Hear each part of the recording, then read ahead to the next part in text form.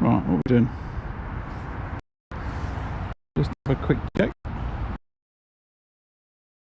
Channel. Let's try that again. Channel. Live. Is it working? Just have a quick check. It is. Right. Morning, everybody. I am back at Gold Valley, and I am here, speaking strangely, to practice fishing the Waggler and the pole, getting ready for winter. So, you join me. I have set up, and I'm ready to fish. I've just fed the pole line about 5 minutes ago, so I want to give that a good half an hour before I go on it. And fishing the Waggler and the pole at this time of the year can be pretty awesome. So I haven't fished a Waggler for in excess of 15 years, maybe 20 years actually, since I fished a Waggler, which is funny because that's how I started fishing, as I guess as many people do, although maybe not so many these days. So if I can remember how to fish a Waggler, if I can cast properly, that's what I'm going to do. The plan is I'm going to fish a Waggler on the deck. I'm looking to catch bream, roach, and whatever else is there, and then I'm going to fish the pole line a little bit later on and see what's on there. So just need to feed a bit of bait and I'll get fishing. I've got a 3 gram loaded float today. I've got 5 number 9s, I think it is, down by the hook length, so that should settle a little bit more in a minute. I'm fishing just on the deck with double maggot. I say as I'm waiting for that float to settle. And I think maybe I'm fishing it a little bit too close. Just let me fire that bait out again. It's a bit strange, this peg, because it still keeps deepening off, actually, further back. So I think I'm a bit too close.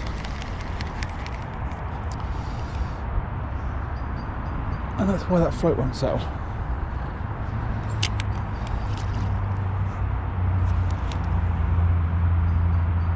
Right, that should be better.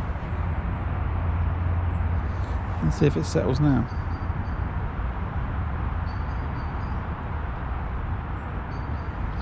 I've gone for the front camera today. I think that'll be good. I think it'll be better when I'm fishing the pole as well.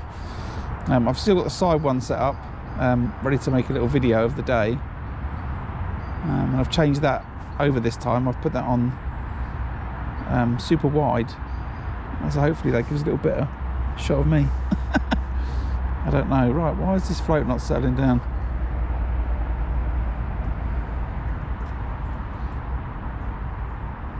I think I'd all sorted out before we started filming.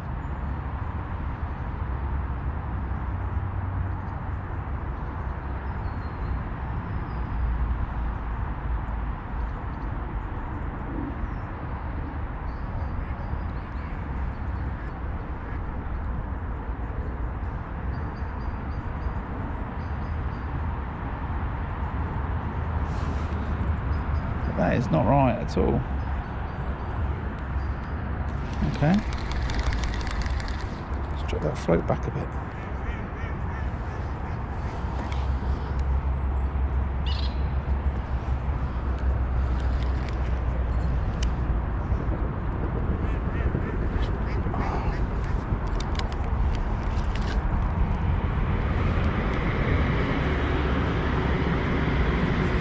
A bit noisy today. I've got the train to my right and the cars behind me.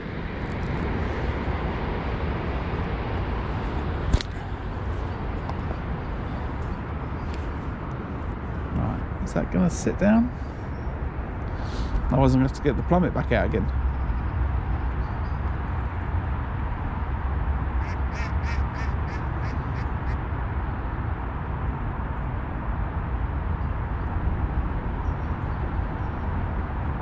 Let's just give it a little longer. Maybe those little number 9s take longer to settle than I thought.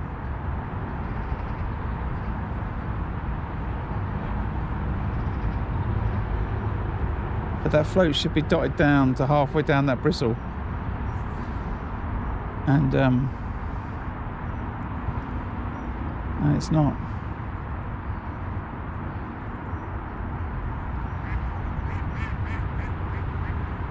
I've got a 6-inch hook length.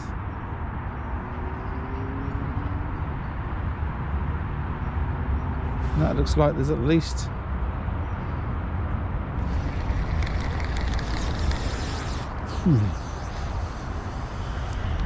hold on a minute.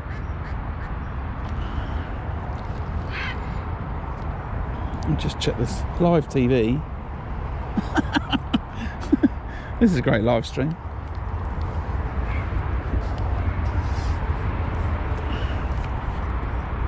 Right. That was the original one. Hold on.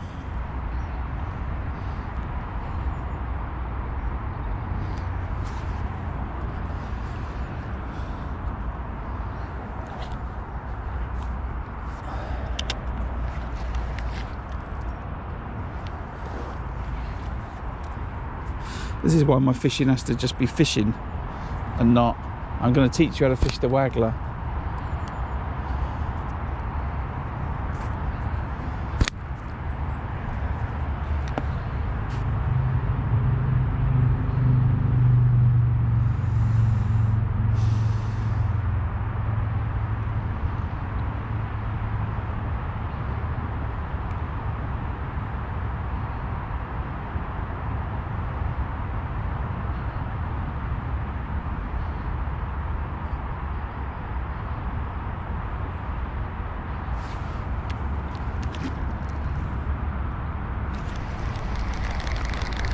Right, I'll have one more cast and then I'm going to have to get the plummet back out.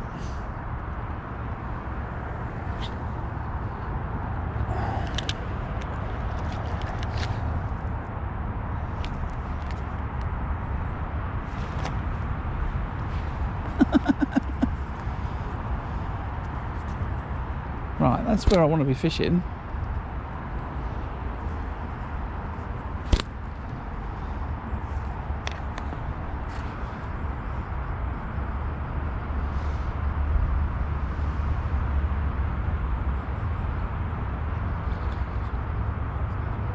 But that float is not settling down. Oh, yes it is. Well, were they taking just a longer time to settle? Oh, okay.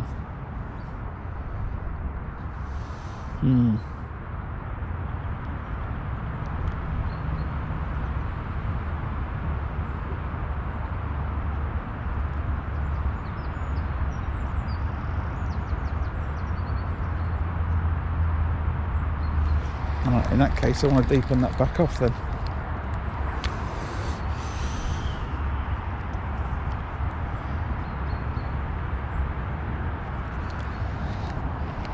Maybe they're just taking a lot longer than I thought to drop.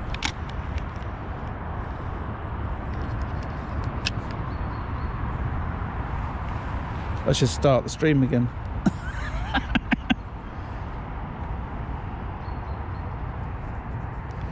Let's keep it real.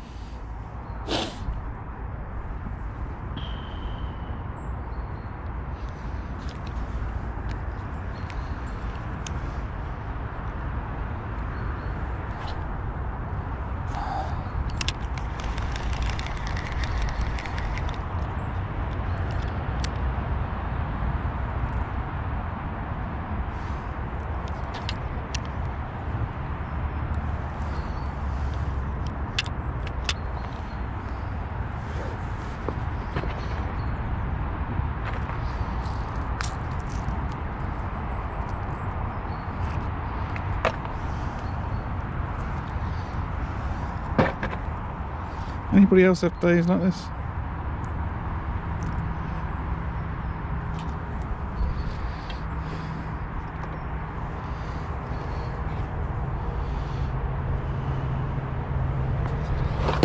I'm still not confident I've got that on the bottom probably now.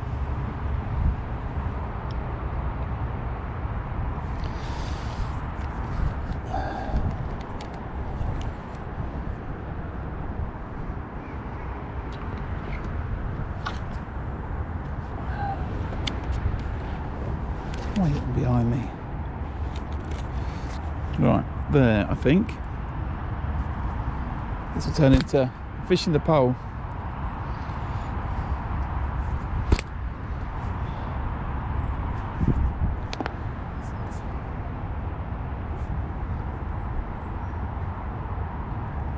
Right. Okay, float settled.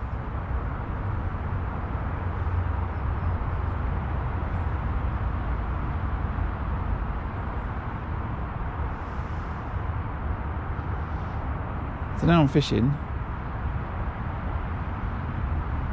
but I'm not convinced I'm fishing on the bomb.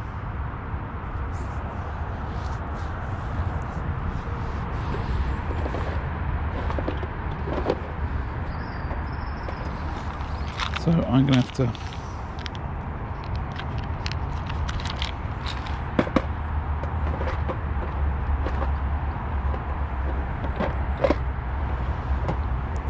just put a shot on and we'll check it. It's quite awkward with I'm trying to fish against sort of the line of the trees, which sort of all move at an angle.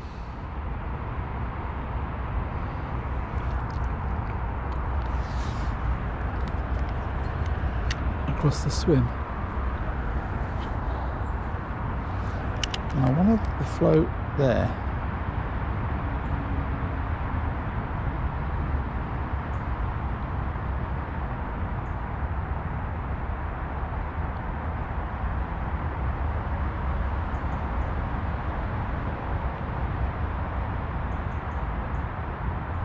Right.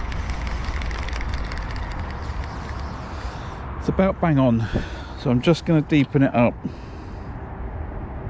the tiniest bit.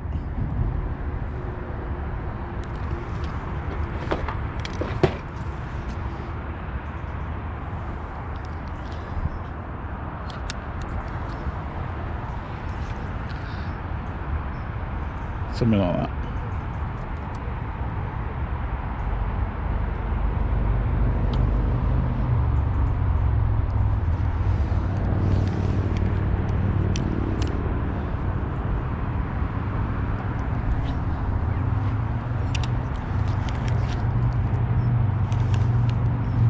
Right, morning everybody. Today I'm fishing a waggler and then in a bit I'm going to have a go on the pole.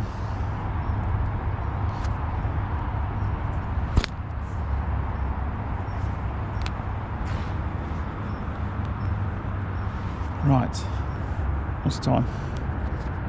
10 o'clock. So if I was fishing, actually that's sort of perfect time for a match, 10 till 3. So let's see what we can catch. Starting on a 3 gram waggler. I've got £5 main line, fishing to a 013 hook length with the size 16 SLWG hook.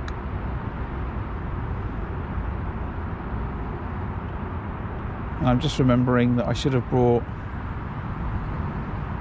a tiny amount of washing up liquid with me to help make this line sink, so I could see it bowing out. Mistakes.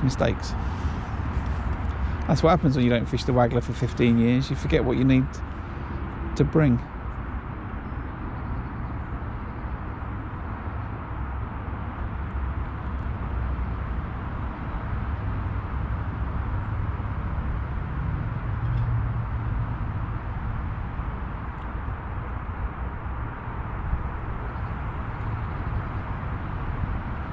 So I'll deal with that bow as best as I can, but it is going to be a challenge now.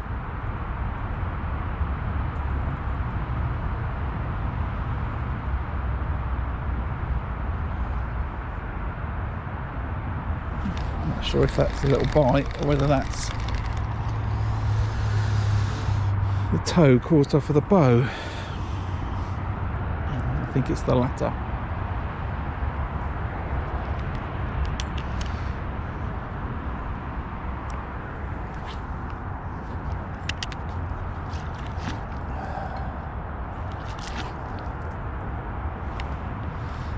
think the throat's heavy enough that I can chuck it far enough.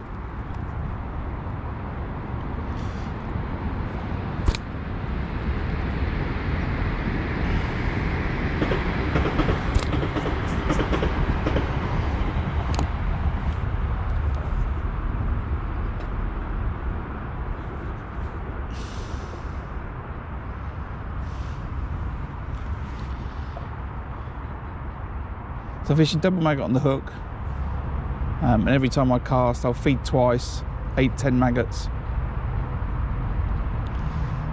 which will spread out over a really large area. I'm looking to catch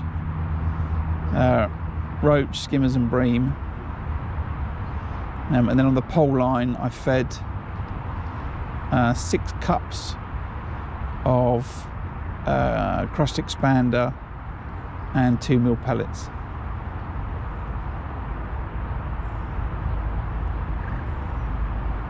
So that's what, 1,500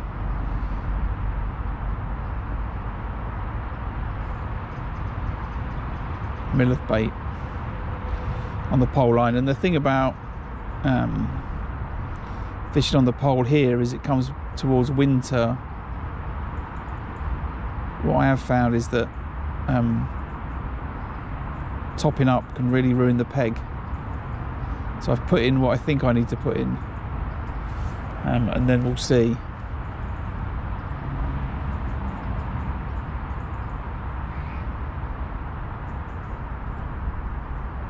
Topping up, we can also attract carp quite a lot.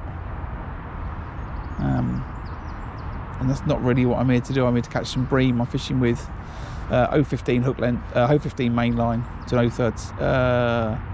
015 to 011, size 18 SLWG. So I'm not really built for carp. I want to catch some bream today. That's why I've come to the far bank of Syndicate Lake and see what's about.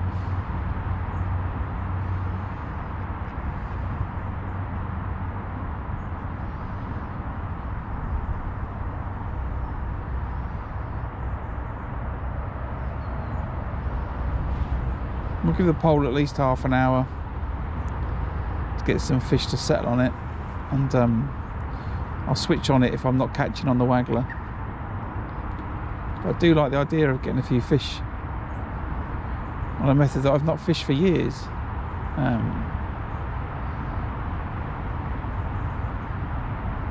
So let's see. How's that camera looking? A bit to the left. Be better. About there.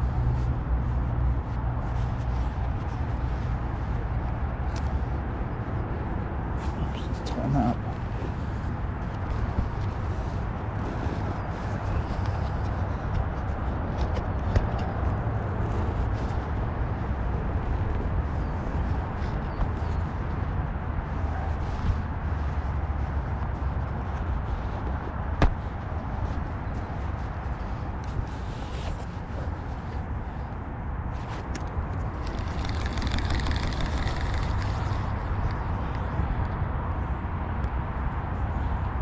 Just saw the bottom of the bristle then, it wasn't the ducks.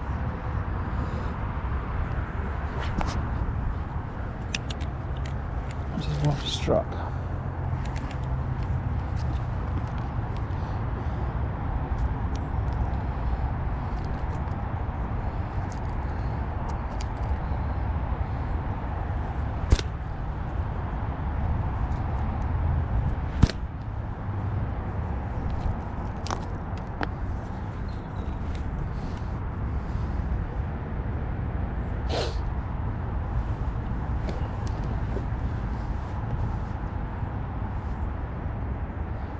Using my 13-foot connoisseur rod today from Daiwa.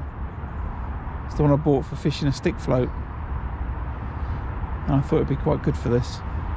I'd probably prefer it in 12 or 11 foot for fishing a lake, but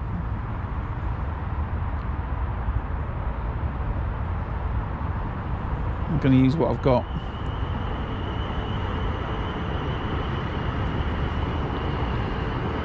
Oh, Was that me or was that a bite? Might have been me. Might have been me.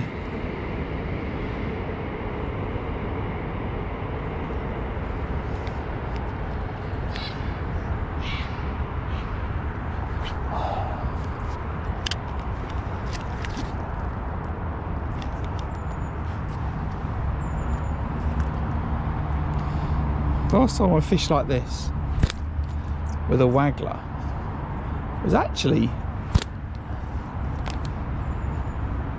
it wasn't like this, but the last time I fished a waggler at Gold Valley on Syndicate Lake was probably back 15 plus years ago, when it was before the days of pellet waggler fishing. It was before the days of pellets, really, and when we used to spray maggot.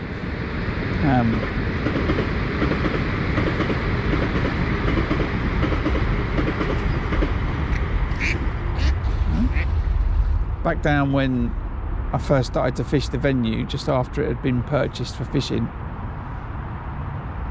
there was quite a few carp in here already, if memory serves me rightly, and the standard bait for the match would be a gallon of maggot. And you'd cast out like this, you'd put your rod to the side and you would just start spraying maggots, and that was, you know, a precursor to fishing a pellet waggler.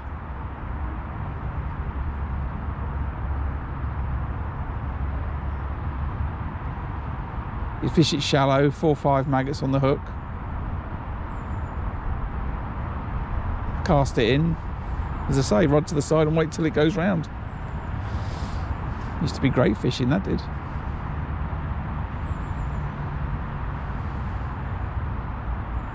I want to say that was even before the days of fishing a method feeder, or what we know now as a method feeder. There was certainly people fishing method feeders back at Willow Park 25 plus years ago now.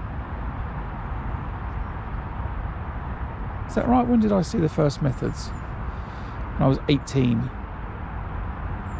29 years ago was when I first saw a method feeder, and that was where it was a bigger cage and they were moulding the ground bait around the cage and then burying the hook in that thing as well.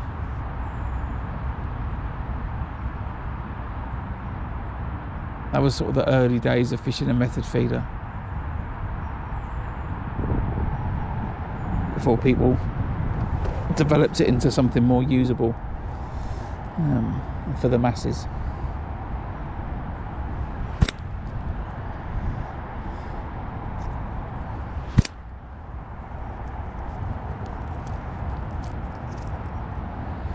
But yeah, this is taking me right back to spraying maggot.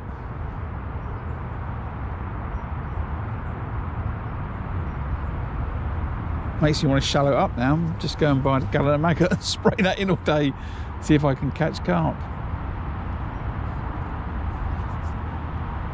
In fact, maybe that's a video of the future.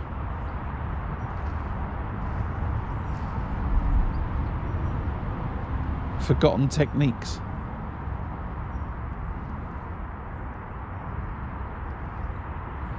If you go back far enough, actually, to a few years before that, I used to spray maggots at Willow Park in the small lake, catching tench up in the water. People thought we were crazy. Chucking out a little 2BB waggler or a more than that, 4BB, cut the AAA, fishing it just about as deep as the waggler. Bunch of maggots on a size 12 hook, catching tench, spraying maggots.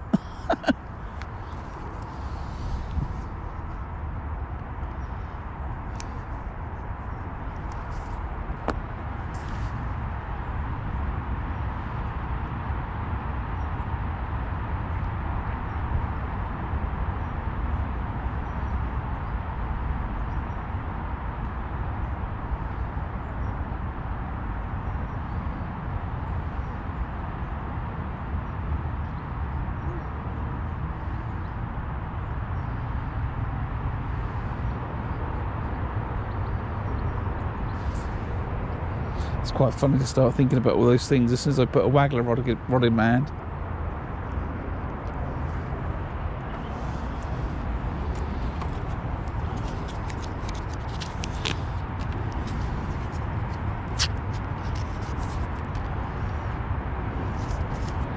I realised I forgot to clean these cameras before I started streaming.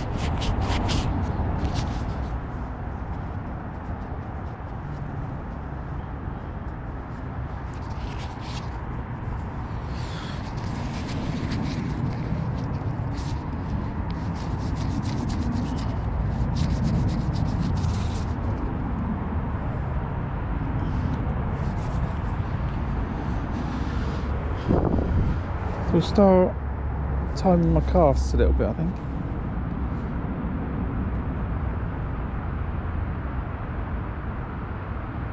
I've got my spot. Fed a bit of bait. Pole line's just preparing itself. Hopefully there'll be some fish come on it. Hopefully there'll be bream, not carp. Bream and skimmers is what I'm looking for.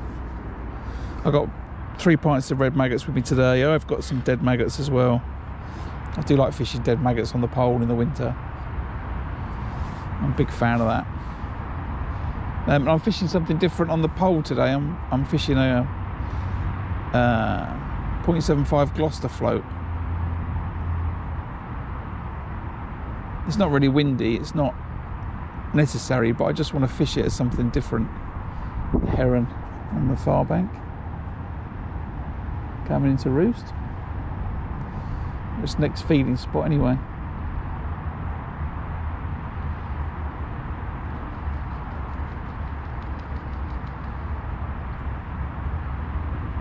Not sure what peg I'm on today. I think I'm on 19, 20, 21, 22, 20, maybe 20, 123. Something like that. I think that's where I am today. Right, I'm going to just feed and then I'm going to cast over it.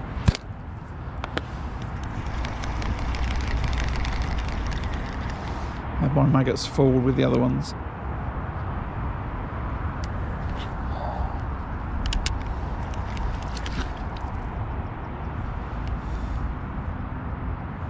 I've got my bump bar on for the pole later and it's just in the way of my first eye on my Waggler rod.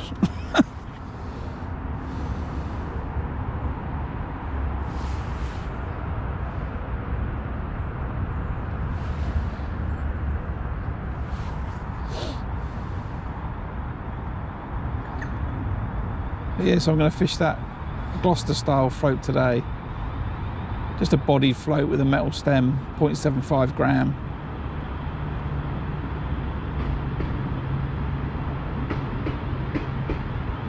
Just see what it's like to fish with that. I've suddenly got this affinity for fishing with bigger floats, having fished with 1, 2 and 3 and 4 gram floats on the river. I look at a 4x10 or a 4x12 and I think, you're pretty small.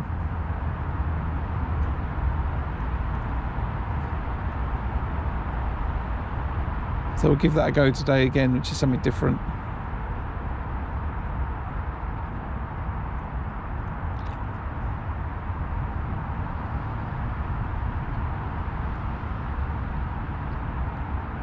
Just having a little practice, and then I need to sit down for an afternoon and tie a bunch of pole rigs up for the winter.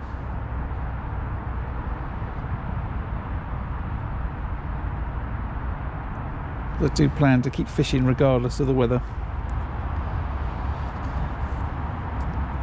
Whether it's going to be on lakes or on the river, I'm not too sure, but I'm going to still fish regardless. I don't know why I picked up the catapult to feed, but the good thing about feeding maggots is ultimately they'll just crawl away, either out the peg or into the silt. You can't really overfeed with maggots.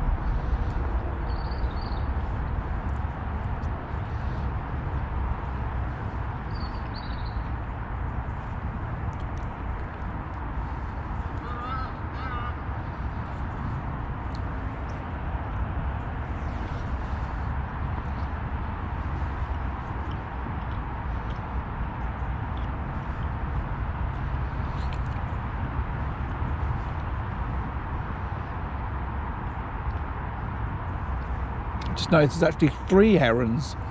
There's a heron in a tree, and that one from the side bank's just gone up, and he's had a little argument with him.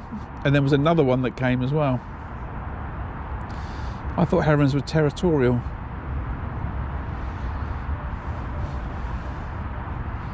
Or maybe that's why there's only one left, I don't know.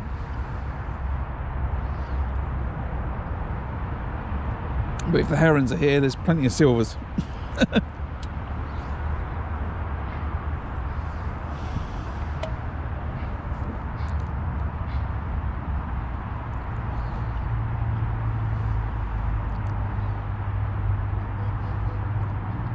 Oh, there's 2 herons right next to each other now in the tree.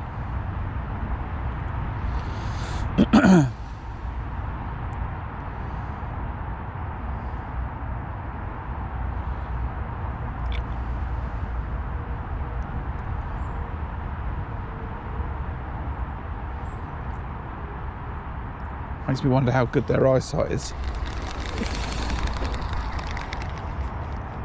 As this water gets clearer, just how easy is it for them to see the fish? I don't know.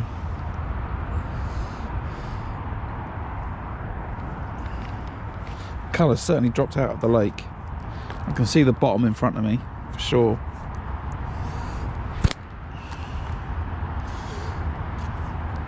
Right, 2 lots of maggots. Cast over the top.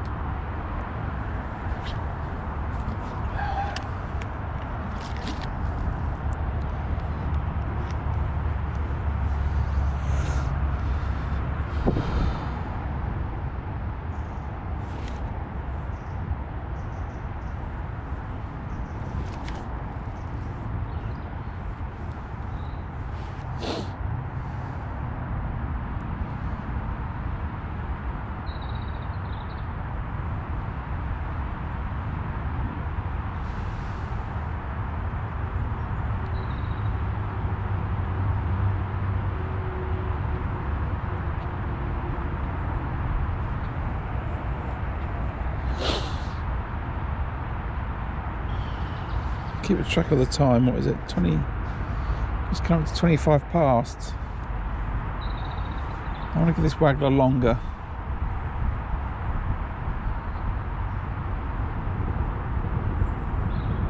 Half an hour's pretty short for the pole. It's when I would, you know, that would be sort of the earliest I would want to go on it. But that amount of bait that I've put in should, in theory, last me till the end of a match. So I could quite happily leave that for an hour, 2 hours, without going on top of it. I've not mixed it into balls, the ground bait. I've just put it in loose. It's wet. It's got a lot of water in it. It's heavy. I just put it in loose. It's gone straight down to the bottom. And as I said, it should last me a while.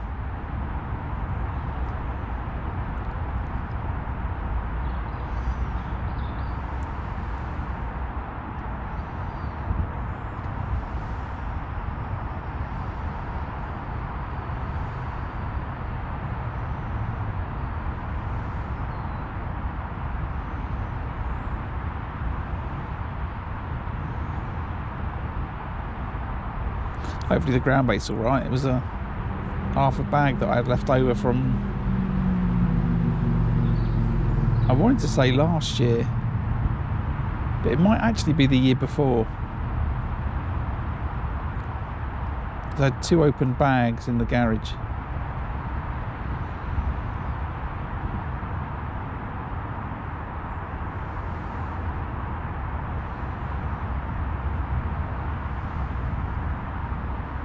Oh, see that was definitely...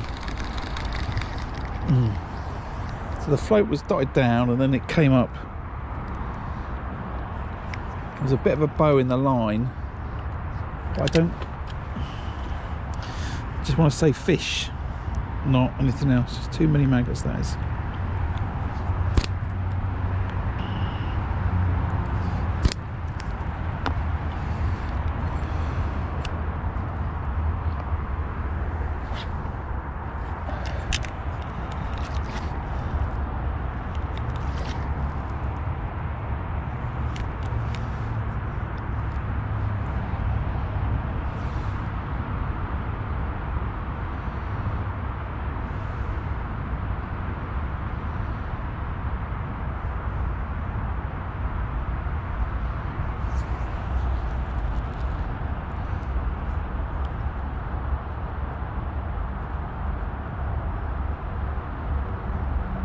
So if that was a fish, how long has that taken? 20-25 minutes? A bit of messing about, 20 minutes maybe to get a response.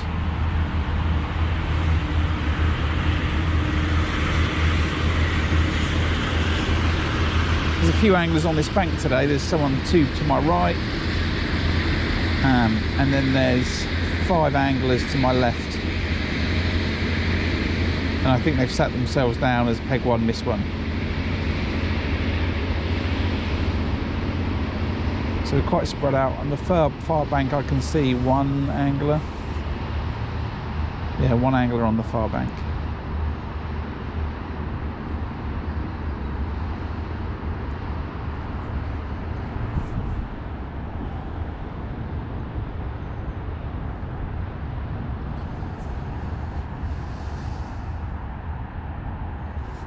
So yeah, let's keep an eye on this time.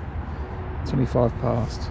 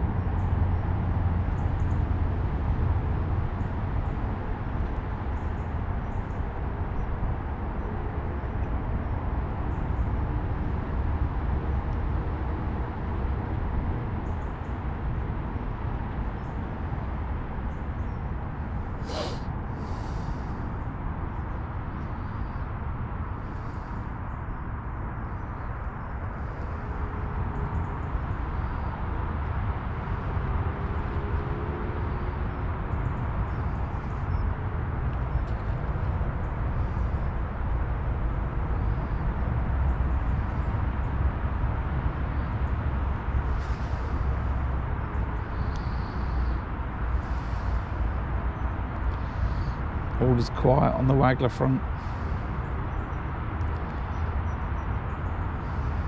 I'm not really sure on how long to expect it to take a bite. No, not take a bite. How long I should expect before I get a bite. Just trying to have a think, really. Fishing on the deck. Big old lake.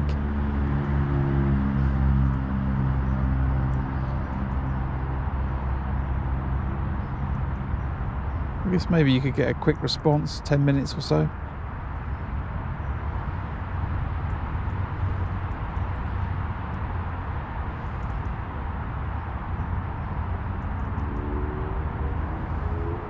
Stay with it. I think it's worth it. Just because I like to catch fish on the Waggler.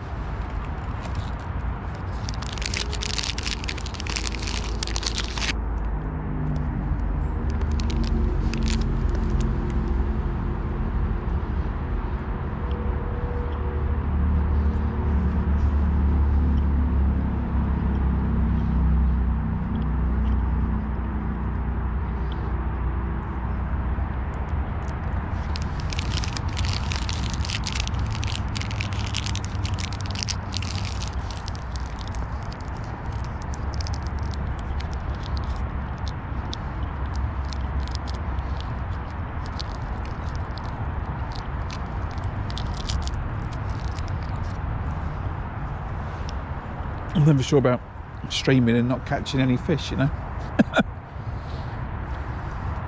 I think it's going to be good. I just need to give it some time.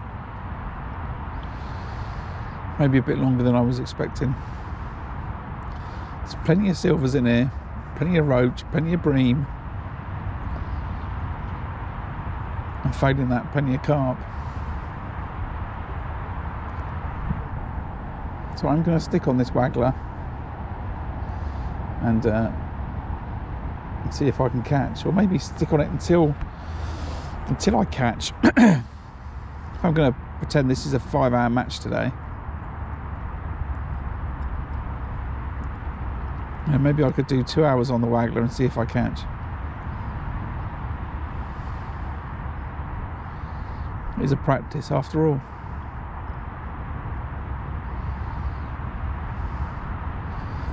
A bait does go quite a wide area. That might have been an indication, but then I strike and that bow's there.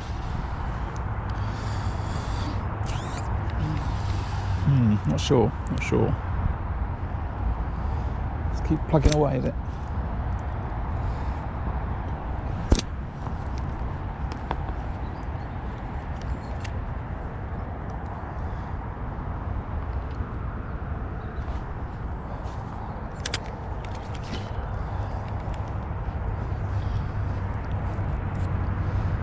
Too far.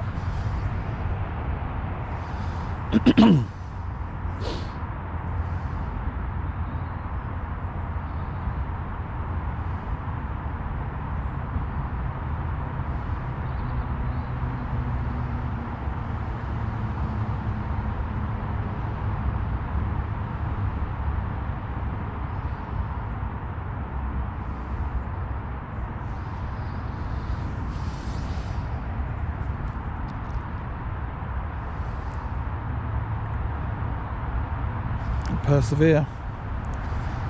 Well, and if you're just joining, I am fishing a Waggler currently, and we'll fish the pole a little bit later. I'm at Gold Valley again today, on the far bank of Syndicate Lake.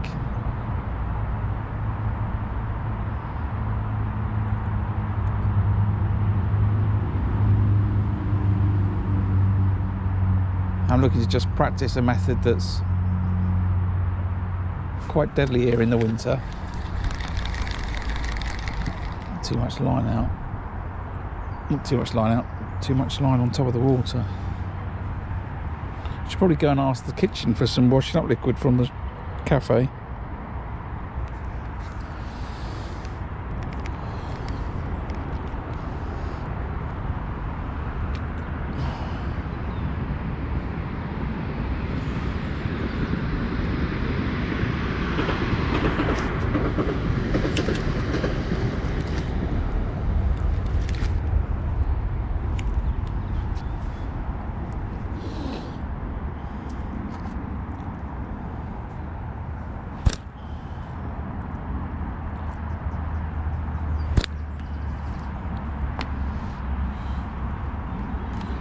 Bear with me.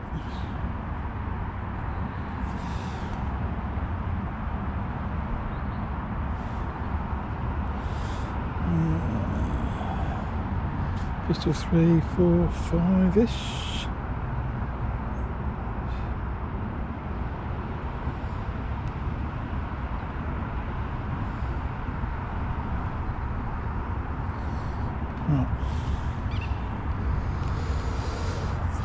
I don't know where I was. Excuse me, I lost concentration. So I'm fishing a Waggler. It's a deadly method over the winter, especially at this venue, and that's where I'm doing most of my lake match fishing currently. So I do expect to fish some matches over the winter at Gold. So I'm having a little practice fishing the Waggler and fishing the pole. I fed the pole at 10 o'clock. I could go on it now, I could get a fish. I'm not worried about it though. I want to try and catch some fish on the Waggler. I need to have a bit of a practice. As I was saying earlier, I've not really fished a Waggler for 15, 20 years probably. It's probably been that long. You know, the pole came to fruition, and method and other things, pellet Waggler, and my last recollection of fishing a Waggler, as I said earlier, was actually fishing Syndicate Lake, but the other bank, when we used to put the rod to the side and spray a gallon of maggot or 2 gallons of maggot in a match. You know, precursor to, you know, any kind of pellet fishing. That used to be a method.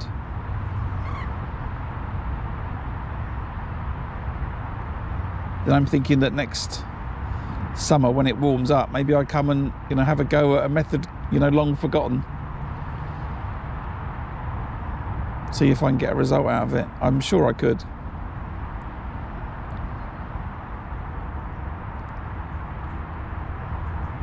Back when we used to just fish shallow, bunch of maggots on the hook, spray maggots, wait till the carp come, or then even, you know, mess around with some sticky mag, firing little balls of maggots. I remember doing all that. It was a long time ago now. I've picked up the catapult to feed. I don't know why, but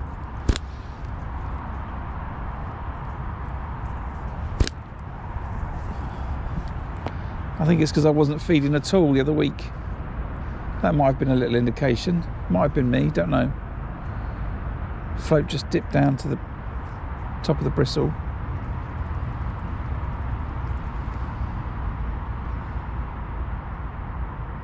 Could be me. It was as I picked the rod back up, but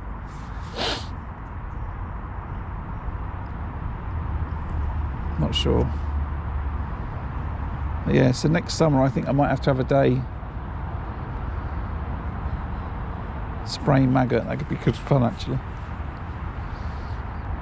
You should just cast out, put the rod to the side, start spraying maggots, and just wait for the rod to get pulled in. Don't even bother looking at the float.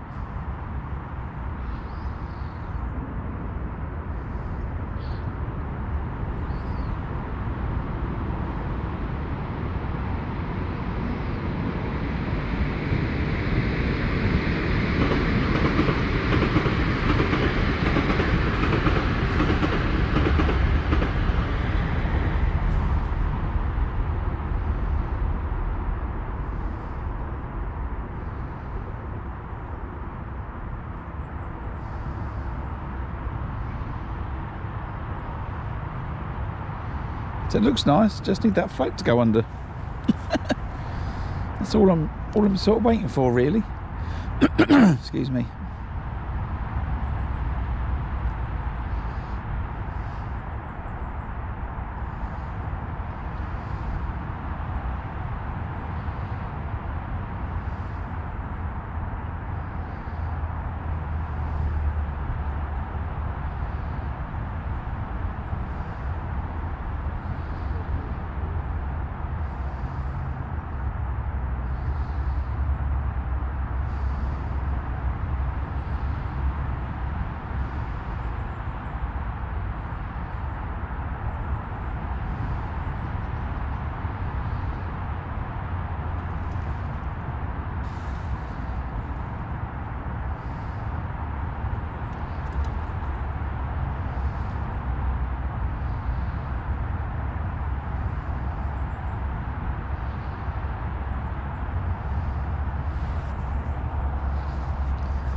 No real, you know, bites yet. If a couple of indications maybe, not too sure. Could be that it's just a bit of an issue with line on top of the water, because I've forgotten to bring anything to degrease it. But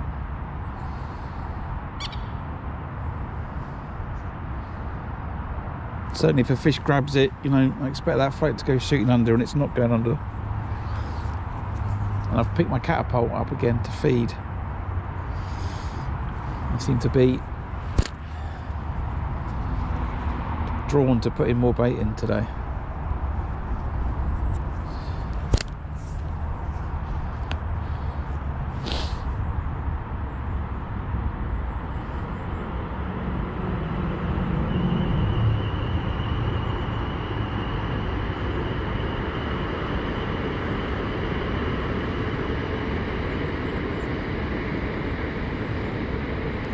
If this was a match though, I would come up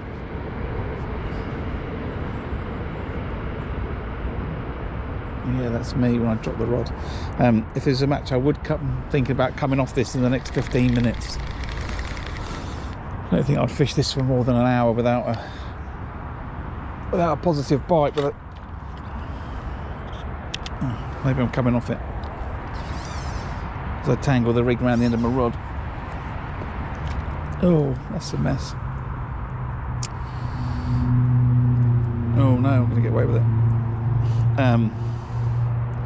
Yeah, I don't think I'll be giving it much longer. If I was fishing a match, I'd be like, right, it's at an hour. That's long enough on the pole, and I'm going to have a look on the pole.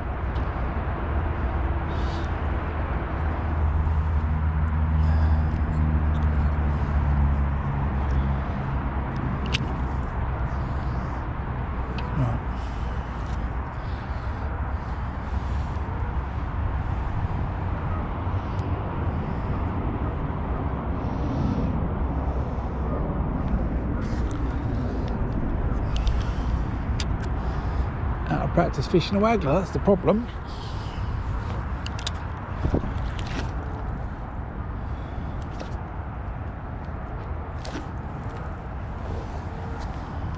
Right.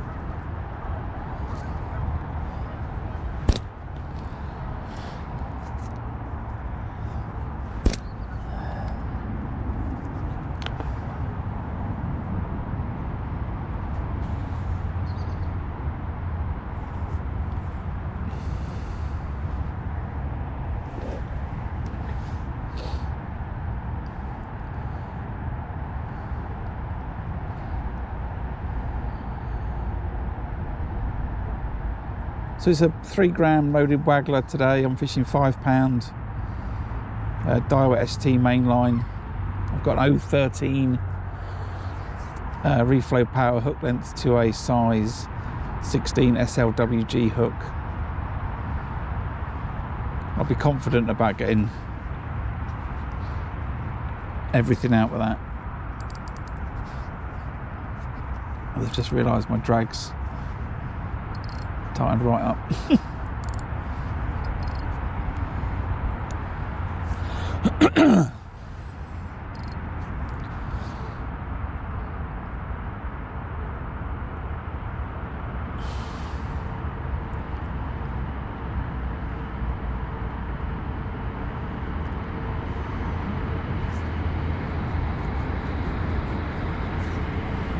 Hope everyone's having a good day today.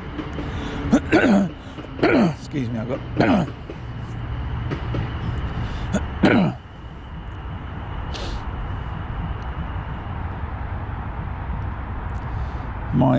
my asthma doesn't like the change in weather temperature.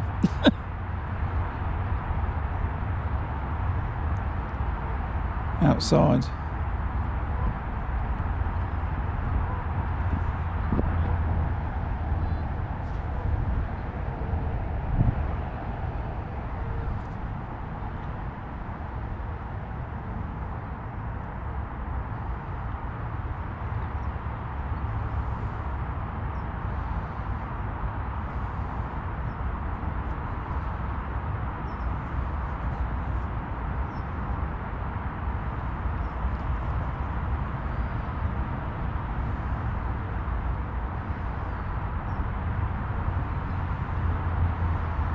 See, I might have to change this ST. I'm not sure it's the right or the best line for this.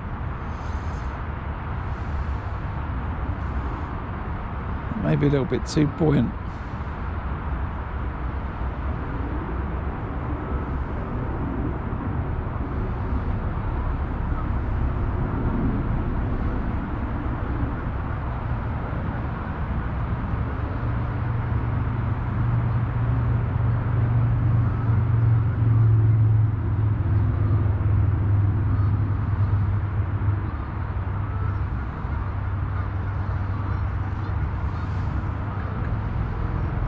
So a little indication then, but I think that's because the wind's got up and there's that bow in the line, unless I've got a chewed maggot. I think that's rig presentation issues.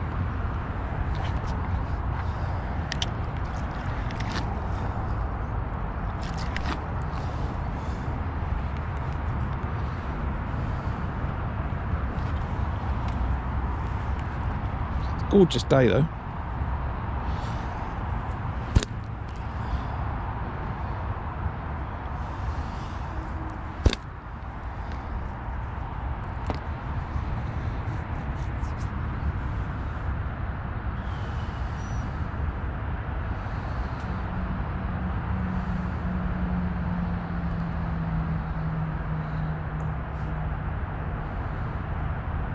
I'll stay on the Waggler. I'm going to try and cast a little bit further and then stick my rod tip under and try and flick out that line under the surface.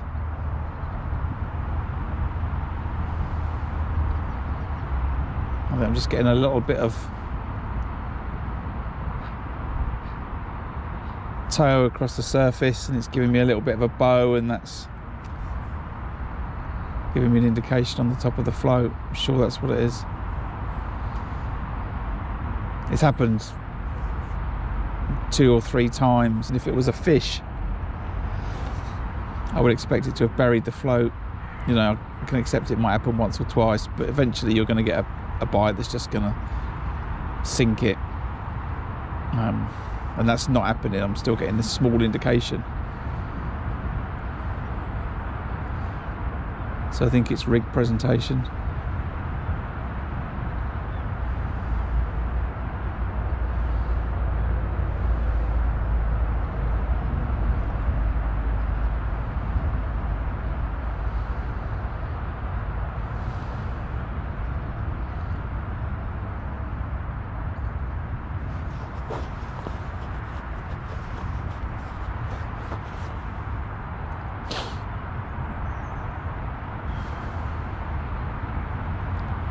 So I've got my side camera on a little bit of a different lens setup today. It's a little bit wider.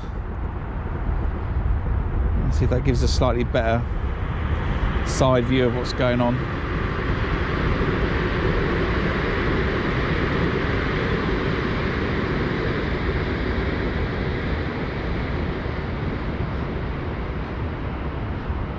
And when I fish the pole on the bump bar, then the chest camera should be the best one.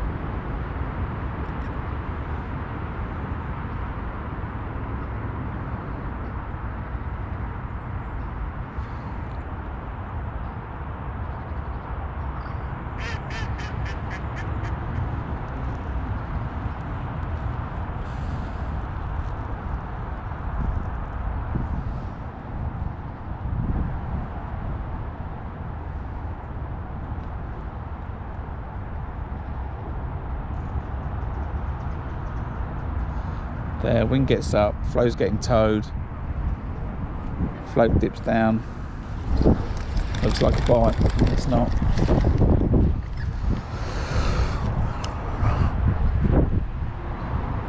Wow. Maybe the best bit about this Waggler practice is reminding myself that I need to bring some washing up liquid to try and get that line to sink, and or I need to not fish ST. I'm not sure.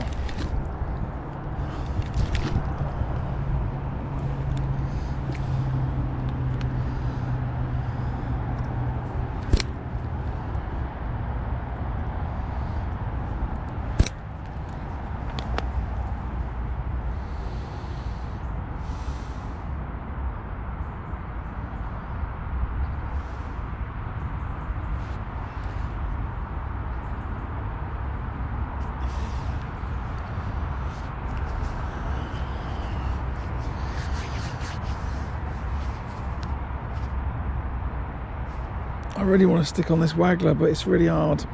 I think there might be fish on the pole line.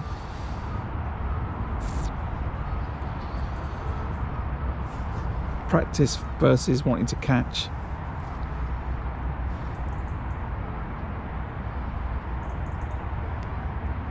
Because of the issue with the line, I'm getting despondent. I'm getting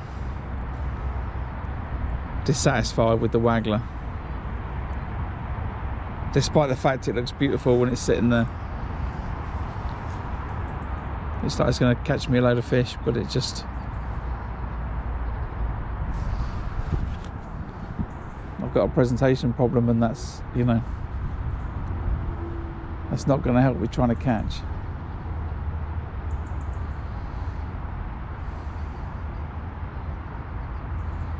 But at the end of the day, that's what practice is about, right?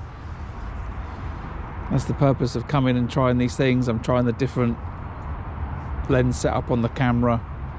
I'm just going to take a picture of it because it's still quite horizontal to me. It's not sticking up in the air, so I don't know if it's giving the best picture. And I'm learning about the Waggler, and sometimes, you know, all the things I should have done. I don't want to be finding these things out when I go to fish a match, because that'd be awful.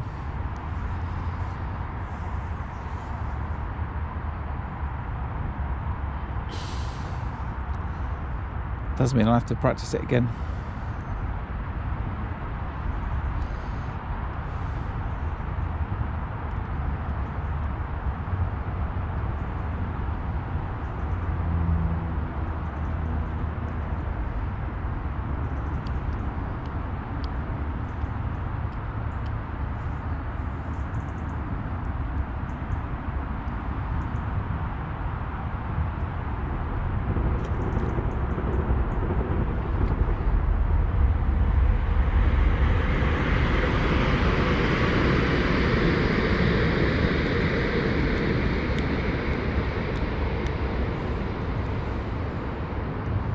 So I think what I'm going to have to do is I'm going to fish this out for the rest of this hour, and then I'm going to have to go and have a look on the pole.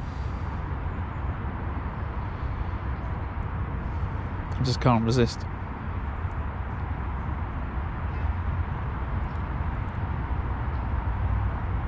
See if we can catch some fish.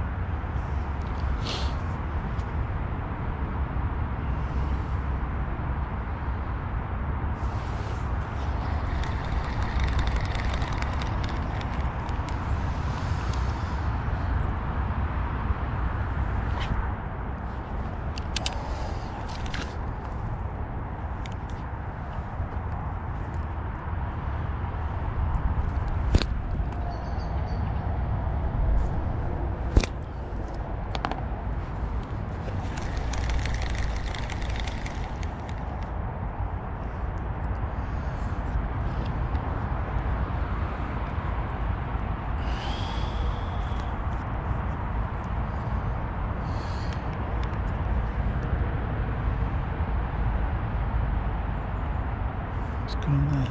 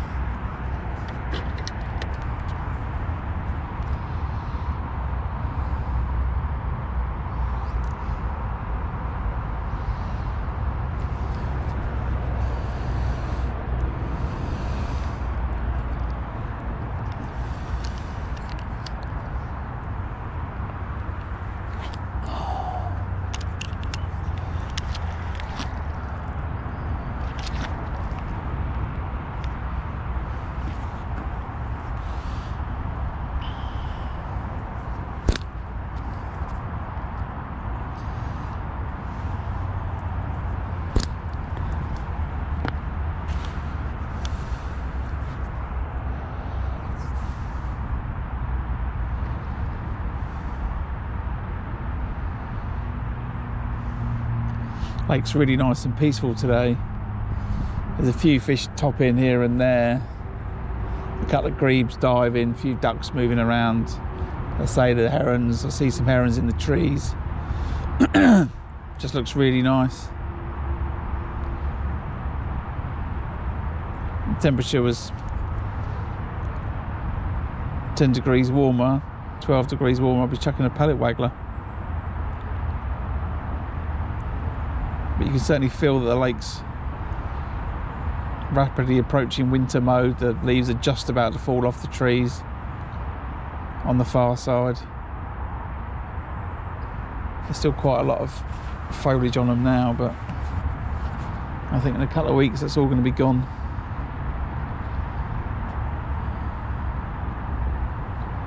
So I say that there's some fish just topping there, jumping out.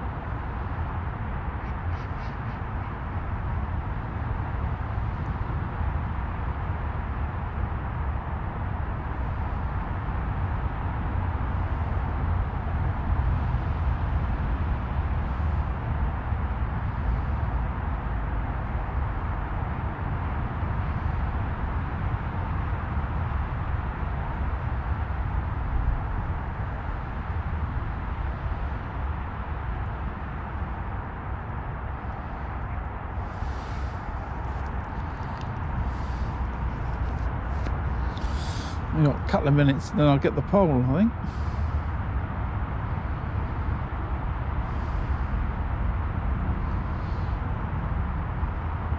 Now we've got to catch on the pole, otherwise it could be a very short stream today. Could be a very short session.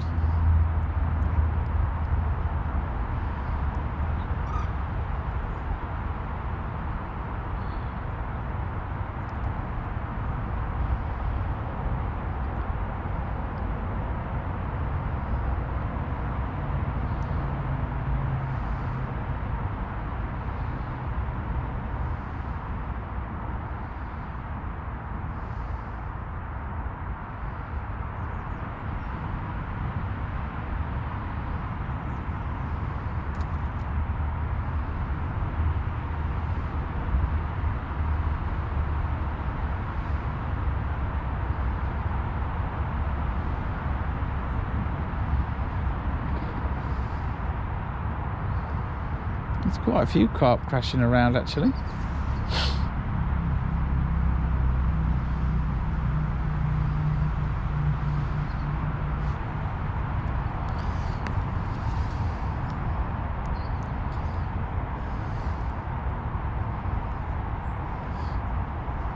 If that waggler would just sit there like that, that would be alright.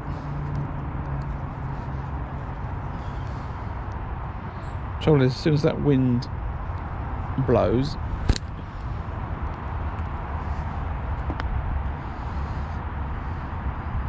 that bow in the line that I can see now gets dragged to the right, dips the float down, makes me think I've got a bite.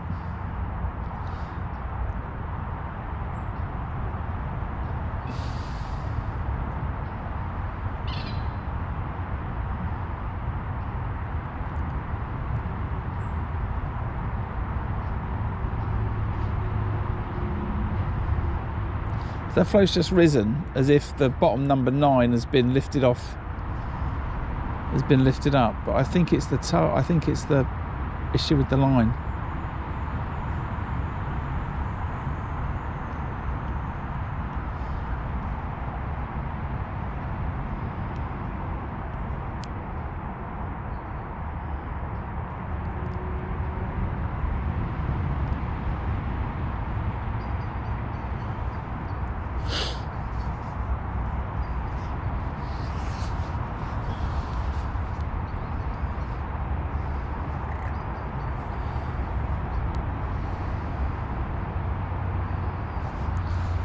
Right, we have one more cast.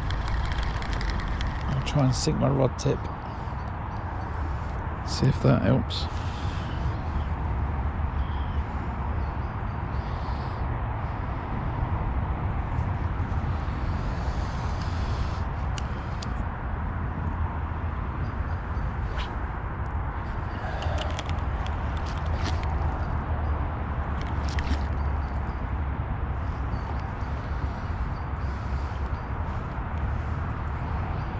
Straight back up again, that line.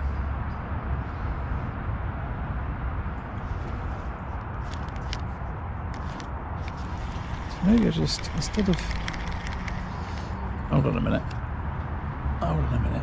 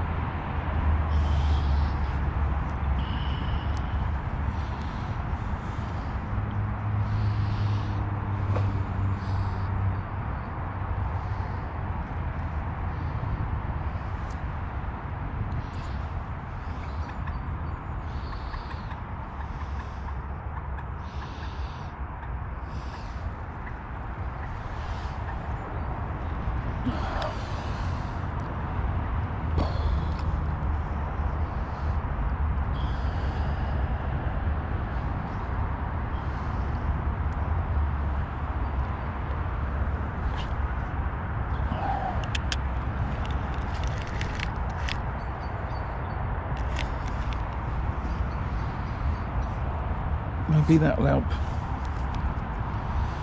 Maybe. So if you're just joining me, I'm fishing the Waggler. I'm just contemplating going onto the pole. I fed it an hour ago. I was practicing come to practice the Waggler and the pole today, more the Waggler, as a method I've not done for a very, very, very long time. But it's becoming more and more common in winter matches where silverfishes are required, roach and bream skimmers, as a more prolific method for you know, a method that's winning matches. I think people became quite comfortable that the carp slow down, you catch less carp, and you would catch a few bream on the pole. But I think there's a way to do that, be really good at fishing the pole in the winter. But I think that, you know, in quite a few places the Waggler's starting to take venues apart over the last couple of years. And I plan to get out and fish a few matches over the winter, so I've got to practice, and that's the purpose of the day. I'm just seeing that maybe the line's not quite right. I haven't degreased the line. I've got the smallest amount of wind, and I've stopped flicking. I used to flick the tip of my Waggler, and actually I've stopped doing that, and I've just wound it underneath the water, and I've buried my tip under the water, and actually I think it's holding that line down a little bit better. It is trying to come back up though, for sure. So I think I need to change my reel line to something that's a bit more sinking.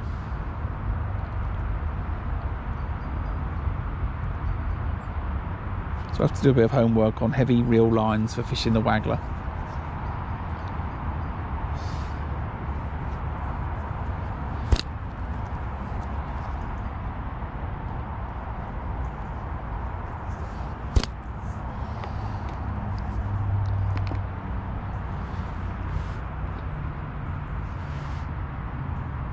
So yeah, I'm having a practice with that. I'm having a practice with a different lens setup on the side camera to see if it gives a better view of what's going on. So I'm practicing all sorts of stuff today. So we'll give this a few more minutes. It's definitely helping actually. Just instead of trying to flick the line down, just cast even further, wind it under, and then bury my rod tip. Is definitely having a more positive effect. Luckily enough, it's a 13-foot rod, so it will, even on the resting it on the bump bar, it's long enough to get under the water. Just wish I'd been doing this for the last hour now. So let's see. Let's give it another 5 minutes. I'll just leave it there now.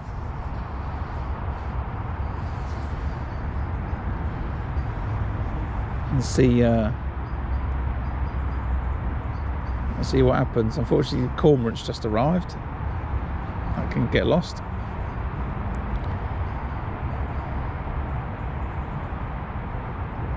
It's alright. Cormorant's just gone under. I bet it catches a fish first cast. first dive.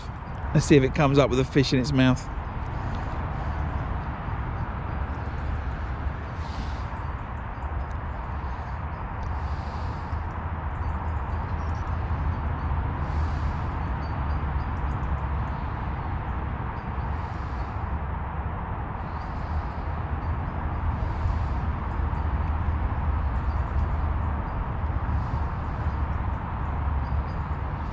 Let's see. Morning, everybody.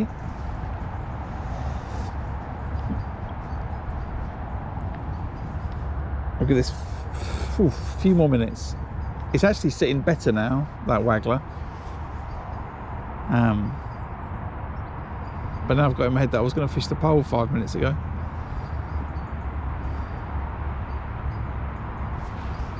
Right. Okay, line was definitely better, so I will go back on that later today. But let's have a look on that pole line and see if anything's around. I fed it just over an hour ago. I put 6 balls of ground bait in that are full of micro pellets. It's just set up at a nice cosy 13 metres today. And I'm going to go straight out on double dead red maggot, I think.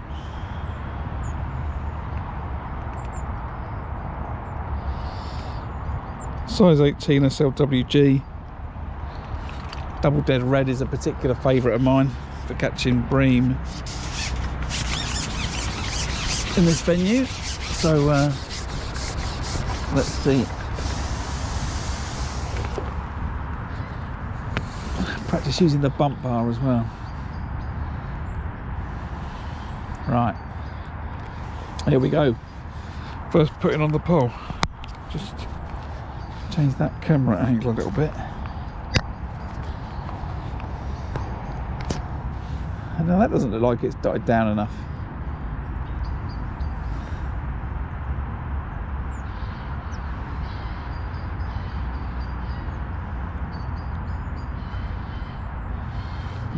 I need to put a colour back shot on that, I don't know. I can't fish with it like that. It was dotted down perfectly earlier.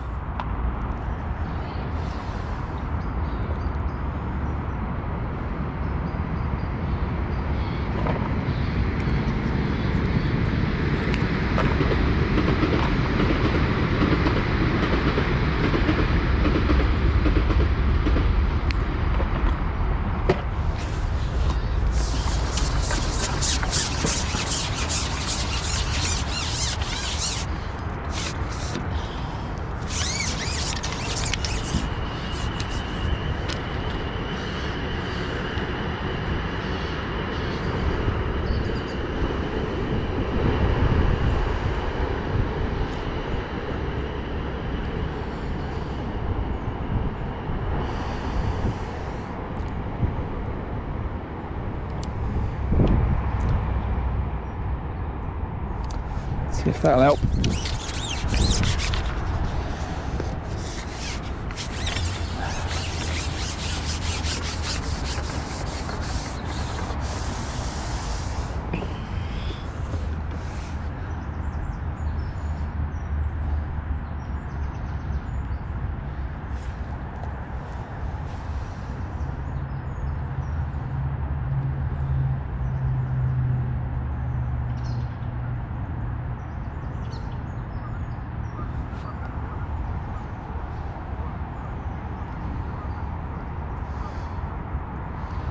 Fish to float up like that, that's crazy.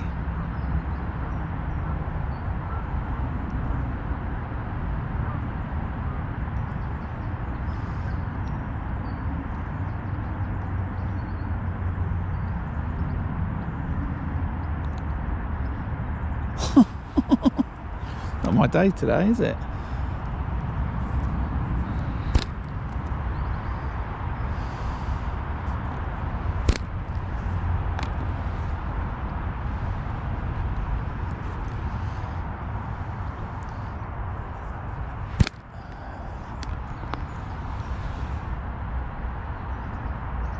What is wrong with that rig?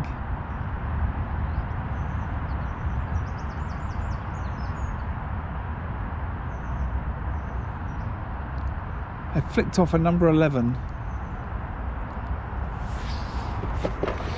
I can't believe that number 11 is enough to take that float from where it is to all the way down.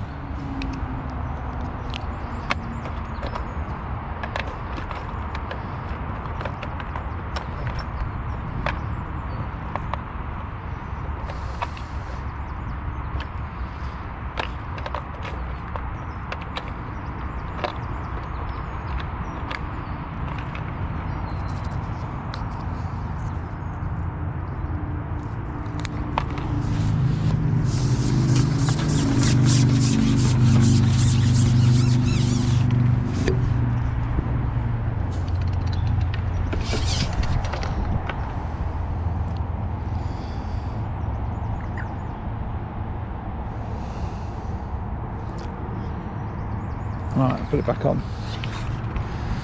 I think this will sink this to a pimple.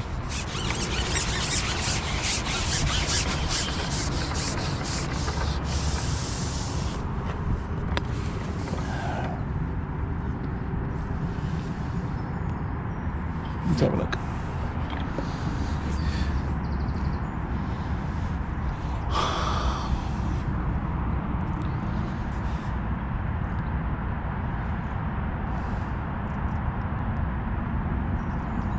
Genuinely don't know what's going on there.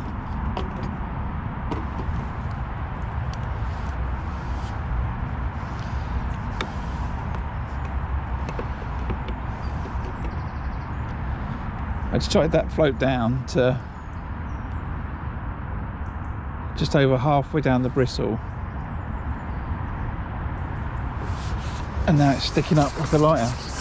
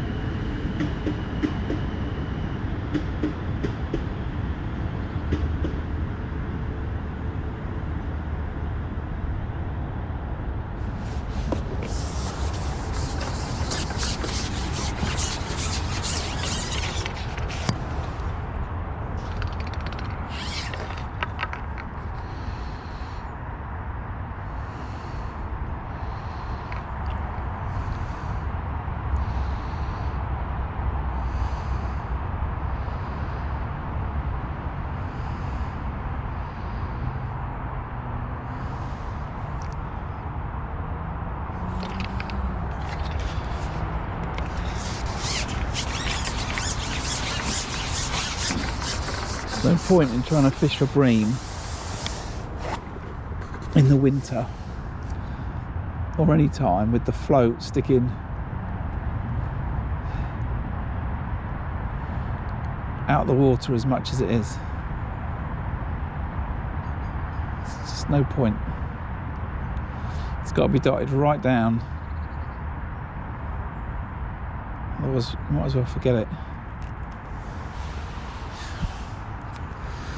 Just going to keep feeding that Waggler line.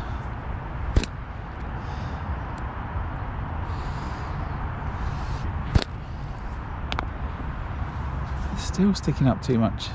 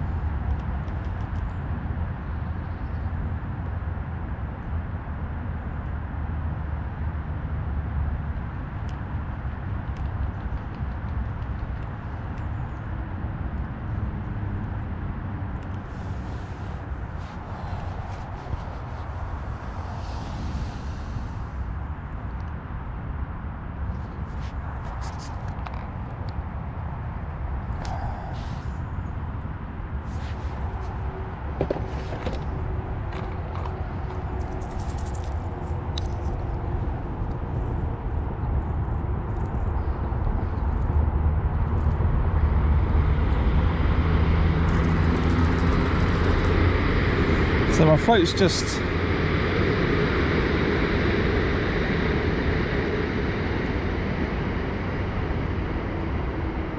now my float's gone down to a pimple after an age.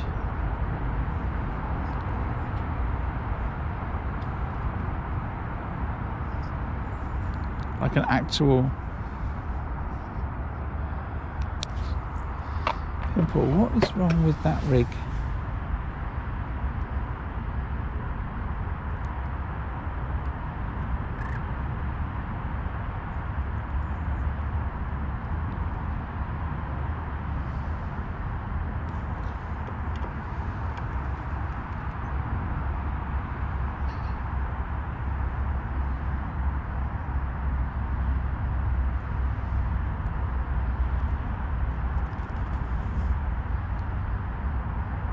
Now it's gone straight down, but it's too low for me.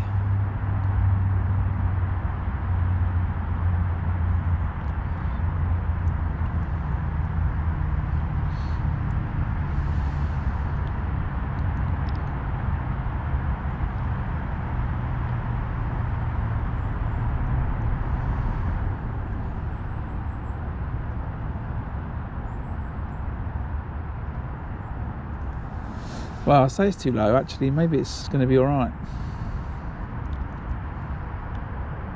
Maybe that's going to be all right.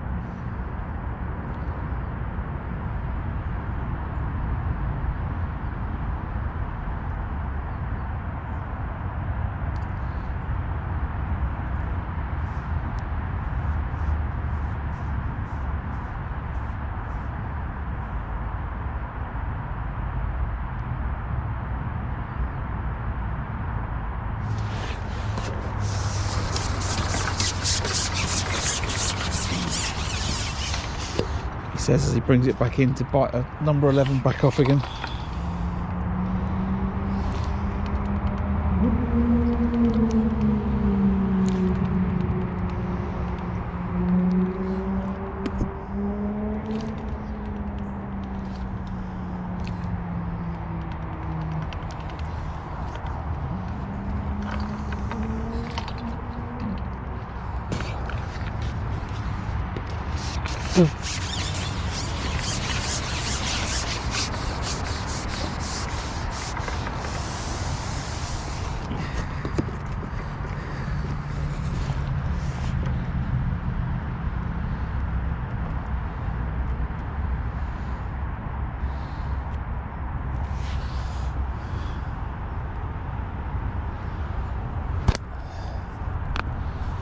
Feeding that Waggler line. I've got confidence in that Waggler line. I just think the setup with the line's not right, and that's causing problems.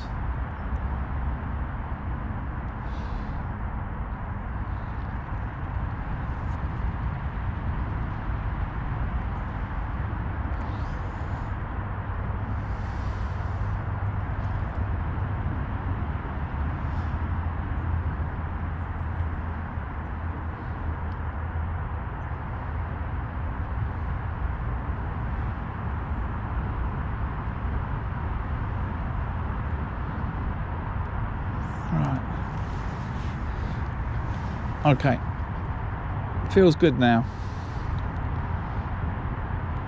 Float is a few mil out the top of the water, which is perfect for this. It's a pretty flat climb. Although I must say, in all that messing about with the rig again, I haven't had a bite. And I would have liked to bite first putting, but let's see.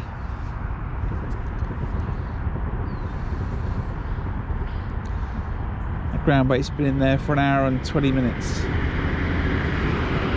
6 balls, but they weren't balls, it was just loosely cupped. It was just cupped in. The ground bait was heavy. I put it over an area, and I would expect it to be very attractive and should draw some bream into the peg. I've got a load of micros in it, so let's see. Hopefully we catch, otherwise I've got to make another thumbnail called Blankety Blank.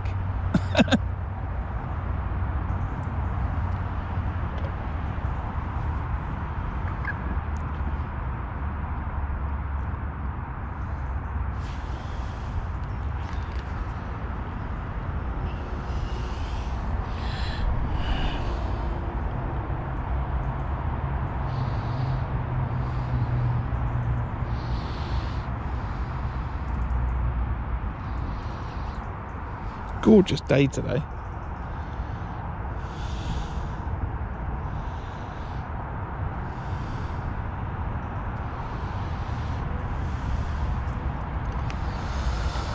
Right, so it's going to be one of those days, is it? Fish the Waggler and I can't get settled with it. Issues with the line. All the while I'm thinking there's going to be fish on the pole line. Fish the Waggler for an hour and I come on the pole and the float is sitting there.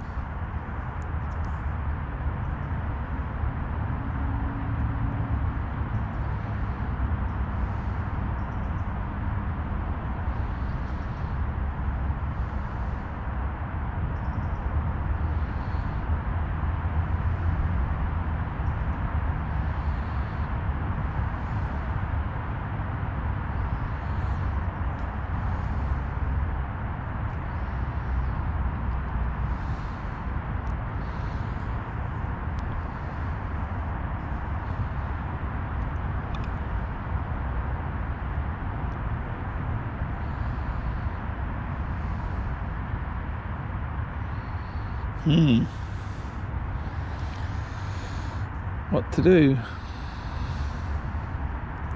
Well, there's nothing I can do.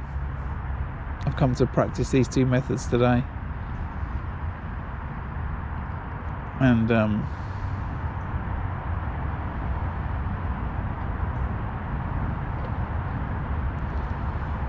that's what I'm going to do.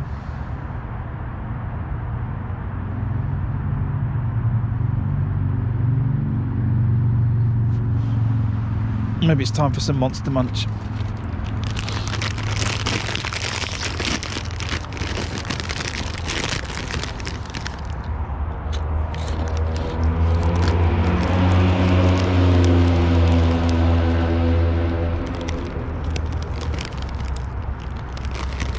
Slightly noisy vehicle.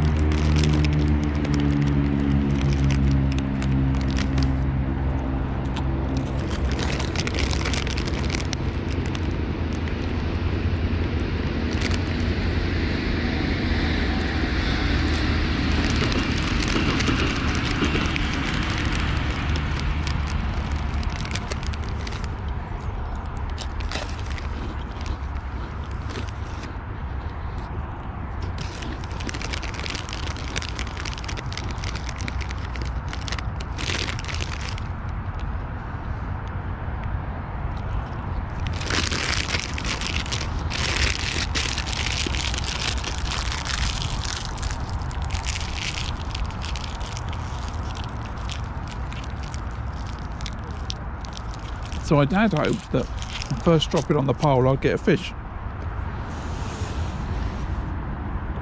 It's not working out like that.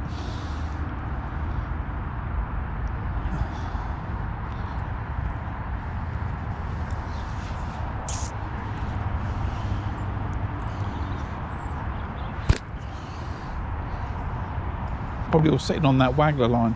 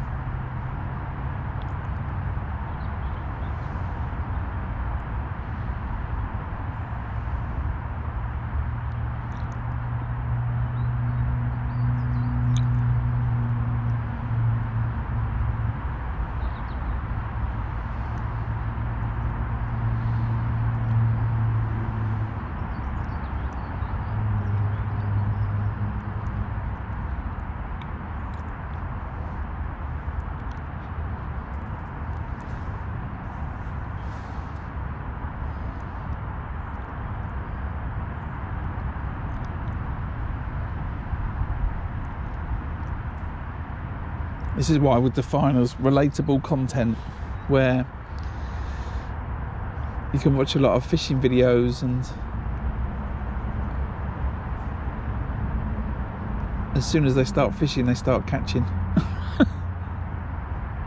And my experience in life is sometimes that doesn't happen.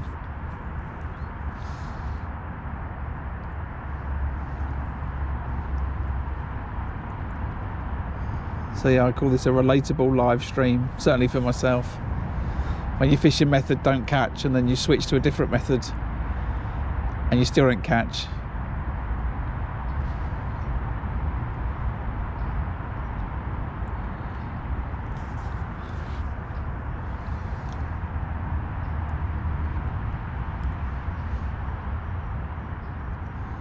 I'm the only one fishing the pole. I've got some fellas to my left chucking out some feeders to the rope. I've got a gentleman to my right who's chucking a bomb. And I've got this line all to myself. And I've fed it and I've waited. I've gone on it and there's no bites.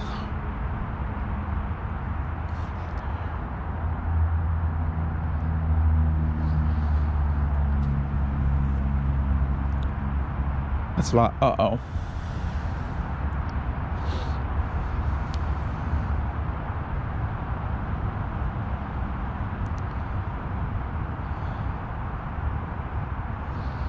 Using my bump bar, the rig's completely still, it was perfect.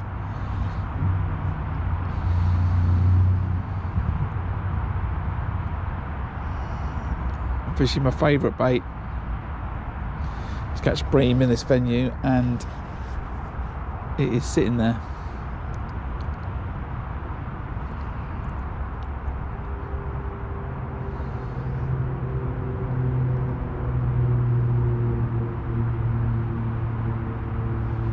Absolutely still.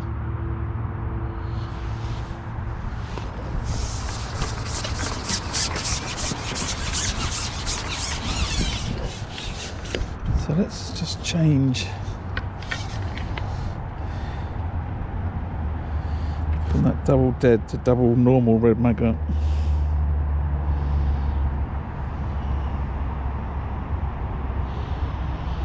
These maggots are huge.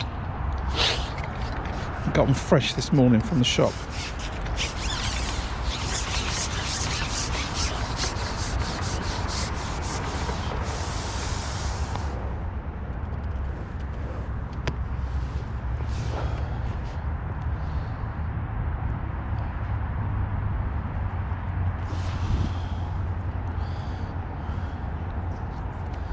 Just flick my rig out. It's past my bait. Have a quick look there.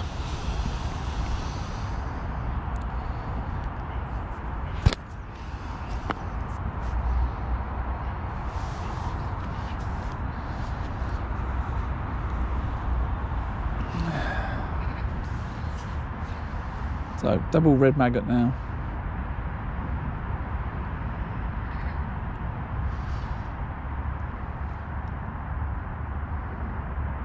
Looks lovely.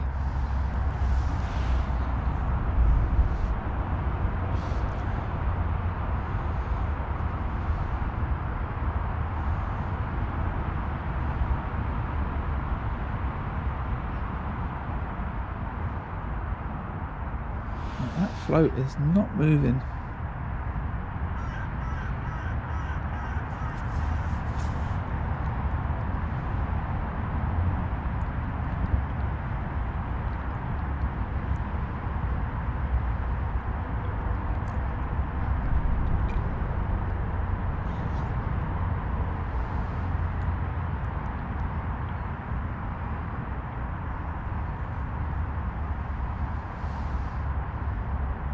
Be straight back out on the bomb if I was fishing a match. I'd be like, get off that pole line.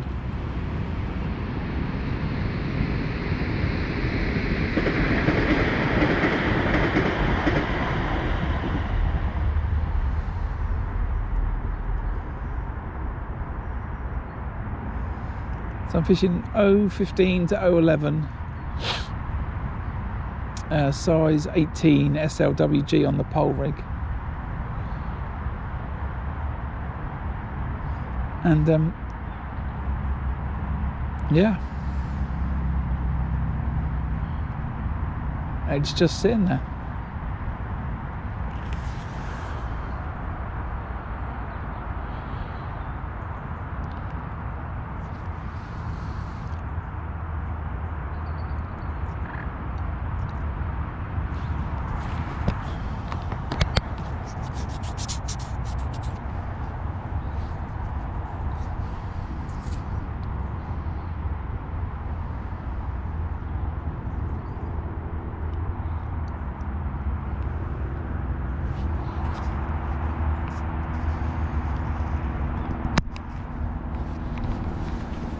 Gonna sit up for a bit, I think.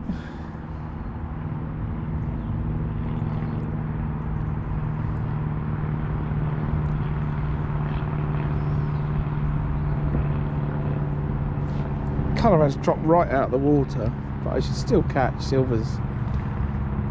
It's cold, but it's not that cold.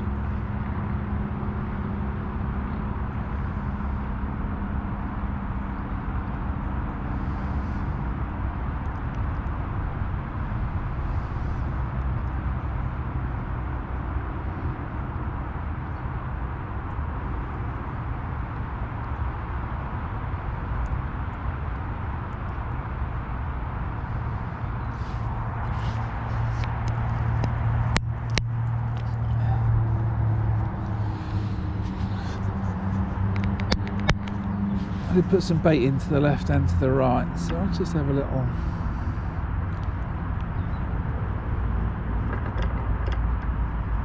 look to these sides.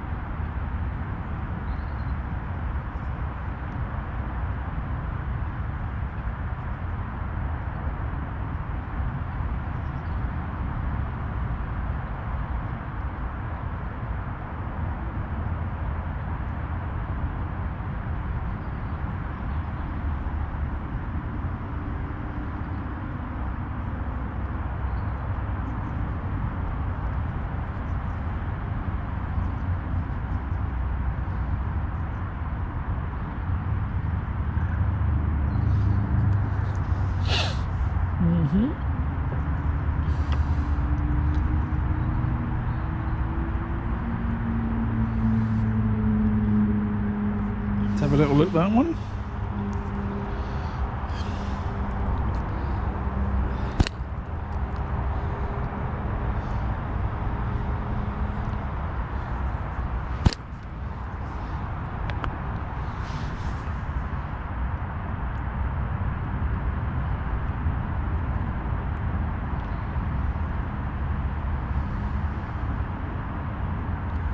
The lake is still, there's no ripple across the whole lake, there's no wind, the sun is shining, there's a few ducks milling around, a few carp topping towards the rope in the middle of the lake,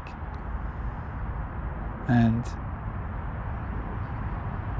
I thought I would come down here and slay it today on the Waggler and the pole, and be able to practice and sort a few things out, and I cannot get a bite.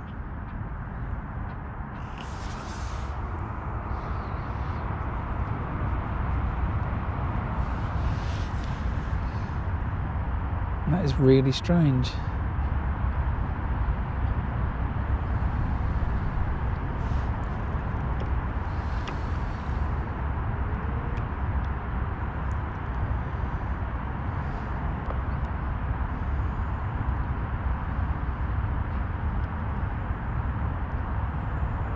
Just saying, there's one person to my right, 5 to my left, one on the far bank.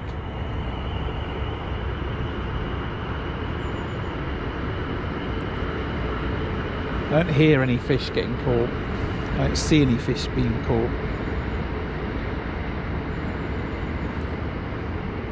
5 anglers to my left are all I think they're casting in feeders between halfway and the rope. The gentleman to my right's a fishing a bomb, and nothing's going on. Like, whoop.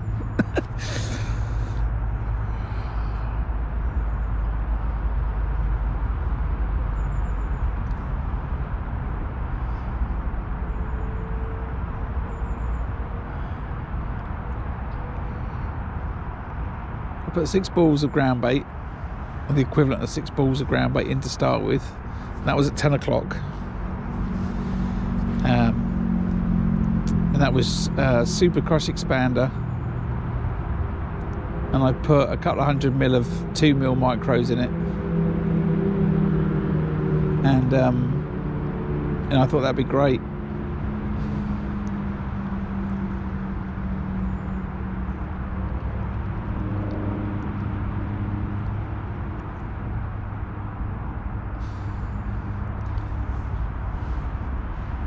That is not doing the business. I've tried double dead red, now I'm on double red. If there was roach or bream, they would definitely have it. And if it was carp too, but no bites from anything.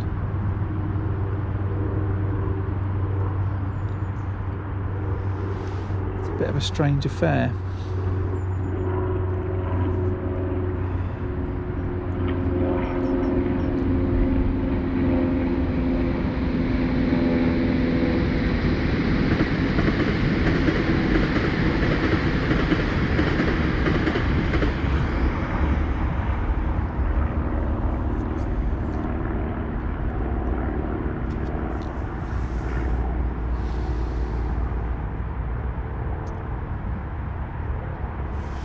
What to do.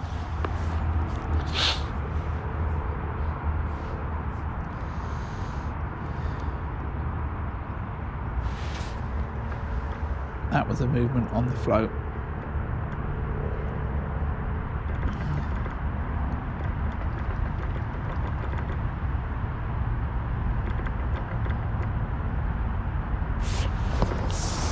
Came up a little bit.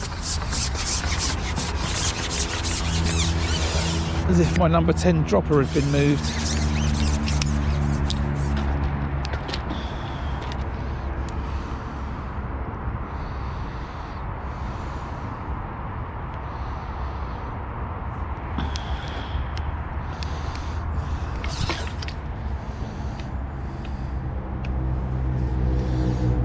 Bait looks fine.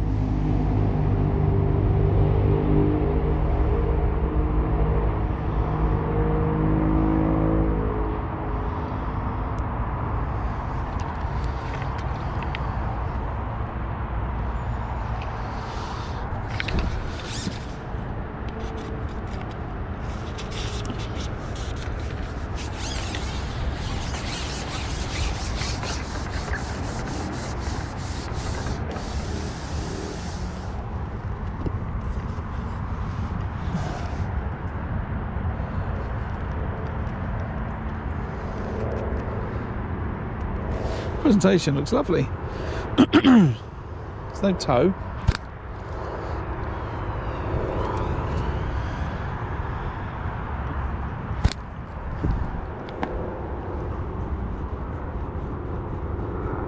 Sitting there.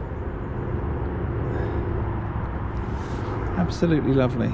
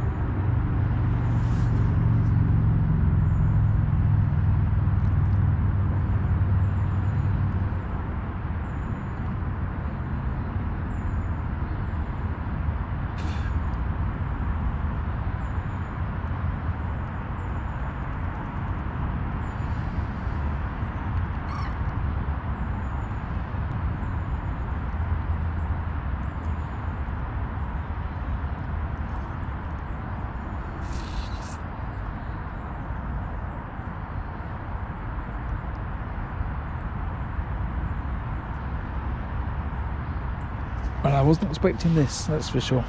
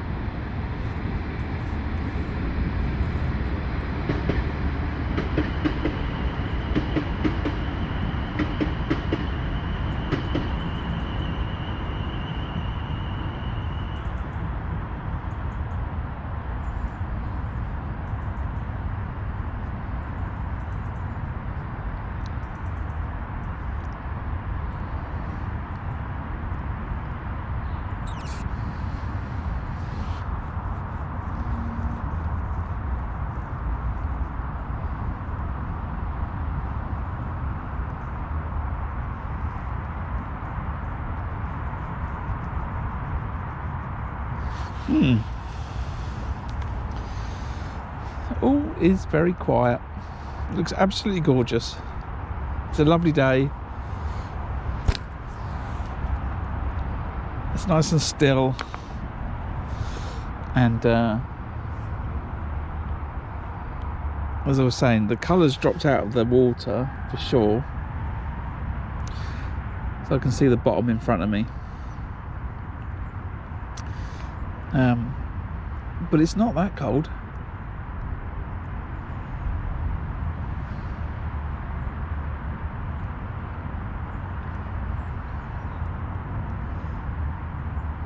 And those fish have had nearly 2 hours since I put that bait in.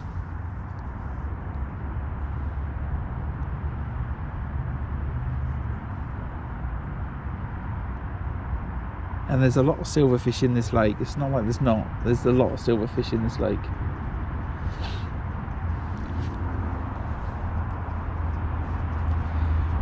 There's plenty of skimmers, plenty of nice bream.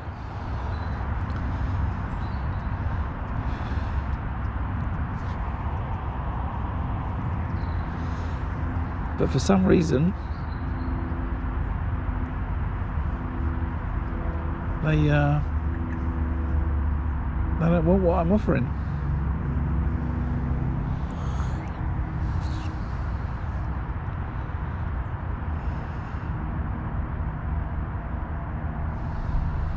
I've just got this terrible fear of a blank coming on.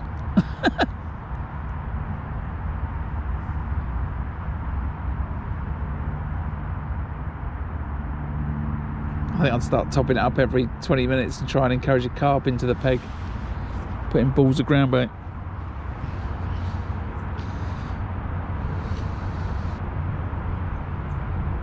This is unexpected.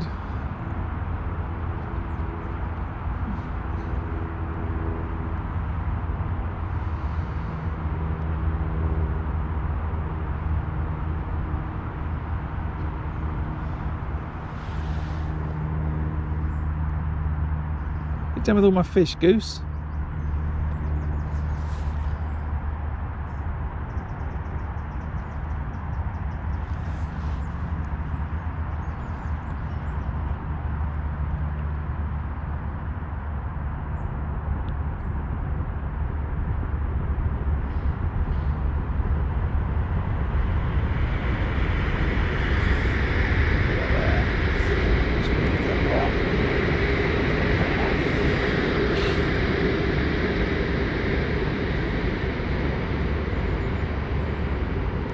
Just going over it in my mind now. I put in 6 cupfuls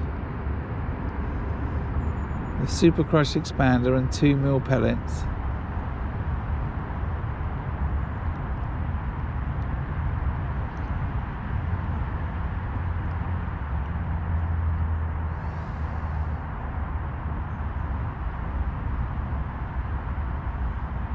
And that was 2 hours ago.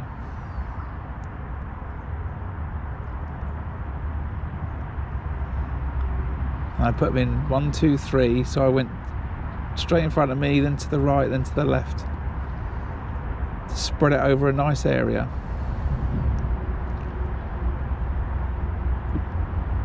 Then I did it again.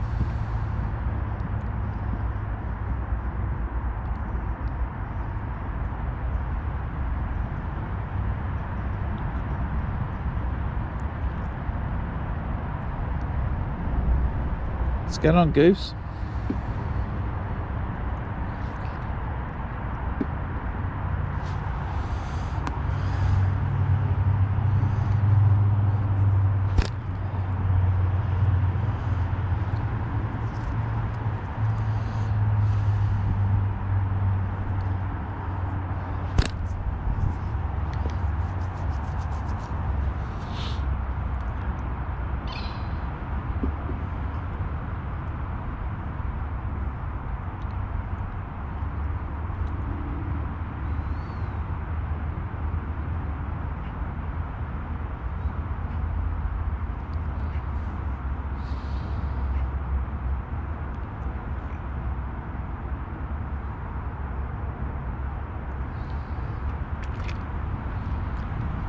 Goose actually decided it's going to just jump out the lake and stick his head in my ground bait bucket, I think.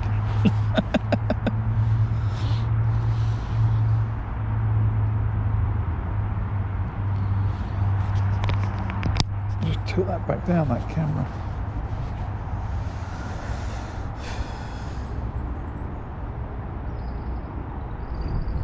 Wow.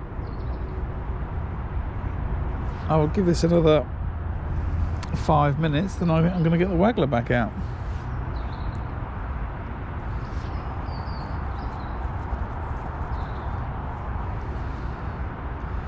If they're not on one, surely they're on the other.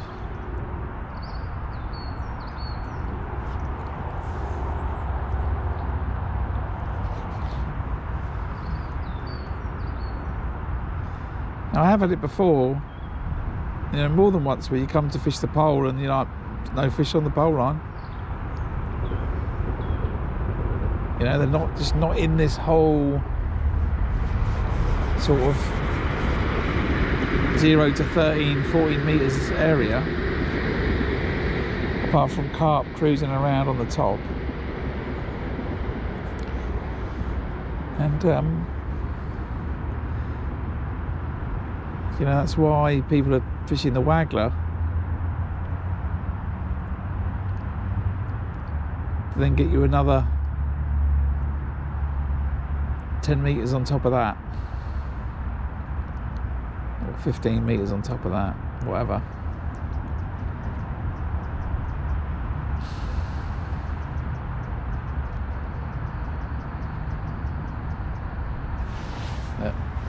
I'm not even going to wait that long. There is no fish on that pole line.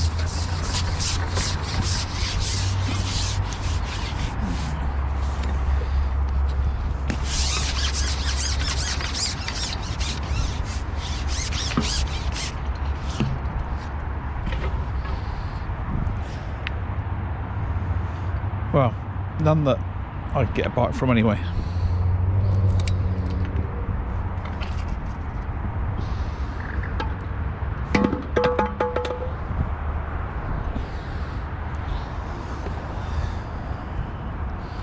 Back out on the Waggler.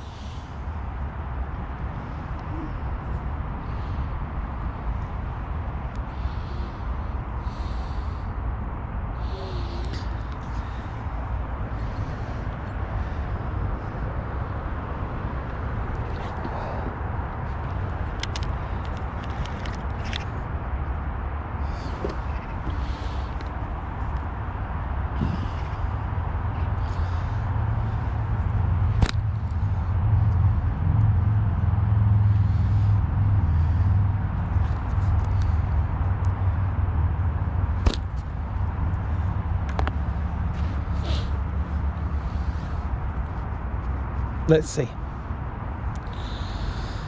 5 to 12.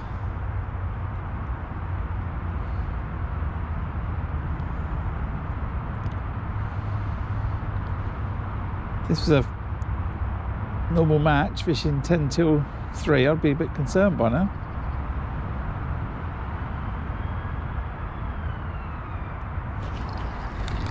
It's not sitting down that float, why is that?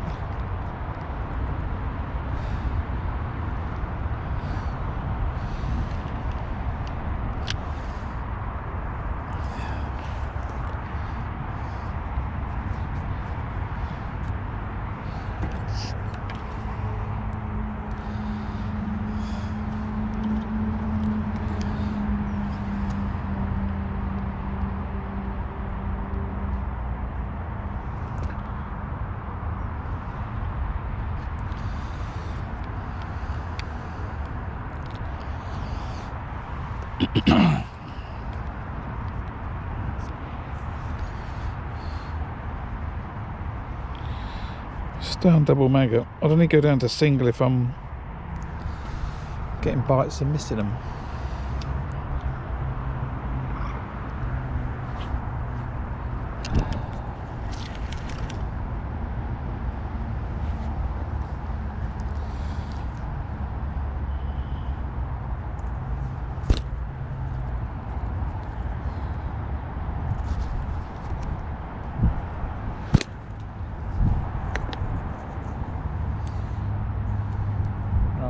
Float going to settle down? Yeah.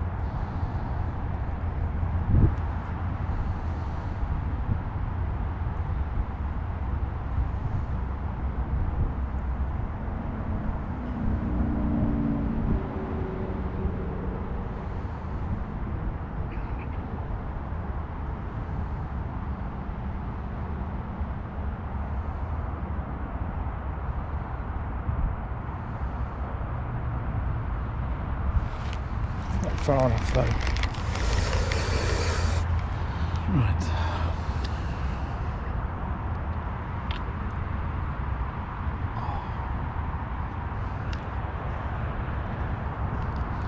Got a bush to my right,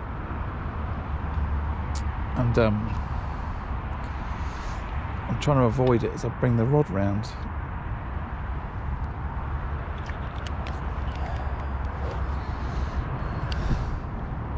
It's been a right pain.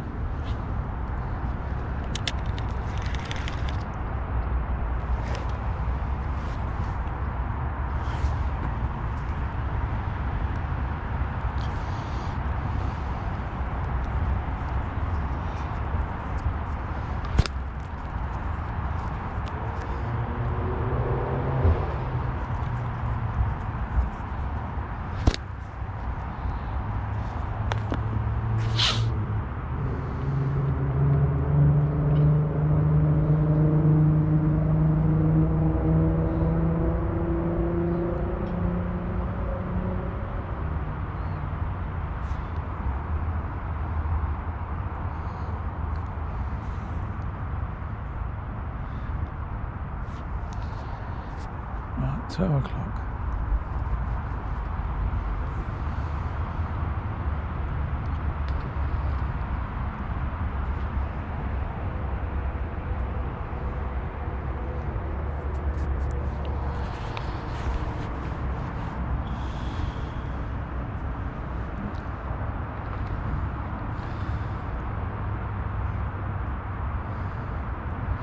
I was only arguing about going and fishing the middle lake today, and I thought, no, I'll fish Syndicate and have a practice fishing the Waggler and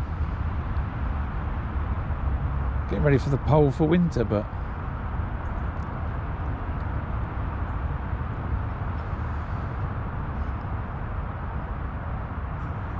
I think I'm starting to sort of regret that now.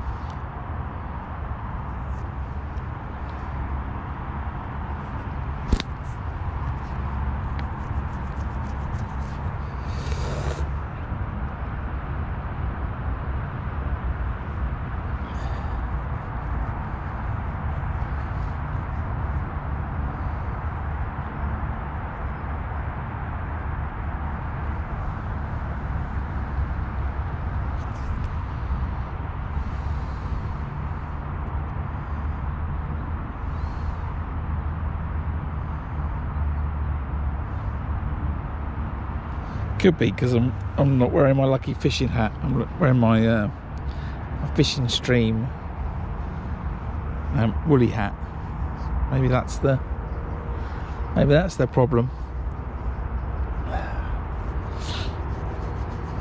I've changed hats.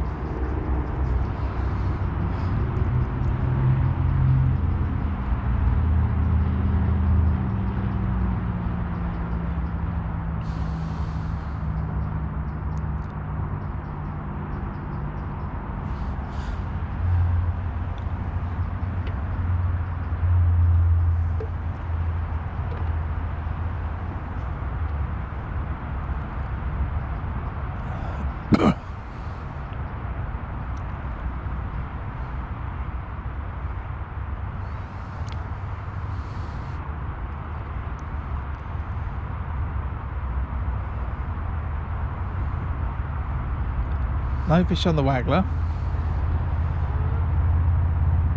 and no fish on the pole.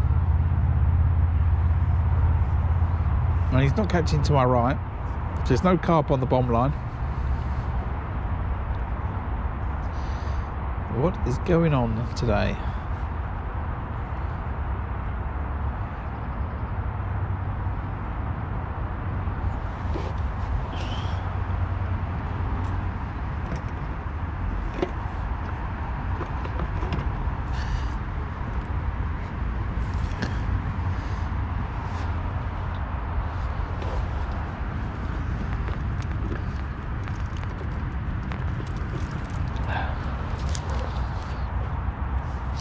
Just have to eat more chocolate.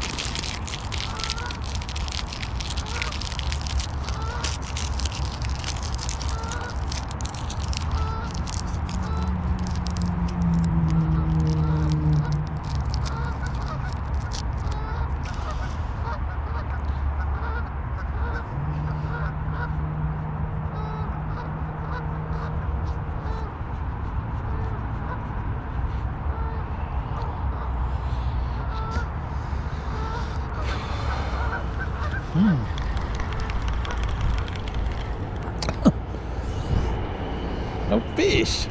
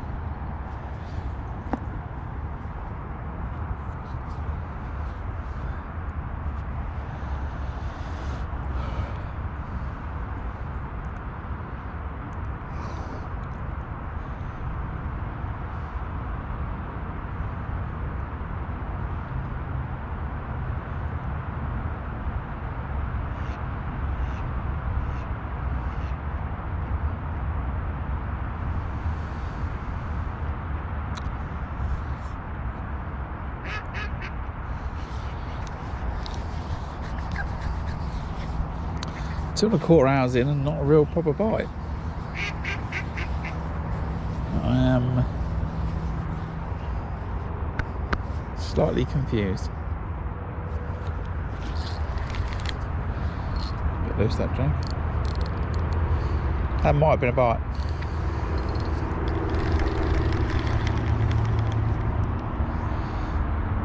I was pretty sure that float came out past the bristle.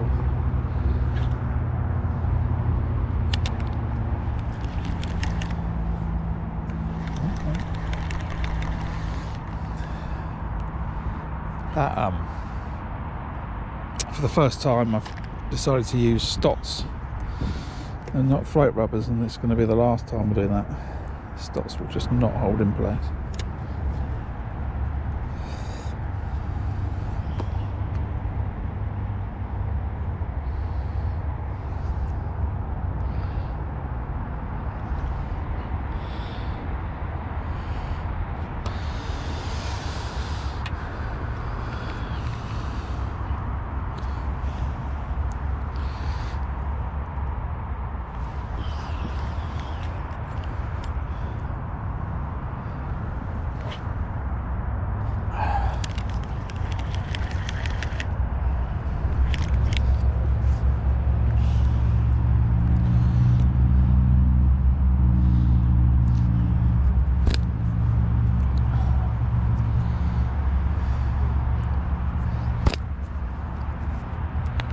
Was that a bite? That's the question.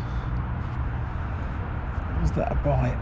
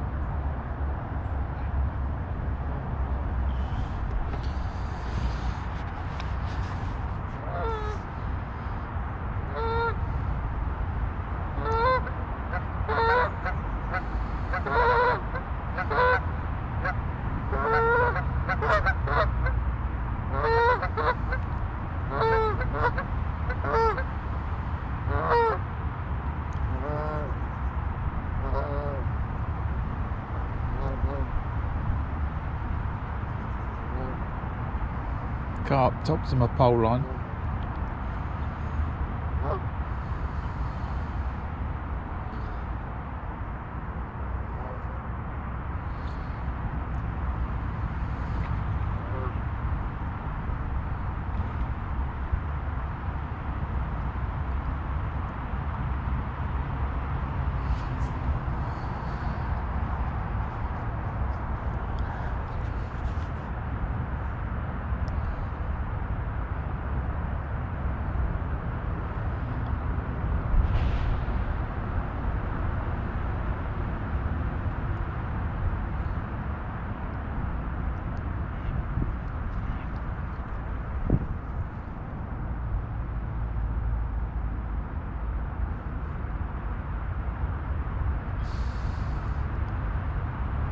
And then nothing.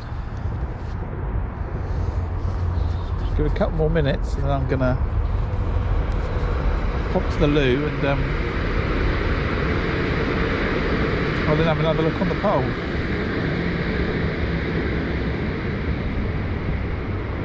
I think it's the right thing to do.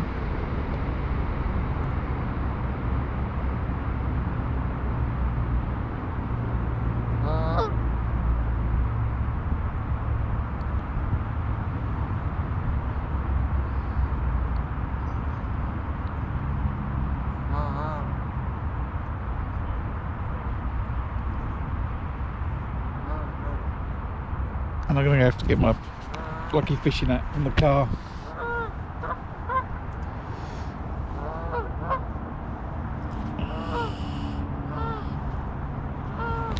Right. Take that off for a second. I'll leave you here. This lovely view of the lake. That's down there.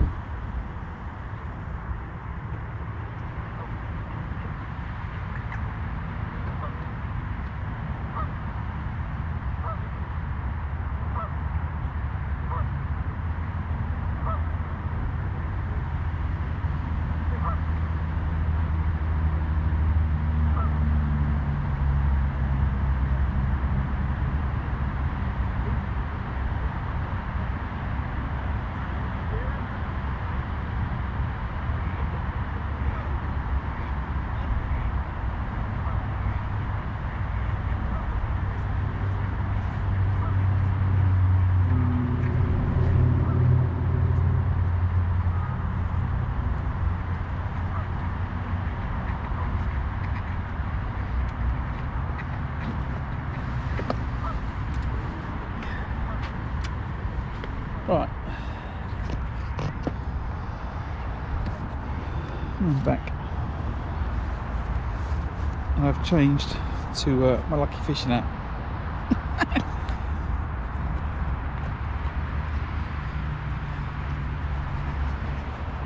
I'm not a superstitious person at all.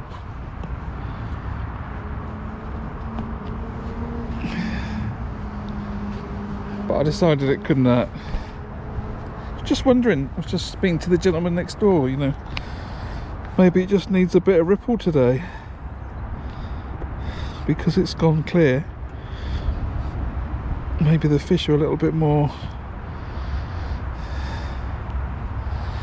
anxious and wary. I don't know, but very strange to not have had a bite.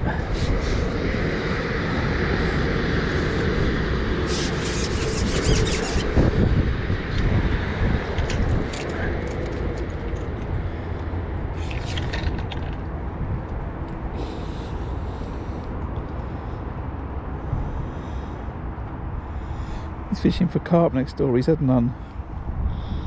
No bites.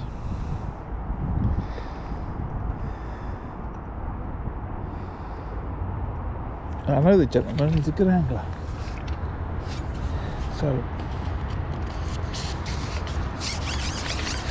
there's a little bit of ripple now.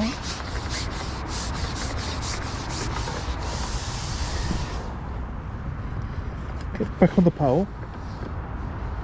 If they're not coming and they've not eaten it, it's still there.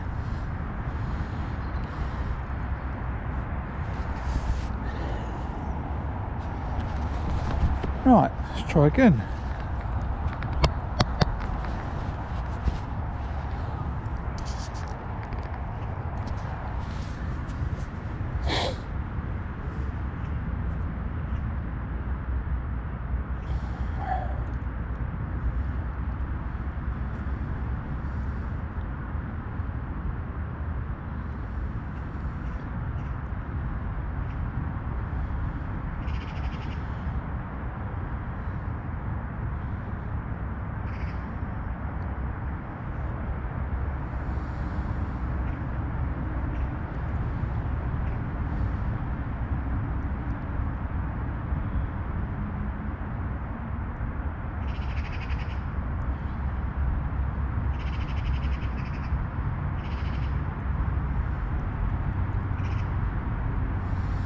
Come on. Tell me that you didn't want an hour, you wanted 2 hours to come and sit on my bait. Or 2.5 hours.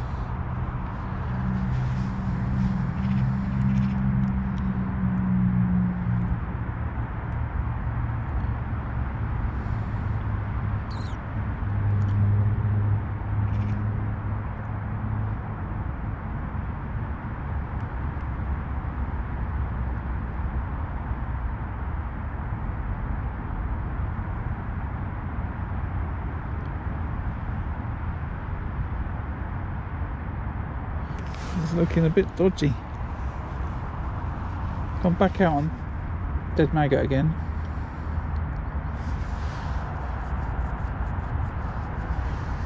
Looks absolutely still, looks perfect.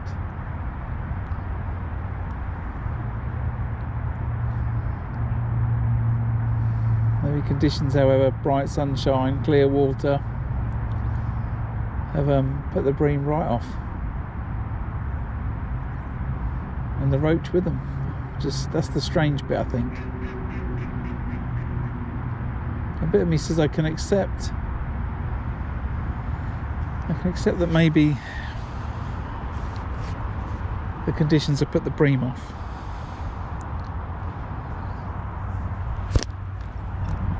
But not the roach.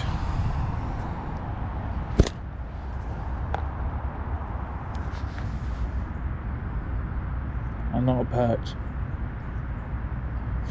So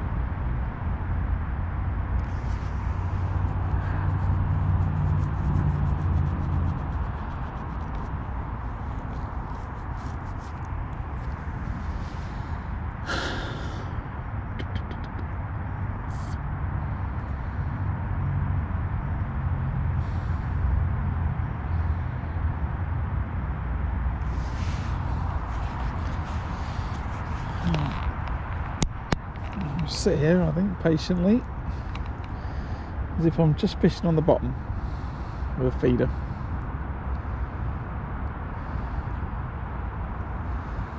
And stare at that pole float.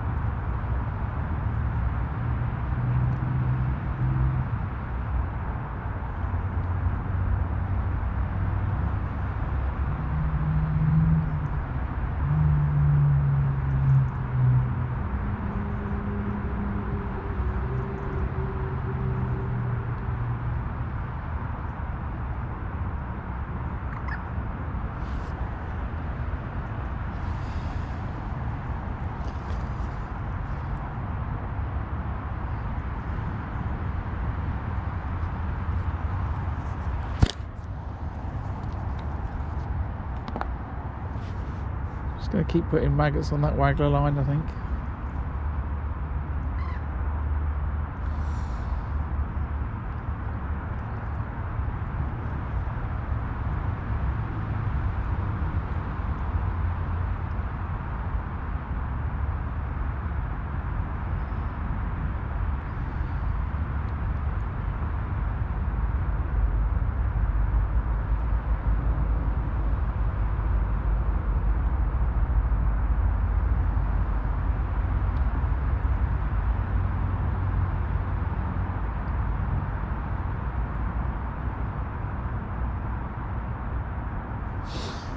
Just stationary, look at it.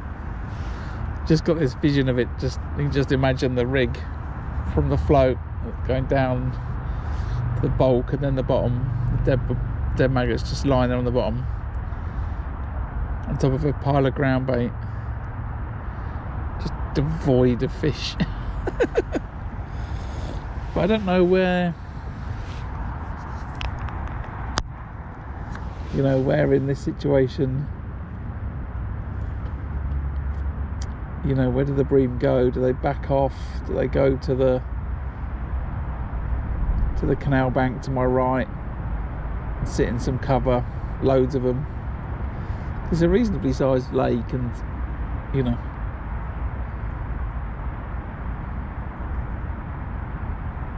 they can't, you know, run away, and they're not in the edge.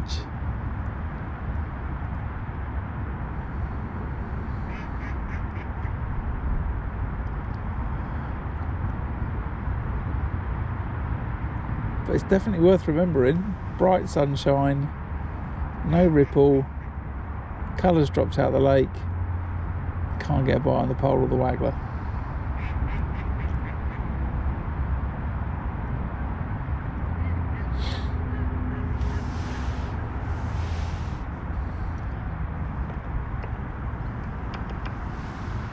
Just try and fish past,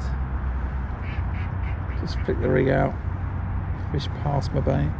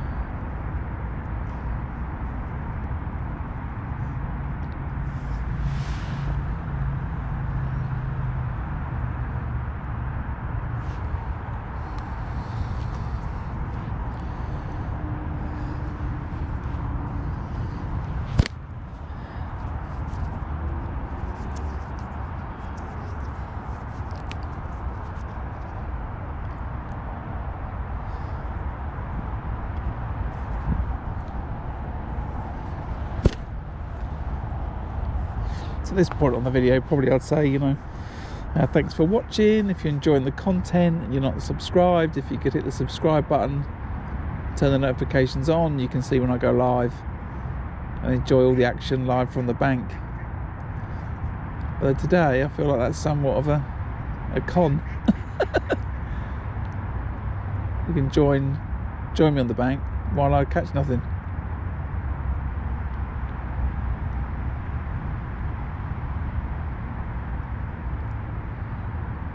But if you aren't subscribed, if you could hit the subscribe button, that'd be great.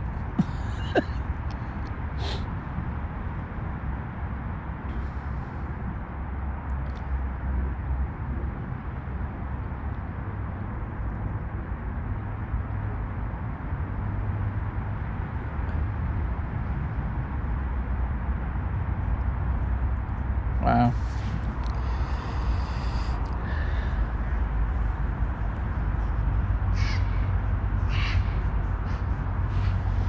I don't really feel that there's anything else I would like to do. I don't have any pinky, but if I did, I wouldn't use them, I don't think. In this case, I want a more standout bait.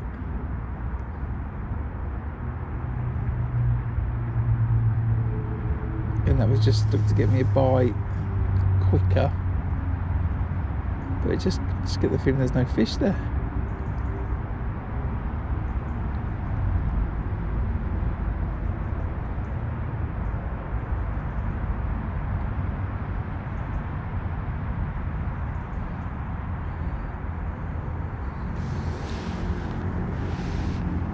This reminds me of fishing the river a couple of weeks ago when I blanked on the river. You know, how could I have done that better? I think here, you know, the only thing you could do here now is fish a feeder to the rope. It's not catching on the bomb to my right. Yeah, no, he's just brought it in, he hasn't caught fish. So he's not catching on the bomb. I'm not catching on the pole or the waggler. I was saying that the fellas to my left are fishing to the rope, they're not catching. It's just weird. I think maybe the conditions are just wrong, you know. Cold, no colour, no ripple, too much sun. I don't know. It's a strange one. It is strange.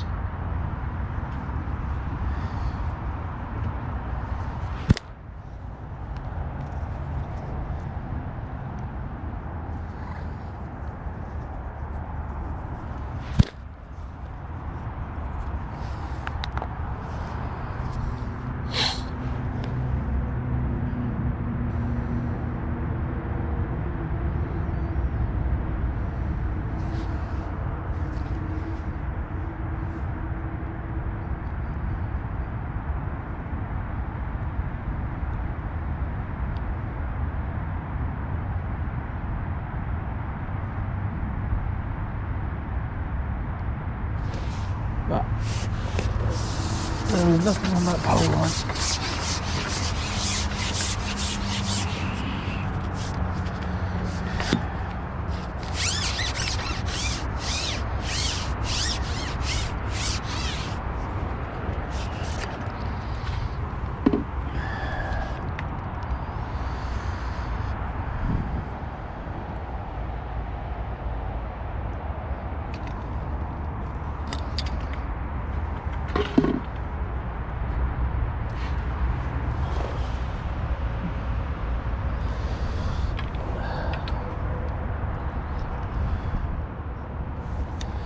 I feel in this situation it's better to sit on the waggler.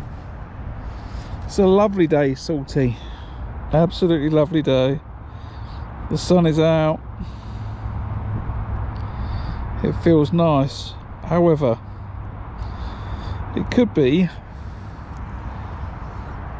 that it is causing me a problem. So the guys that were to my right, to my left, are all now on the far bank. I think they're not catching either. Yeah, it could be that the conditions are working against everything today, not for it. The colour's dropped out the water, it's got cold. You know, today's a nice day, but it's been wet and horrible for about 2 weeks. And it could be just that the bright conditions and the clear water with no ripple is just putting the fish off, which can happen. Although I'm surprised it's happening to the extent that it's happening, you know.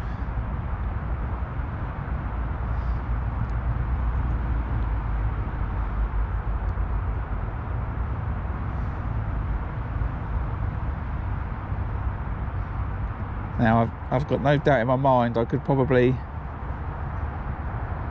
pack up here, drive down to the stock pond, fish the pole, catch some fish. I could go to the middle lake, catch some F1s. But I've come to practice the Waggler today, really.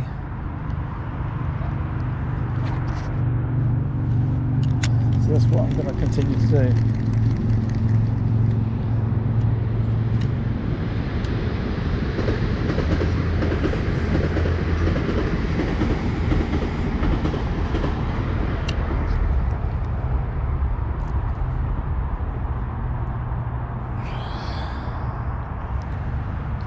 Number 8 start as a disaster.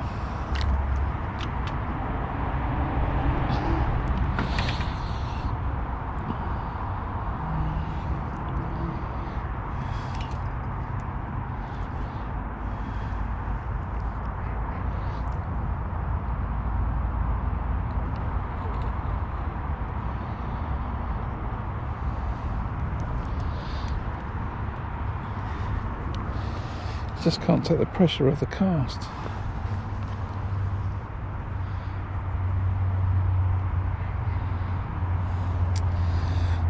I wouldn't say the rain, but certainly with a bit of ripple is better.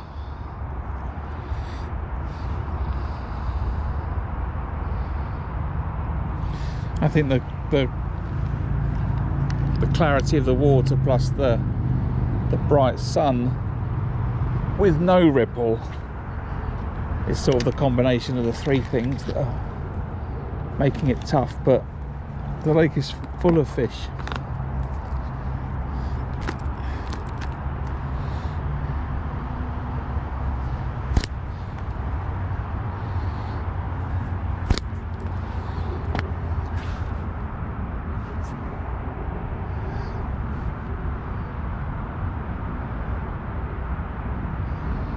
So I'm going to persevere with it.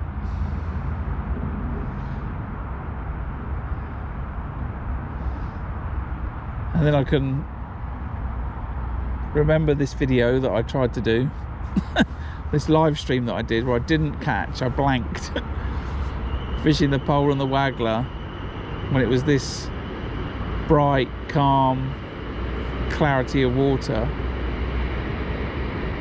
So if I fish a match at any point in the near future or in subsequent years where the water's suddenly lost its colour, it's bright and it's still, I can remember, don't bother fishing the Waggler or the pole, just chuck a bomb to the rope or a method feeder to the rope and try and catch some carp, because this just doesn't seem to want to work. But I am racking my brain to think if there's anything that I'm doing that's wrong. Should I be more line on the bottom? You know, I've got some problem with the line drift, but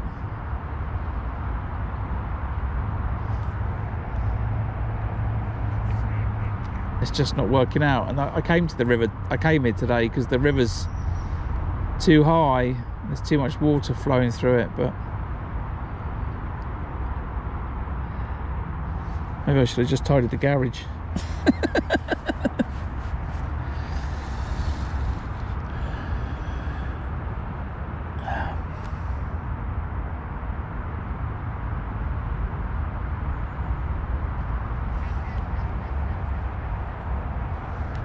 Just cast that a bit further.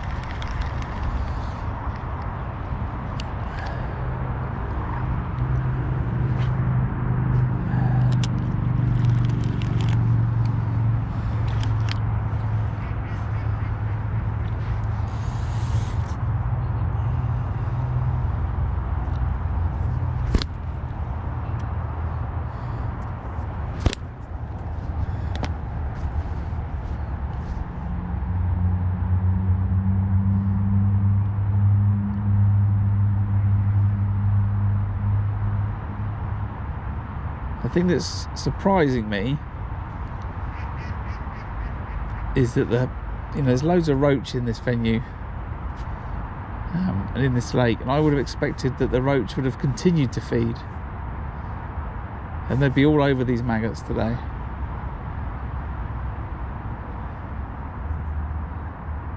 It does appear that they're equally as not interested.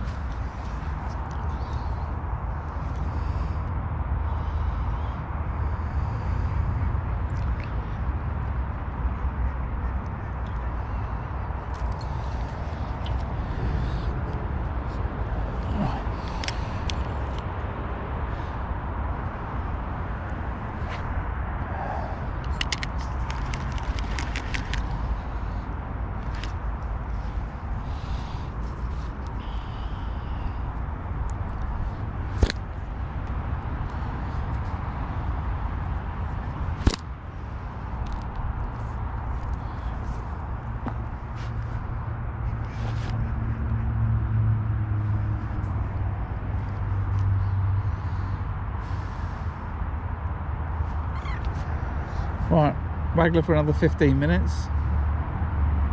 Carp there, just shallow, just coming along there.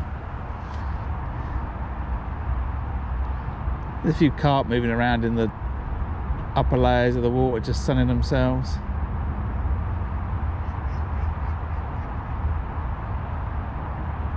Appreciating the sunshine. We'll do Waggler for another 15 minutes, then have another look on the pole.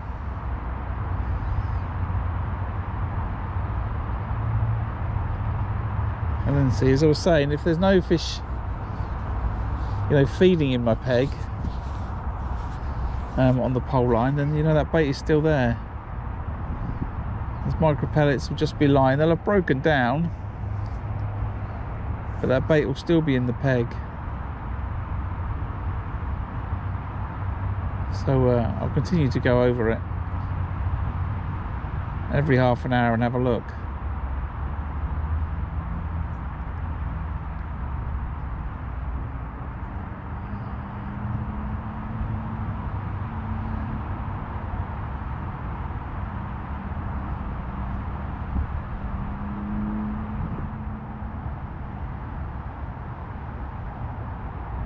But if nothing else, I've had a chance to practice. I'm not happy with the reel line. It's floating too much. I need to change it, it's not good enough.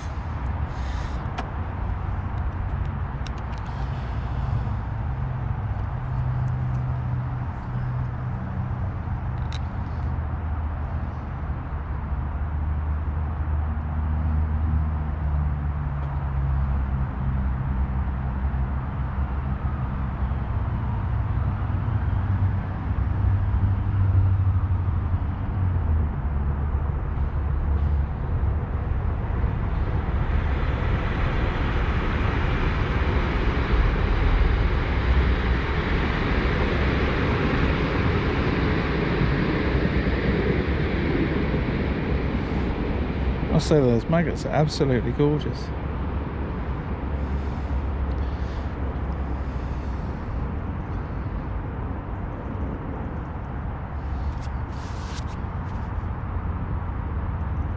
Good thing about that is they'll keep for a couple of weeks based on the size.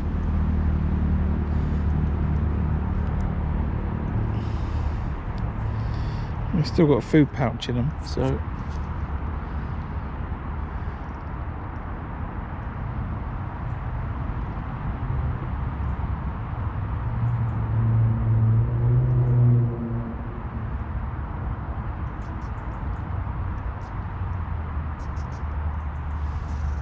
hopefully we don't have so much rain in the next few weeks, and the river can start to drop in terms of the speed of the current that's pushing through, and then it'll be more fishable.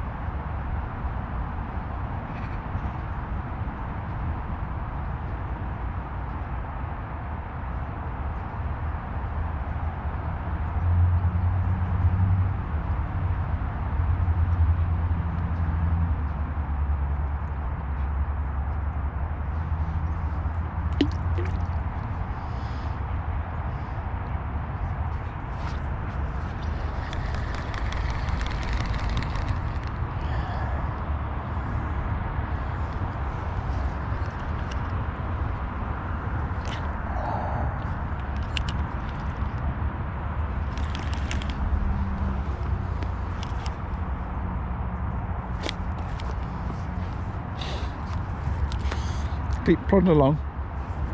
If this was a match, you wouldn't have a choice, you know. I think if it was a match though, I would be resigning myself to fishing a method feeder to the rope.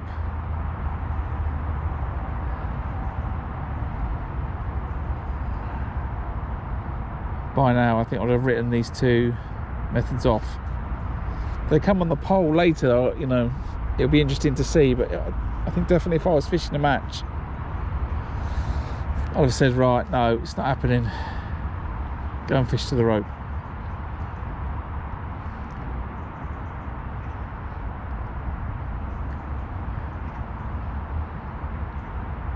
There was a bit of movement out by the rope for carp. I wasn't coming to catch carp today, I was coming to catch roach and bream on the Waggler, and then the same on the pole. But unfortunately we seem to have a combination of bright sun, no wind, and the water's cleared up, the colours dropped out of it. Combination of those three things have just switched the fish off.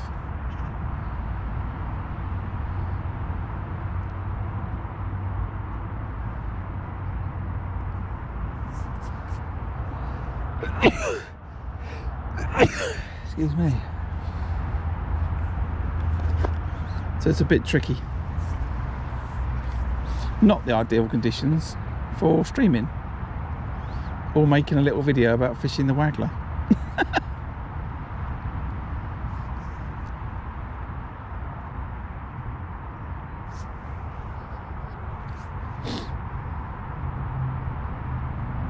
Well, I think what we'll do is we'll leave the live stream up, and then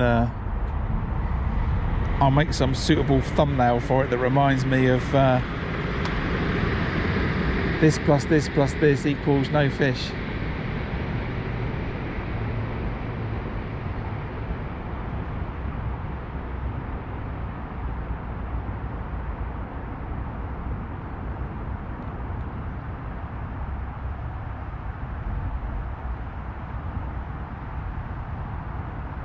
I genuinely cannot get over how good these maggots are. These maggots are plump and fresh and looking absolutely gorgeous. If I just move that camera down. If you buy maggots, you want them to look like that. Absolutely huge, with a big dark spot in them, which means they're fresh, because the dark spot's the food. When the dark spot's gone, they consume it and then they turn to a caster. So it tells me they're very fresh maggots and they're massive.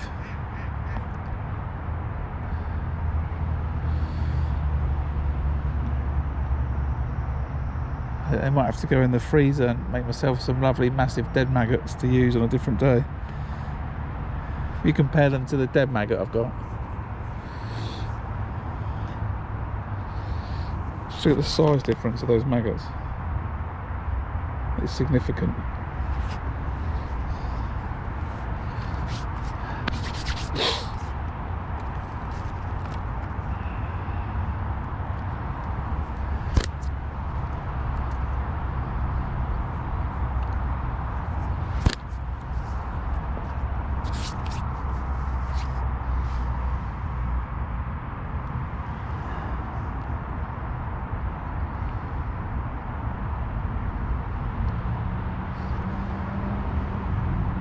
I'm surprised with the regularity that I've fired the maggots in that I've not attracted a carp on that Waggler line, in all fairness.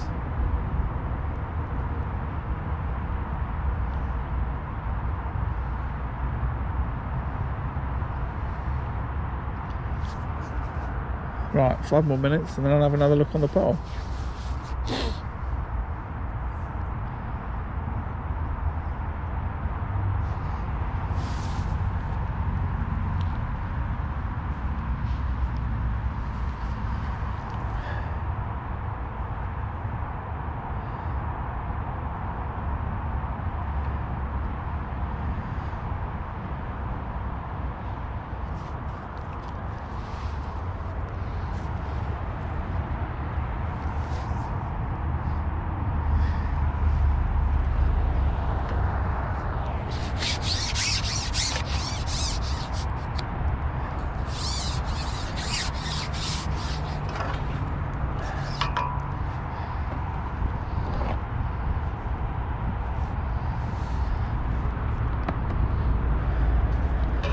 You could probably make a little video about what happens to your ground bait when you put it in loose.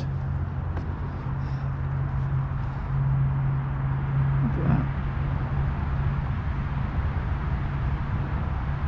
then we'll look at that in a second.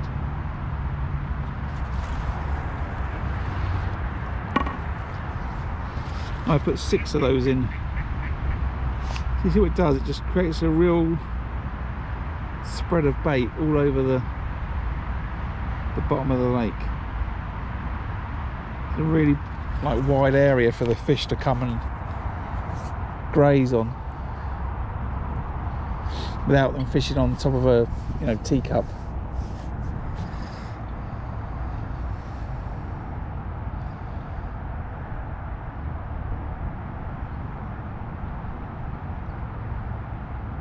Which is great for fishing for bream.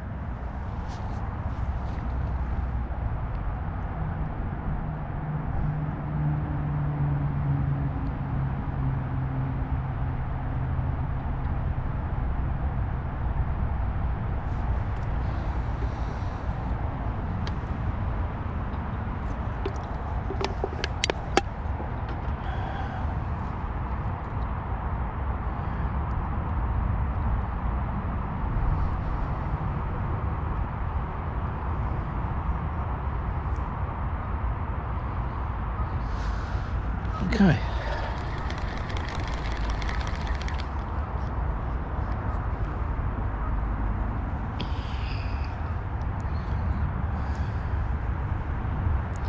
So I'll go over the Waggler rig anyway. It's just size 16 SLWG, and then I've got 1, 2, 3, 4, 5 number 9s just dotted down on the last 1.5 foot of the rig.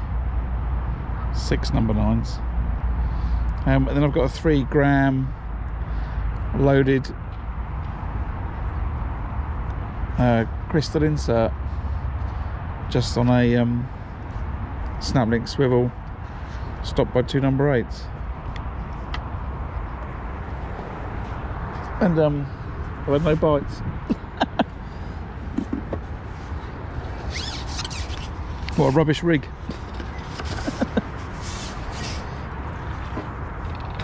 Let's go back out on the pole. Double maggot. Oh, you can see that ground bait now. It looks absolutely gorgeous. We've gone double maggot. Let's see.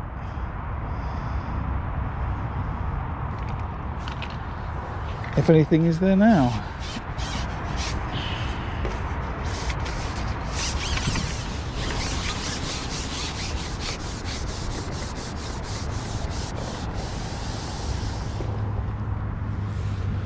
There's fishing. So what are we now?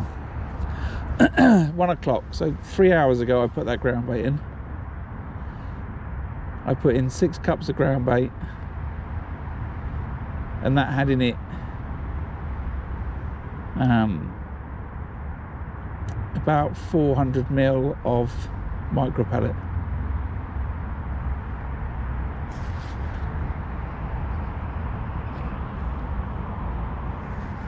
Actually, that's not true, because I've got a little ground bait left in the bucket. So it's probably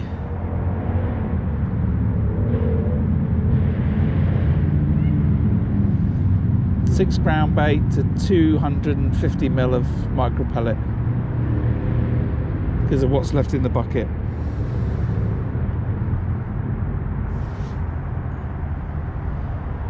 Would be a more accurate estimation.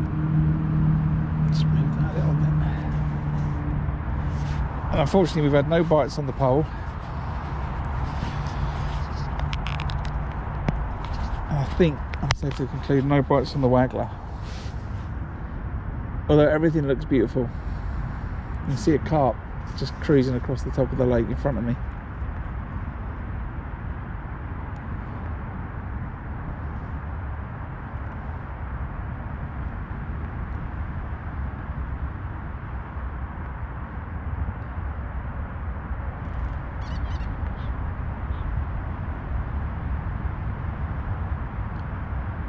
But for a lake that's full of fish, it does seem to be switched off by the no wind, bright sunshine just after the colours dropped out of the lake.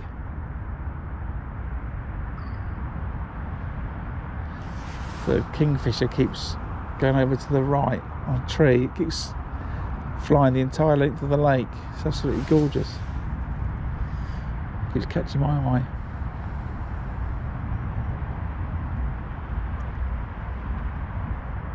So yeah, I came to practice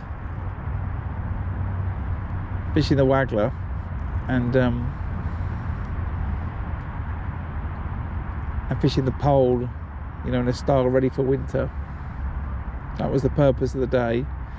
I feel somewhat cheated, but I do need to sort out my reel line. The 5-pound ST it floats too much. It could be because I didn't bring anything to degrease it, but I'm not very happy with the buoyancy of the line. It's too much.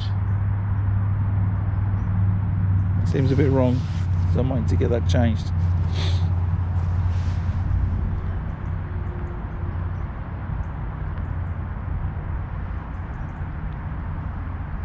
As I said, if I was fishing a competition, I would have chucked a feeder to the rope,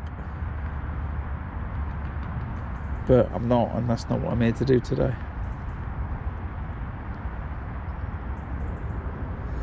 I'm here to practice this.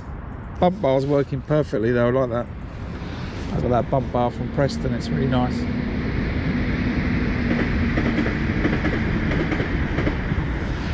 I've got absolute confidence that it's adequately supporting my pole. It's nice.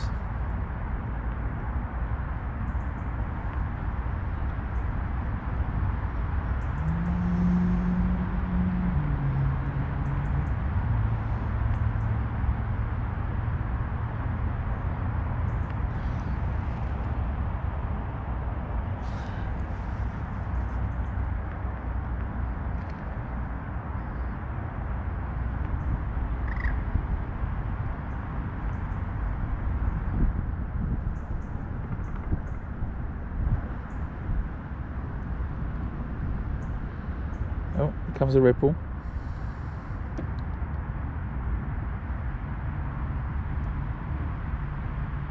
So I don't think we've got any wind forecast all day today.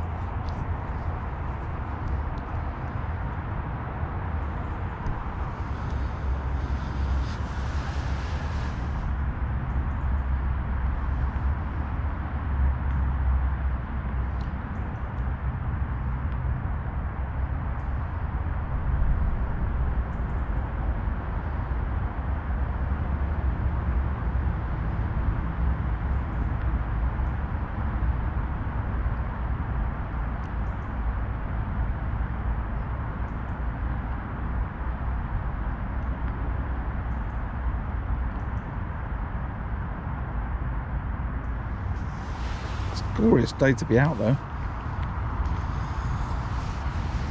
It's really nice.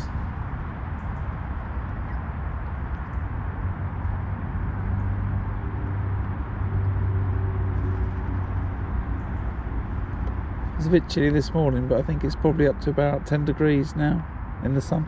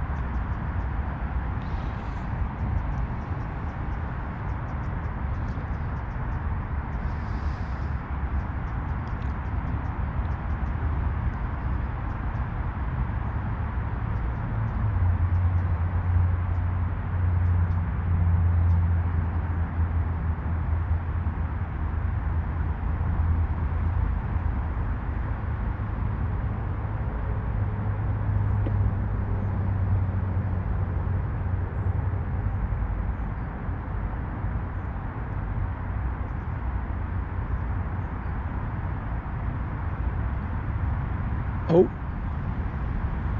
there was 2 bubbles just popped up near my float.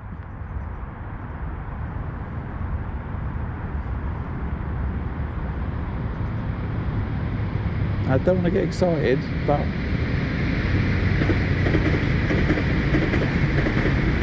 could indicate fish.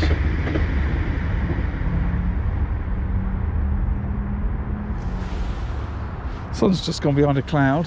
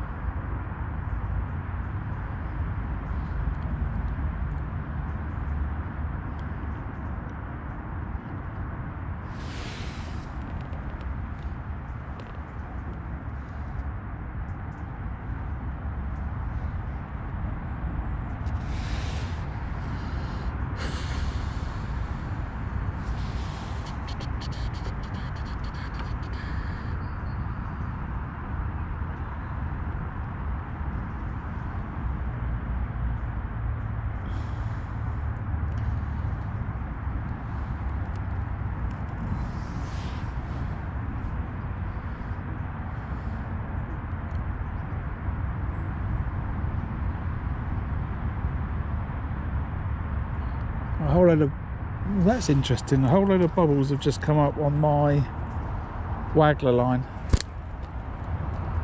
A whole load of bubbles.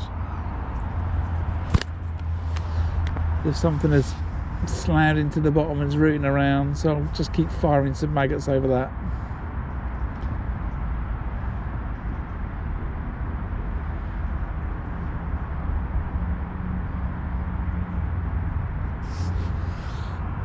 Time 3 hours and 10 minutes. First sort of sign of anything in my peg. It's not really the target. I suspect it's a carp stumped to the bottom, rooting around.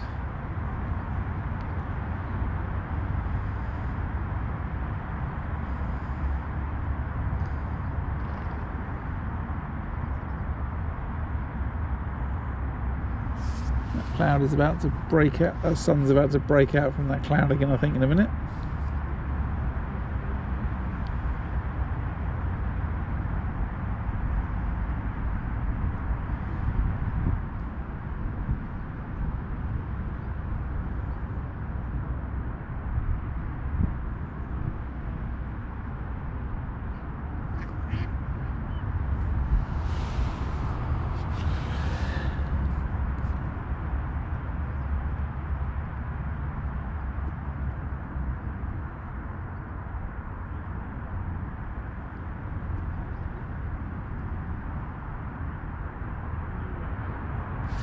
Right, that's a few bubbles now. I'm going to cast on that.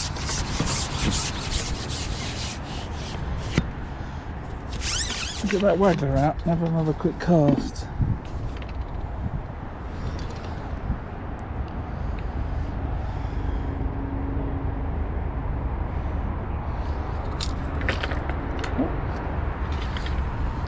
I'm not, certainly not missing the action on the pole.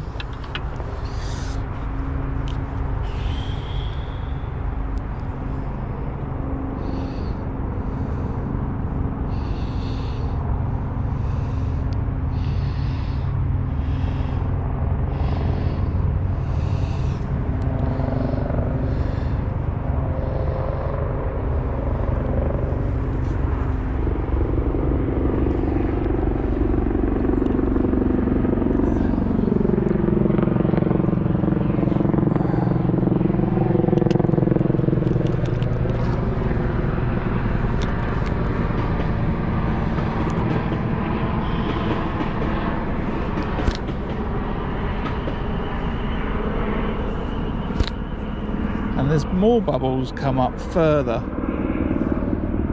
on my Waggler line as well.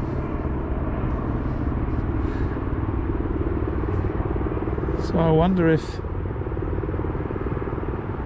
there's a few carp that are just rooting around in the peg looking for the maggots.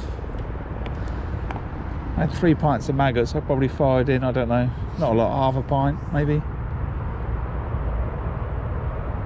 over the course of this time. But let's see.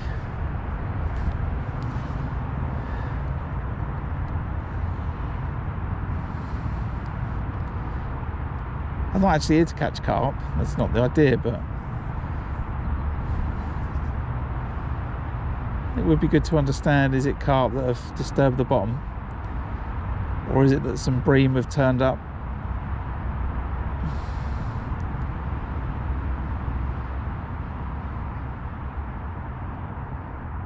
It'd just be nice to get a bite at this point.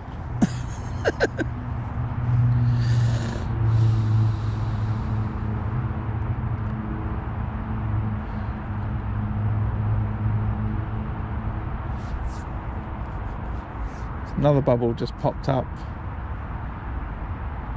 slightly nearer to me and to the left of my float by about a foot.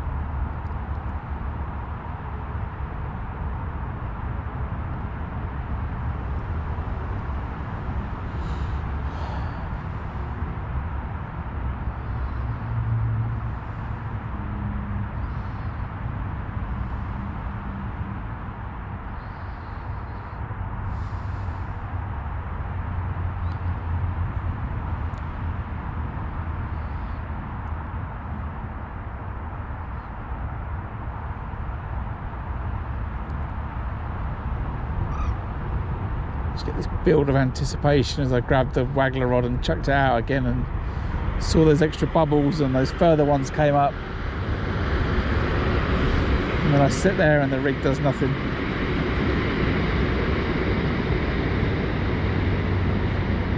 Come on, fish.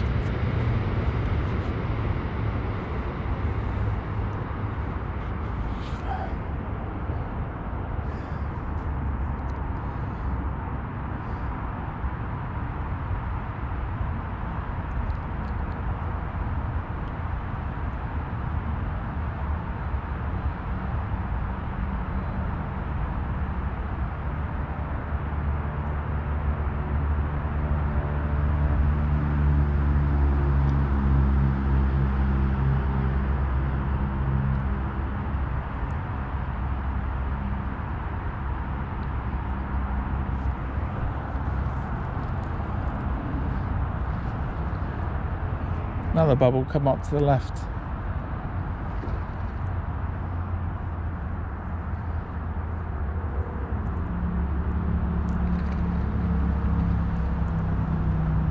Fish dancing on the top of the water to my right. Keep breaking the surface, the carp.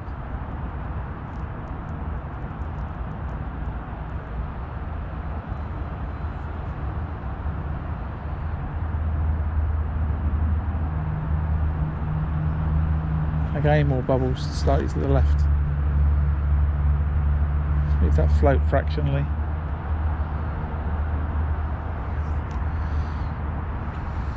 Just flicks those maggots off the bottom and then allows them to fall back down again.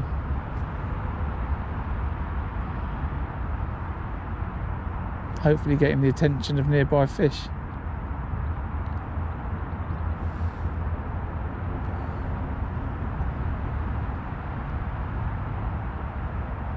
Except I don't get a bite.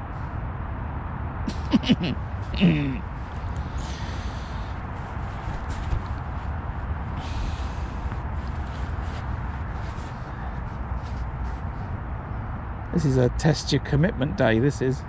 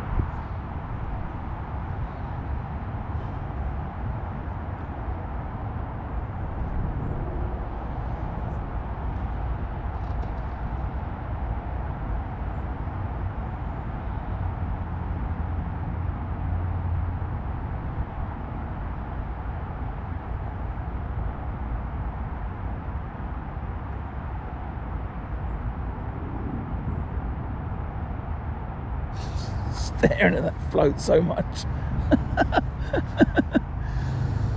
Just trying to stare it under the water.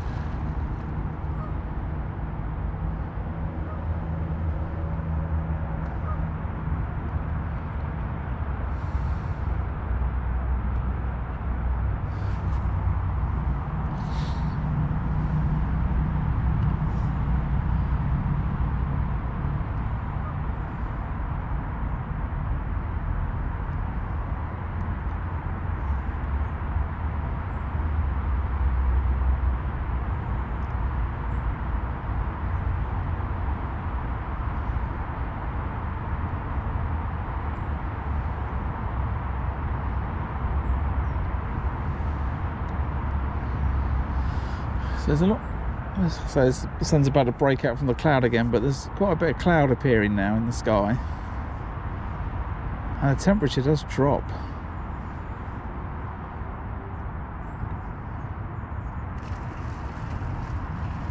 Quite a bit, actually.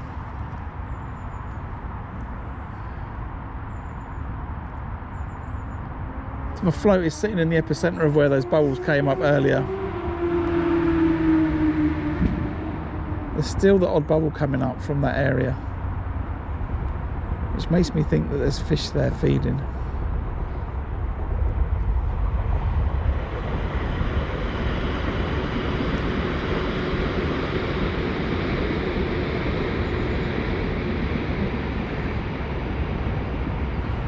But no bites.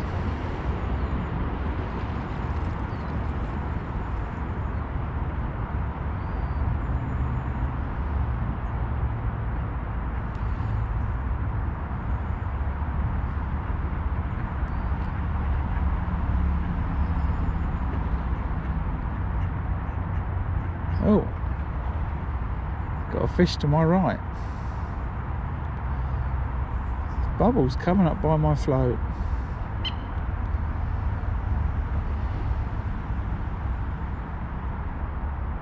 Oh, I've got to be on the bottom.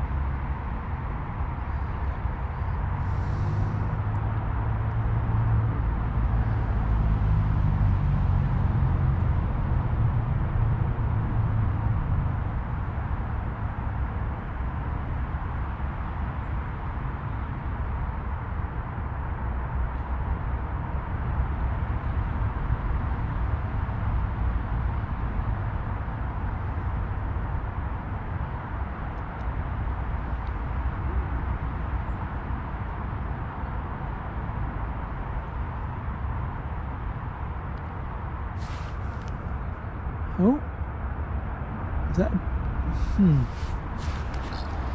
There's a bite. There we go.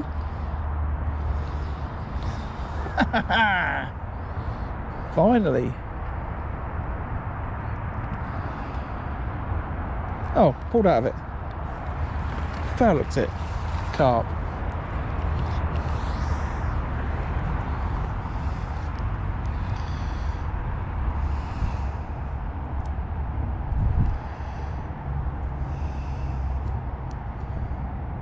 Wow, that was disappointing. Well, so disappointing. Carp scale. Doesn't count, does it? So I'm right. I think it's some carp that are mooching around the area.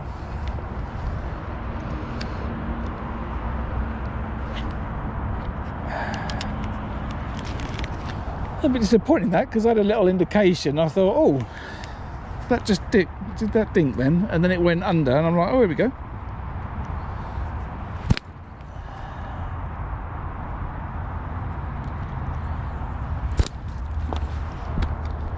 That's gone under again.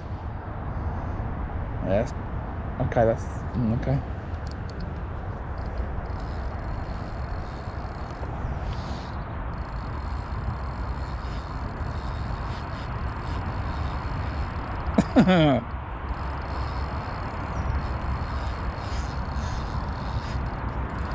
I don't think I'm going to stop this, Linus.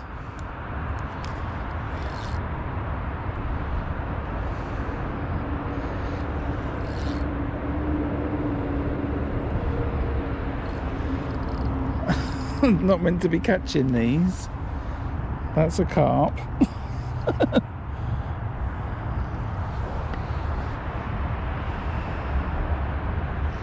So I've got an 013 bottom on, size 16 hook.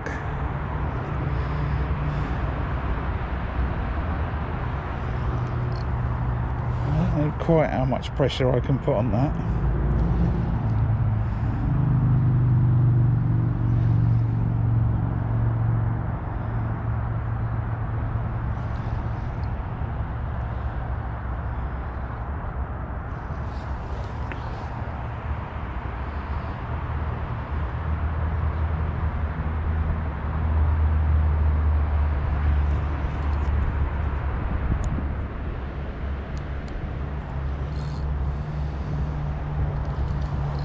Don't want to play that too hard.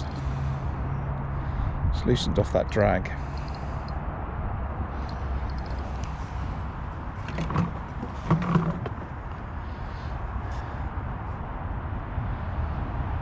So Fowler's carp gone back in, and it's gone straight under with another one. And I think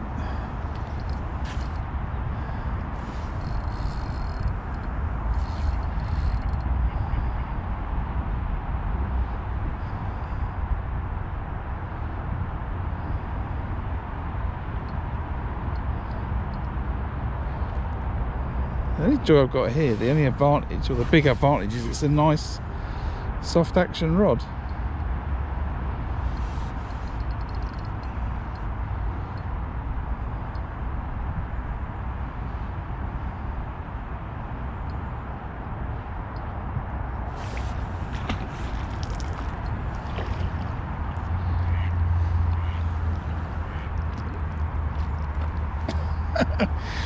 Bream and roach on the Waggler.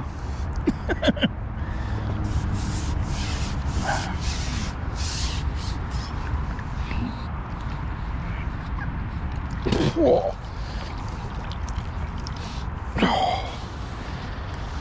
That's a proper lump, that is.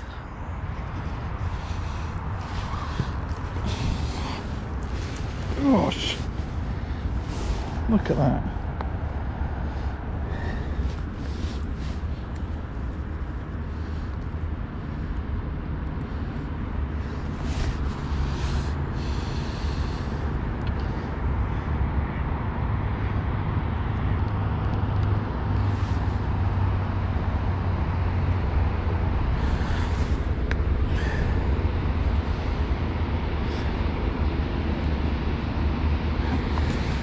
That is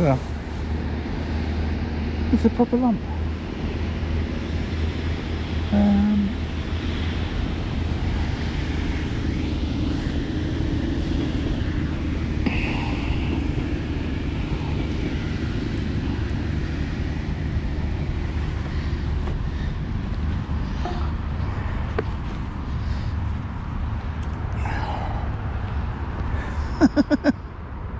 Hopefully that's on that other camera.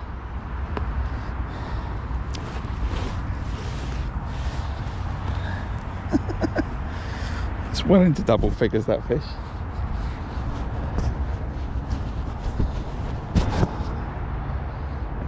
Let's see if I can get a picture.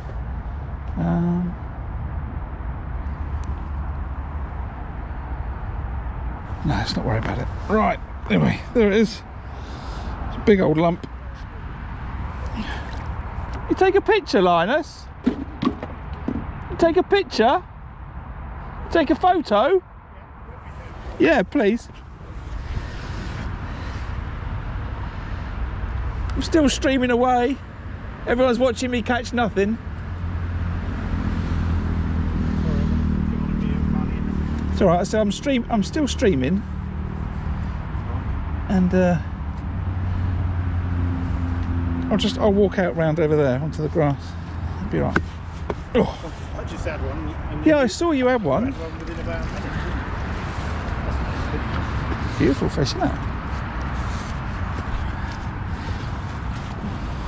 Thanks very much. Nice fish. Right. Thanks, On mate. the way. Have a good day. On the done double maggot. Well, a load of bubbles came up. And then there's a few bobbles coming up, and I went, I'll come off the pole, I'll cast on it. I foul hooked one, went straight back out, and it's gone like that. Go watch for them signs, I guess. Yeah, good luck. I'll take the first 3 hours off. Right, everybody. Hopefully the stream's still intact. Right, hopefully everyone's still here. Right. Well, that's not meant to happen. I'm here to catch roach and bream on the Waggler, I just had a carp that probably goes £14. I'm at 013 bottom, size 16 hook.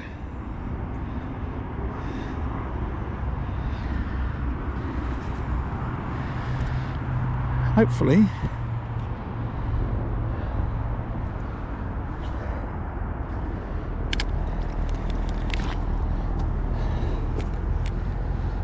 just goes to show, don't give up.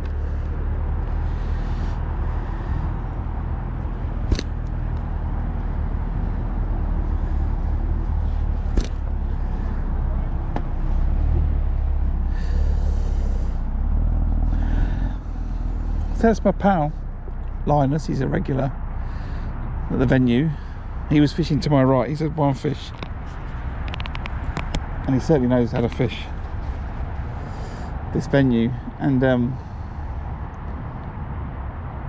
that was interesting. He's had one, and then they've sort of shown him my peg. So that's what, 1:30. I'm here to catch roach and bream.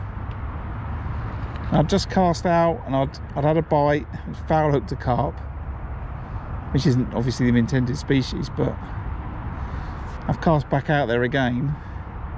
Float's gone under, struck. Lovely fish.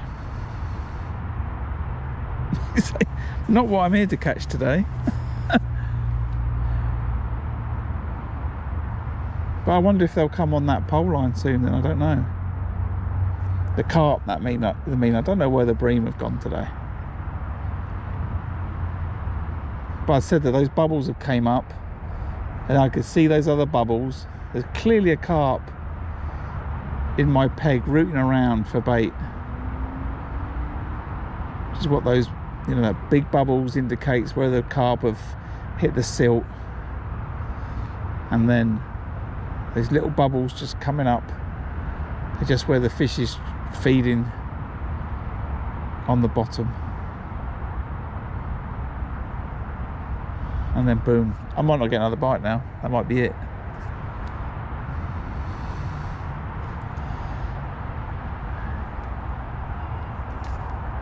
But I'm now feeling like I'm going to try and catch another one.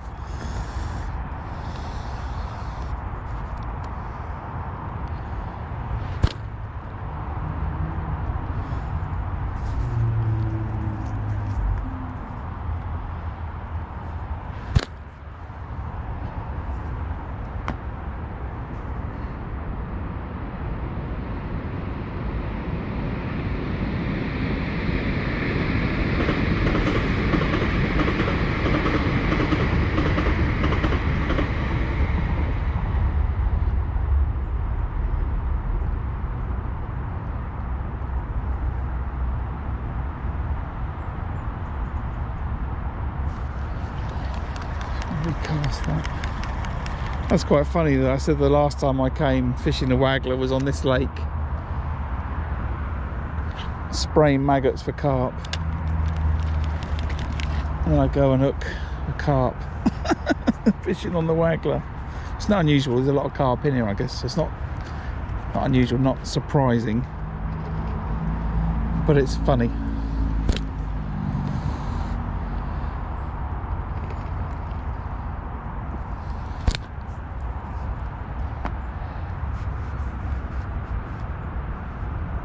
And I doubt that would have been the same fish that I foul hooked. In fact, it wouldn't have been the same fish that I foul hooked, I'm pretty sure of that. It's not going to return to the same spot again. Not that quick.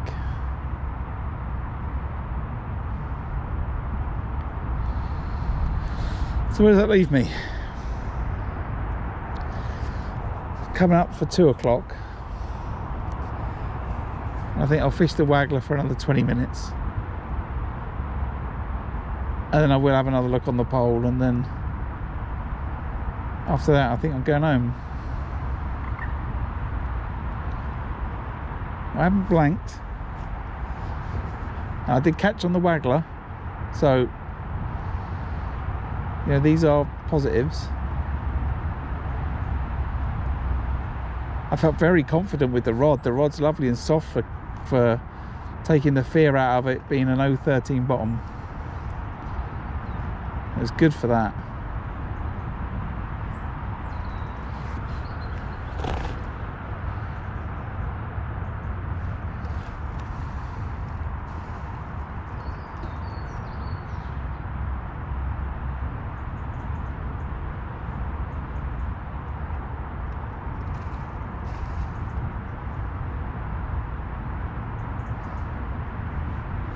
But I think, yeah, the gate's shut at 4.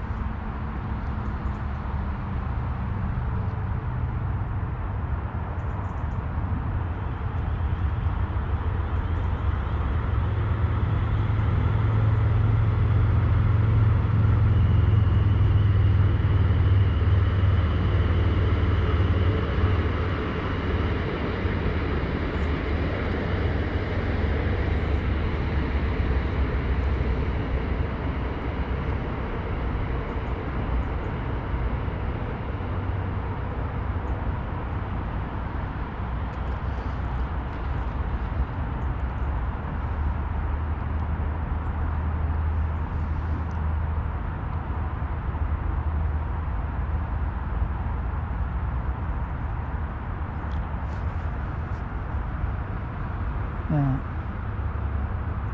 So interesting, the bubbles have stopped. And maybe that was one fish came in and I caught the fish. Oh no, the bubble just come up. That's funny.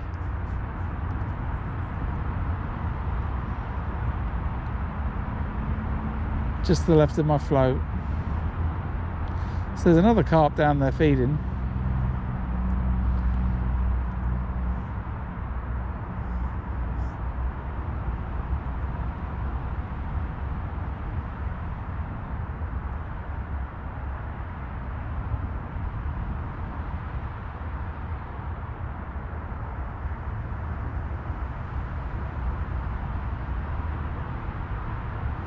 Did like that.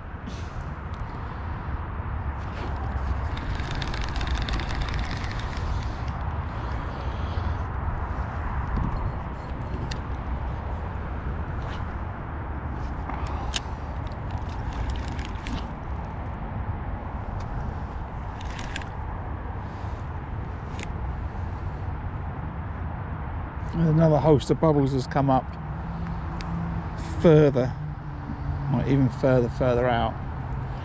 I wouldn't be on the bottom if I cast out there. Right, what is it? 1:45.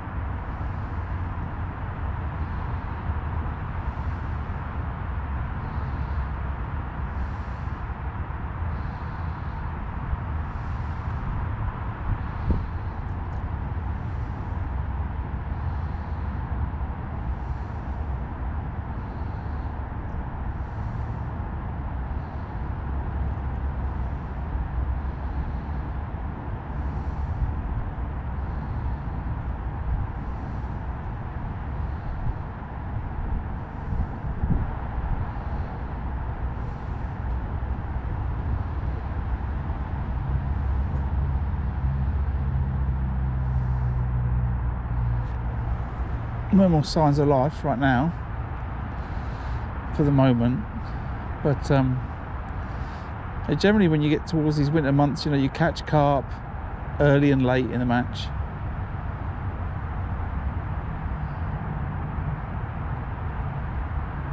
You know, that's sort of how things start to sort of pan out.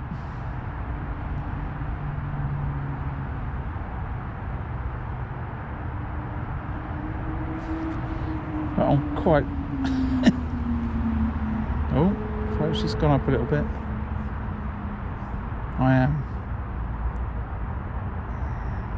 I think I'm surprised and delighted and excited, all those things all jumbled up because of the fact that I had that carp on the Waggler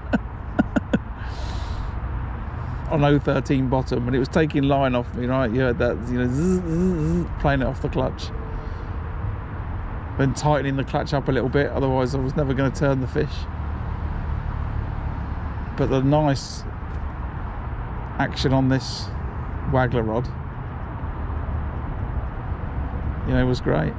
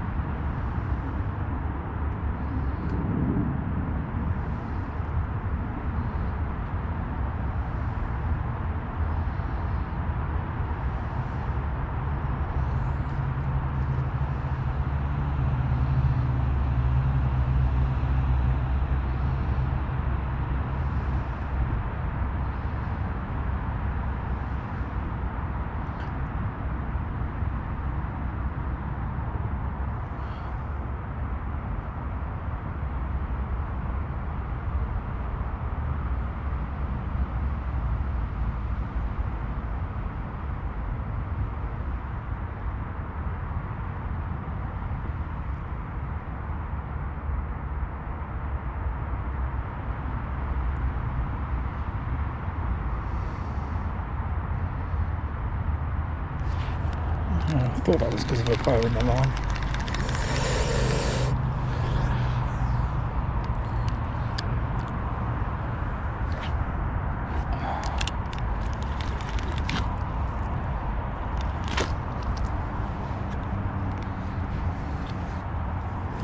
Right, maybe this is the last cast on the Waggler, and then I will have one more look on the pole, and then, as I said, call it a day. Caught a fish, so I'm delighted.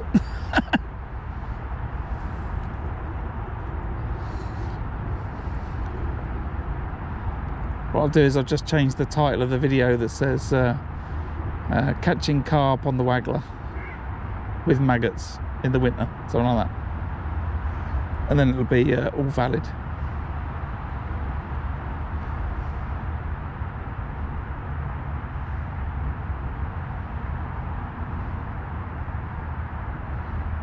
What I could do is I could strip the audio out, and then I'll just I'll redo the audio saying that I'm come to catch carp on the Waggler today.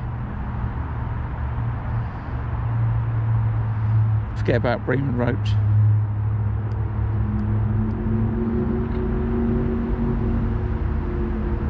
Another bubble just came up to the left.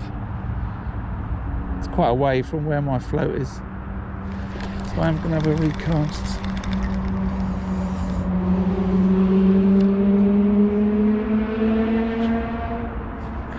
That's better.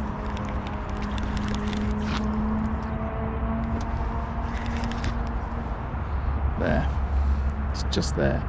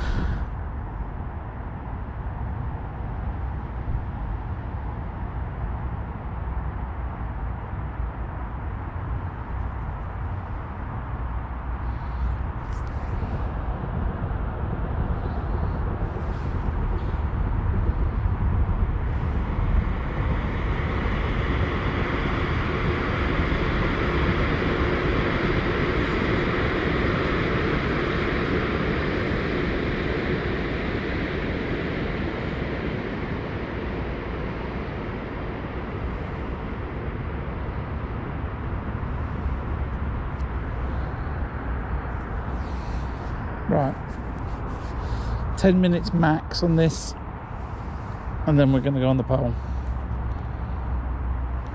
It's clouding over quite a bit now, and the temperature is going to drop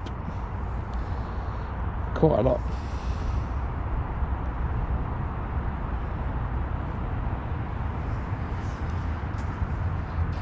to this nice sunny warm day is going to turn very cold. I think we'll be alright.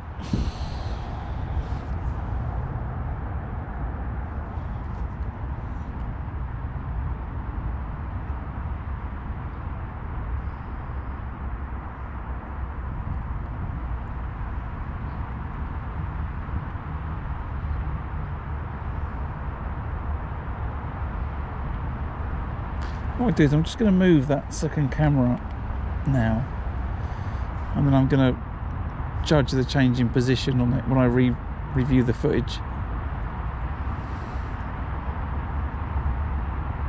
That looks a lot more like it's looking at me.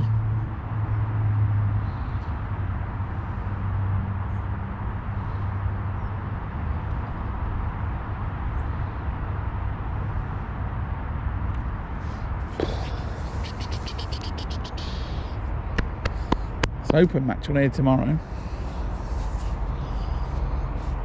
I think we probably just best off feeding a line like this, fish to the rope for most of the day, and then come and drop on this if you see any kind of indications. That's the joy of it being flat calm. You can see these bubbles appearing where the fish are feeding. So if you're fishing the open at Gold tomorrow on Syndicate Lake, chuck it to the rope, feed the bomb line, because this isn't far from the bomb line really, and then just watch for indications and then drop on it.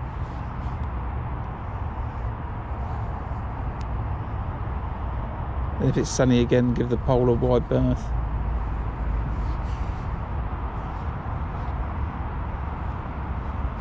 I think.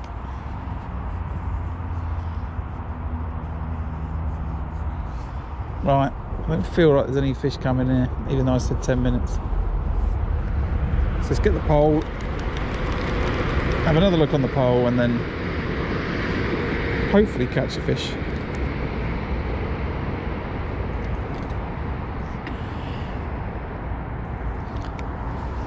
Let's have a look.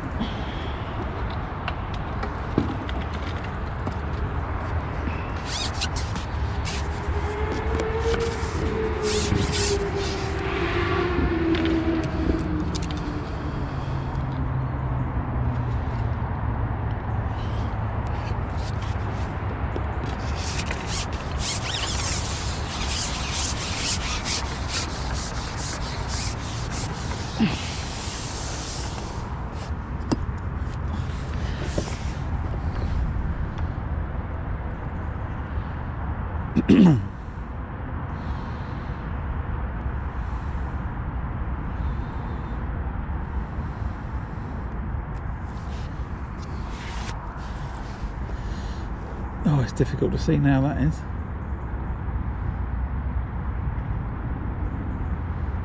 Oh no, that's okay. It's a fine bristled top, fine bristled float, and it's in the dark.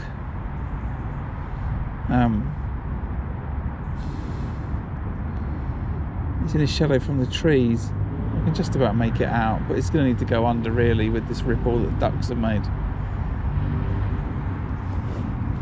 This I crouch down. Okay, when the duck ripple goes, it should be right. So we got 5-2.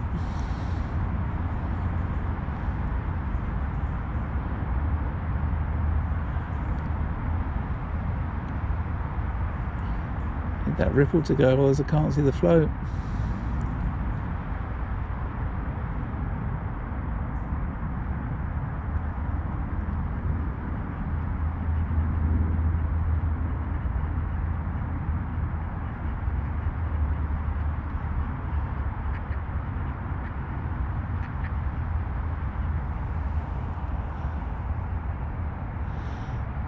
Why is that hard to see that? It shouldn't be.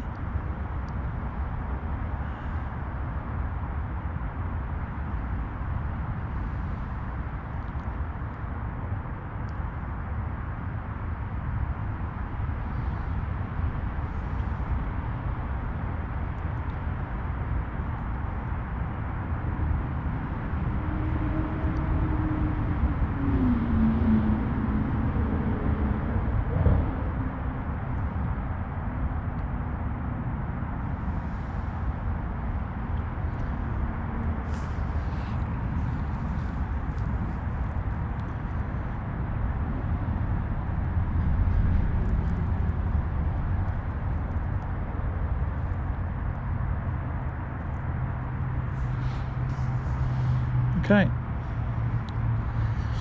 Come on, bream. I'll take one.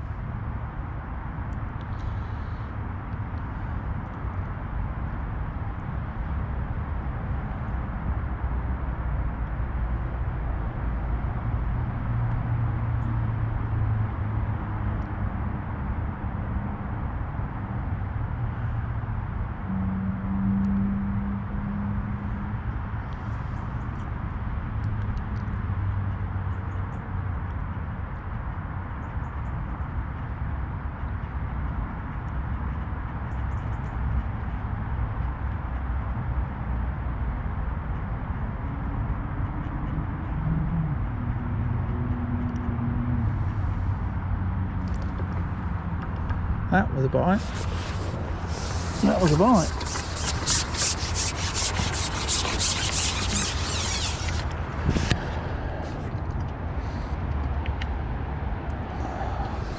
I'm sure that was a bite.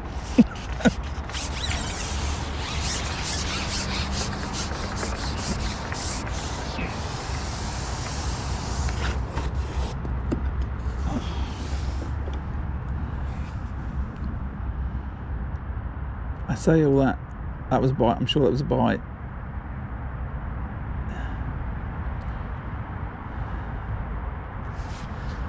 It is quite tricky to see at the moment. Right, that's better. I can see that nicely.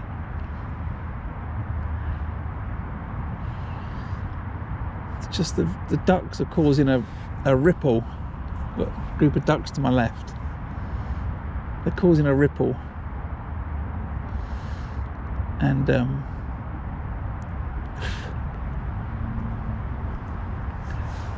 guess because the light's not great, it's just making it hard enough to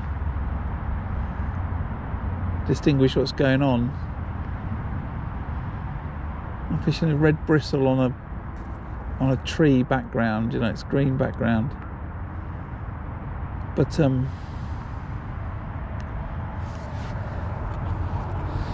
it's just a little bit more tricky than I want it to be.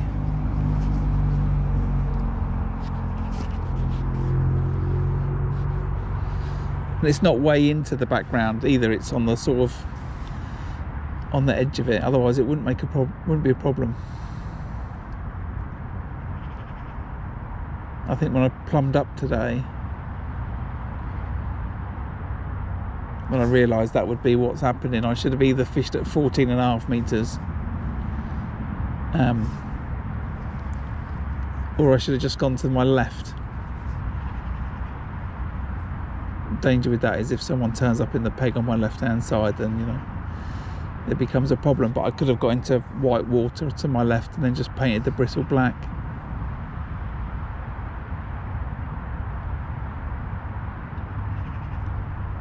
But I can see it now, and if it was a bite I should get another one.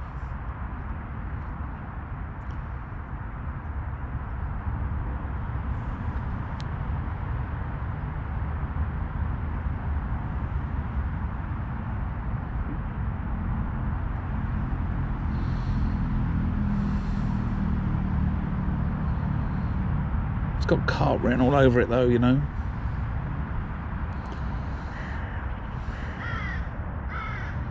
Just think if this was a match, you could just start firing maggots over the top of it. Or pot some maggots in, or pot some more ground bait and maggot in, and just expect a carp to turn up.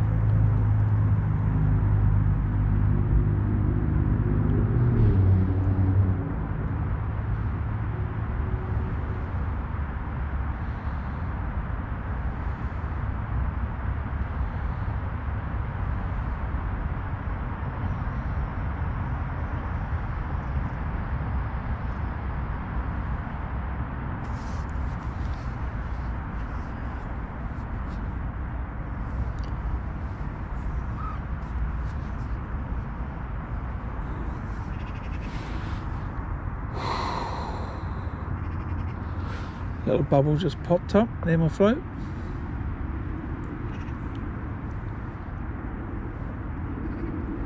Two bubbles, in fact.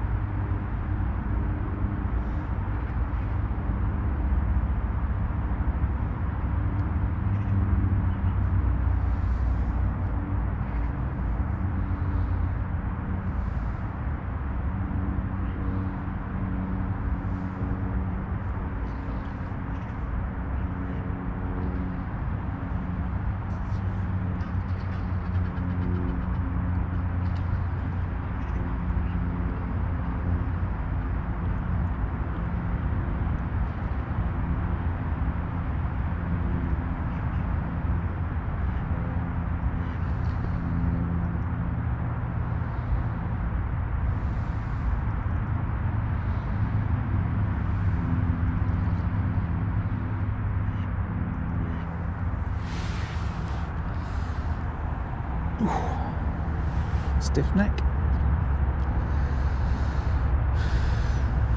It's time. It's gone 2 o'clock. So 4 hours. Just stopped talking, then another bubble came up to the left of my float. So I fed this line at 10 o'clock, and I was expecting to catch some roach and bream on it. I've had one bite about 5 minutes ago.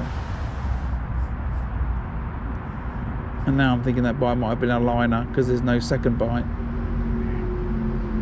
But there has been a couple of bubbles, and I wonder if there's just some carp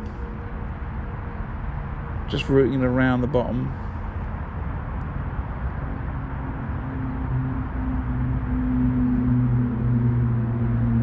And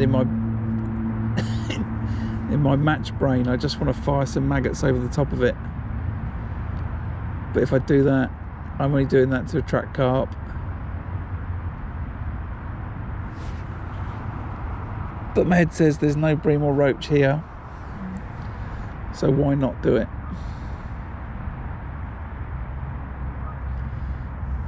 And the only thing stopping me was, the idea was I'm going to catch some bream and roach, and if I do that, I think I'm guaranteed to not hook a bream or a roach. Now my rig's twisted around my float, and I've got a carp on.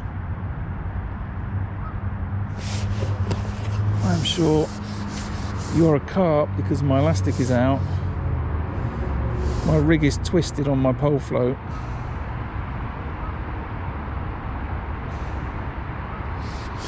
And this could be the end of my session.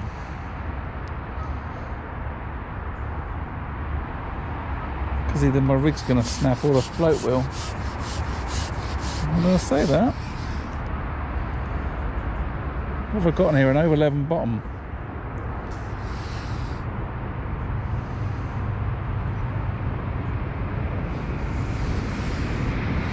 This is precarious. Just knew it was carpy, you know. Just those little dots coming up near the float. So it's still on.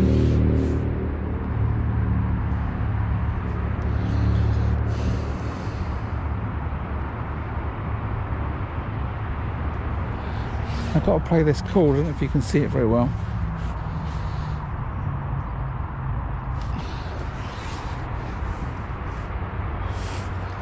I think I'll break it here. I need to get to the puller bung. The only problem I've got is that the rig is twisted.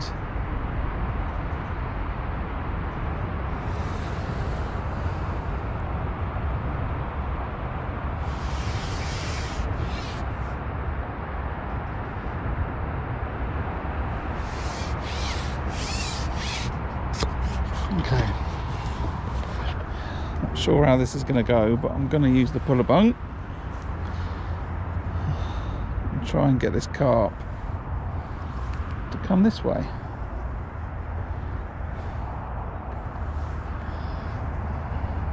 Which it is. is. Come on. Come on.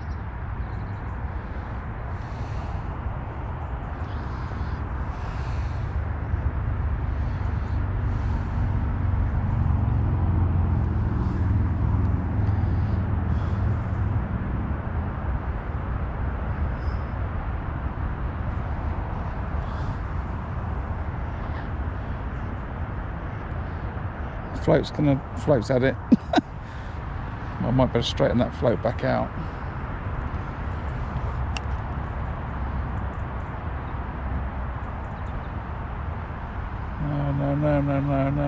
No. At least let me get the fish in. Come on. Come on.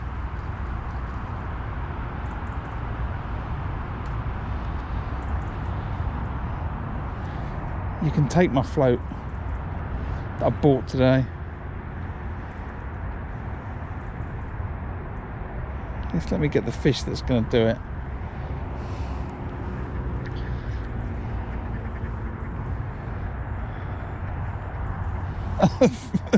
Look at the state of the float. I don't know how that's got tangled.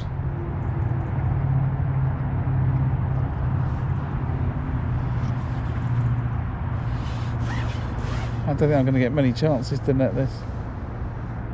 Look at the state of that float. That's hilarious.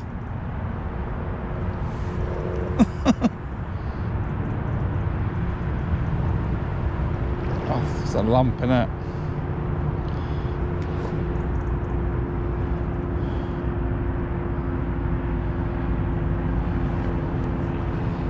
Can't. I'm sort of at the extent of the elastic. Just got to get the fish's head up.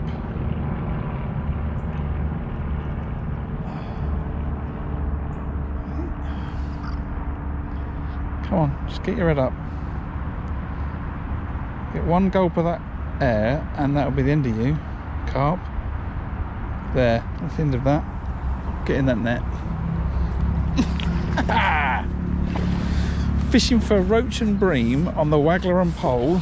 I've had one carp on the Waggler and one carp on the pole. That's a smaller fish, but it's still double. I'd count it as double figures if it was a match, for safety's sake.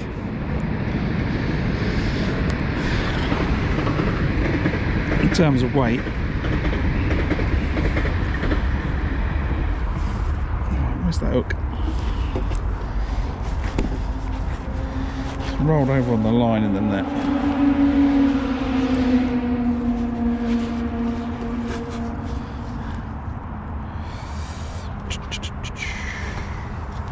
Well, that looks to be it.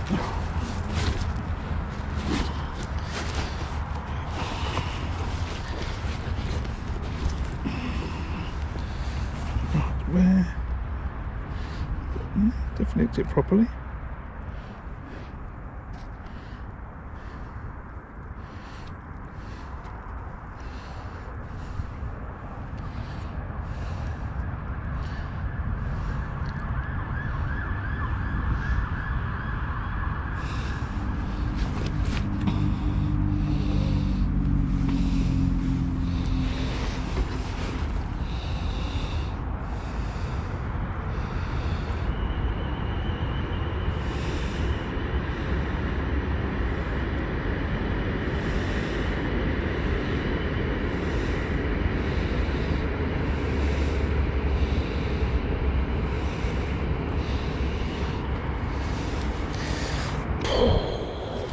Thank you very much, Mr. Fish. Or Mrs. Fish. Right.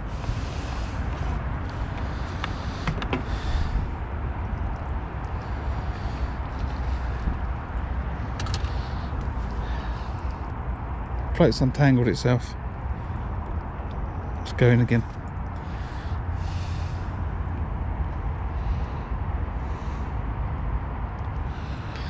Now I'm really tempted to put maggots in right over the top.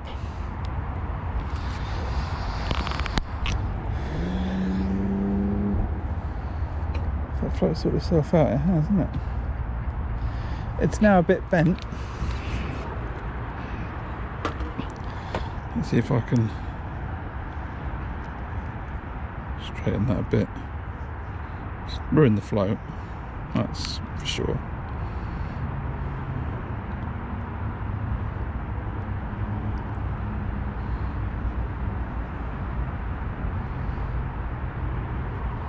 Right.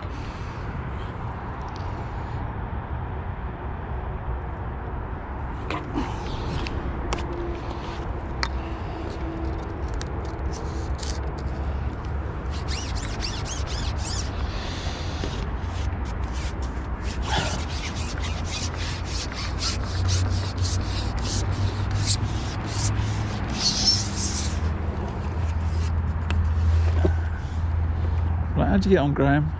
You're going to catch roach and bream on the pole. Yeah. Had a carp on the Waggler and a carp on the pole. And I've just seen some more, there's 2 more bubbles. There's definitely another carp there, look. They've come in on that pole line. Which is not unsurprising if, you know, the bait sat there for 4 hours with no bream eating it. Eventually, I always think this, on this lake, you know, the carp will come in on it at some point. Is it 10 past 2? So if we were fishing a match, I've now got 20 odd pound in the net, 25 pound in the net, maybe 24, 2 carp.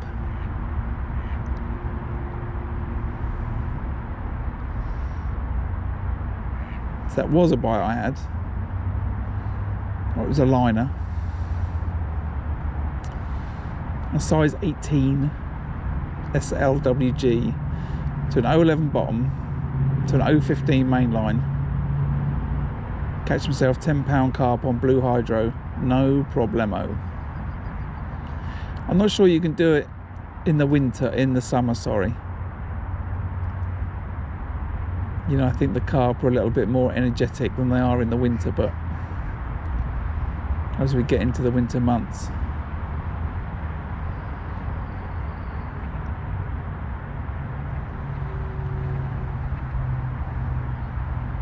but I think you should certainly be confident about getting those sorts of fish out when you hook them, as long as you take your time.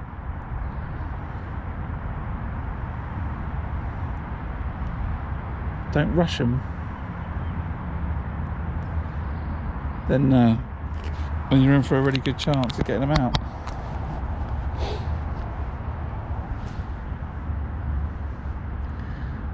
I'm so tempted to just catapult maggots over this now. Or pot some in right above my float.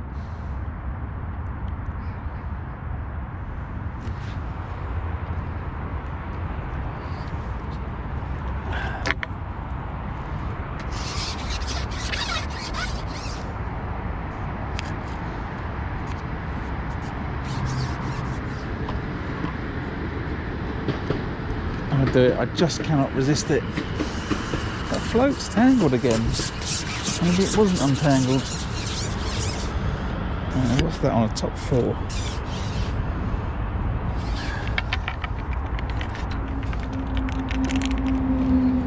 There's no reason for that to get tangled. Why is that getting tangled? Don't know. Right. So, top 4, I think. Yeah. Can't resist it. Right, get some maggots. That many maggots? That many maggots. About that.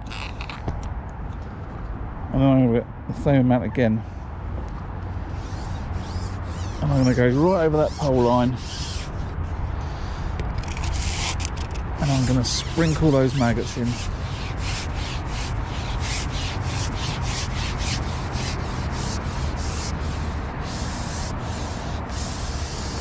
It's going to make a little bit of noise. Oh, let's knock them all out. There we go. Definitely made some noise now. Clumsy. And then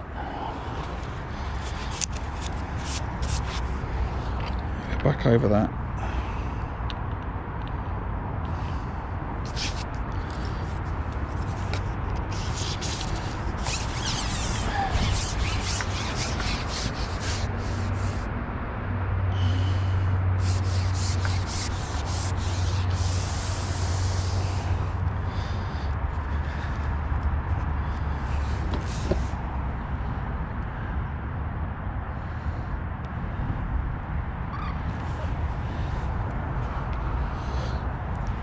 And that is definitely going to go under, I'm sure of it.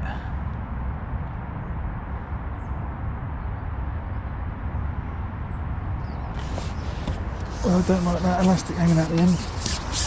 I've got to fix it.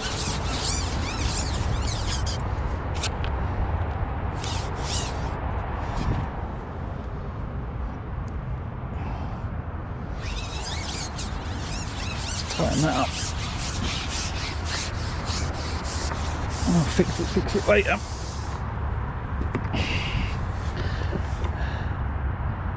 It's Carp has stretched the elastic a little bit.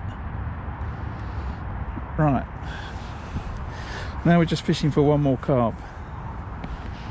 Not the idea of the day at all.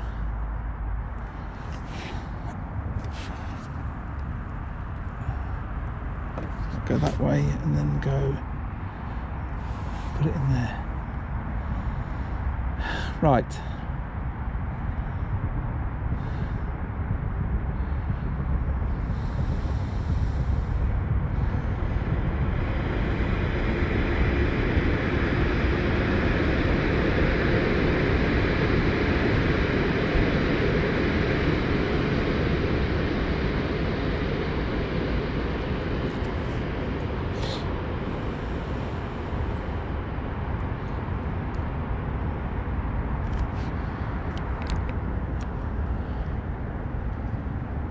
What's the time?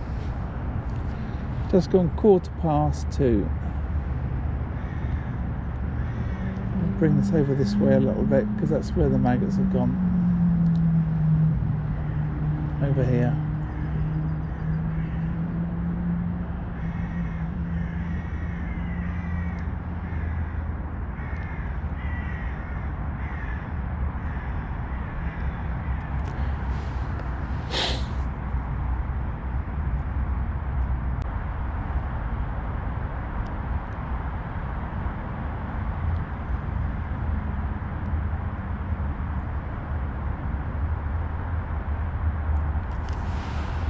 Now I'm going to get a bite.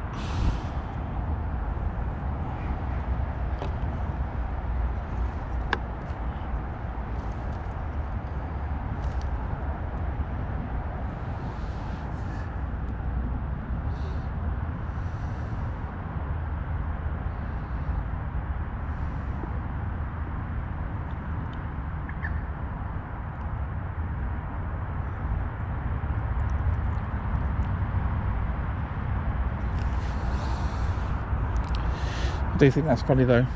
I'm going to do a session today fishing the Waggler and the pole, and I'm fishing for roach and bream. That was a bite. And I've had 2 carp.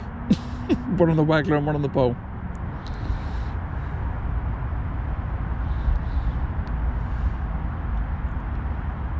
I've just missed a bite. I would really like to hook a bream or a roach, but I think that the probability now is next to nothing. I suspect that there's a few carp on the pole line just cruising over that ground bait, eating those micros, and now they're going to home in on that little pile of maggots I've just put in.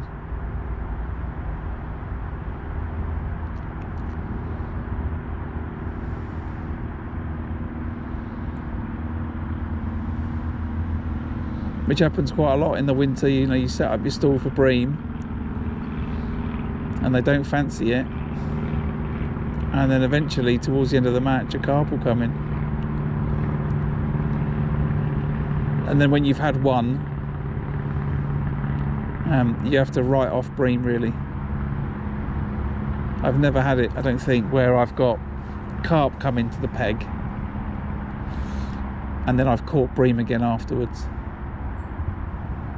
It's like as soon as the carp come in the winter months, the bream just go, and then, you know, one carp leads to two carp,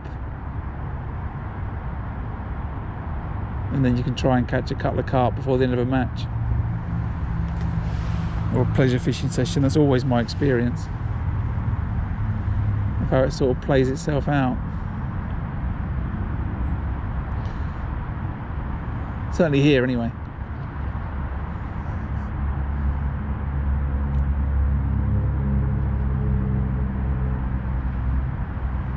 I suspect it's the same at other venues too.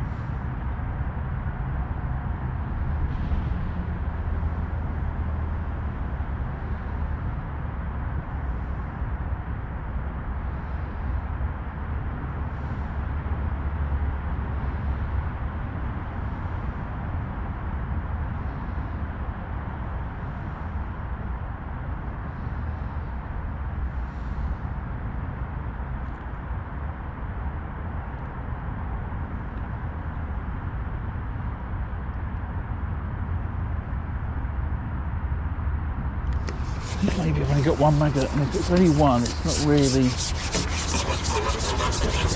attractive enough. Oh no, it's two.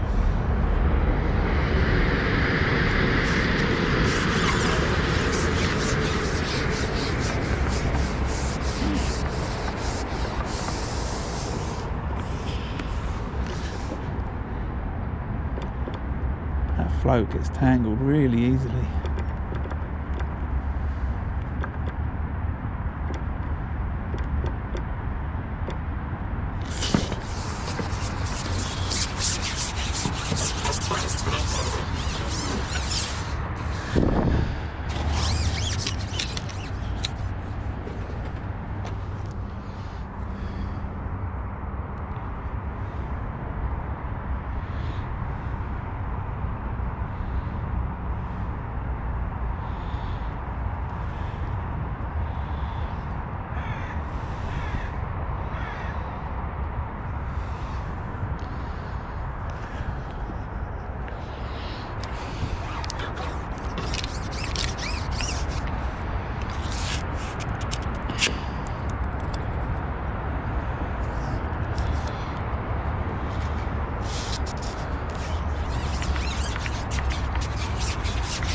On the number 4 section, nearing the end of its useful life.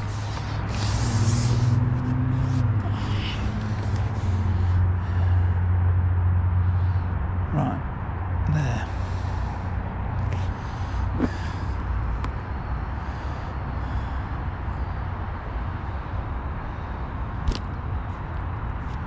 Some bubbles, look.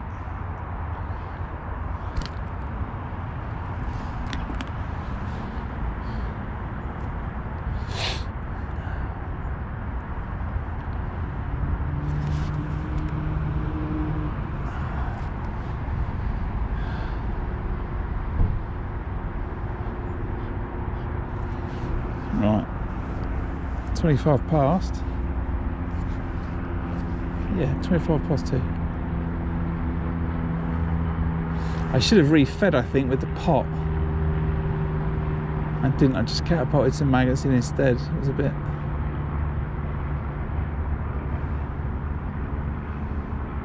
bit more spread out than I wanted to, really.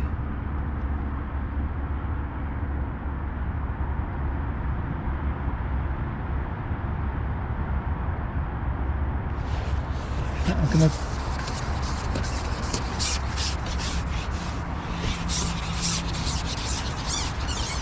bring that in, and I'm going to pot again.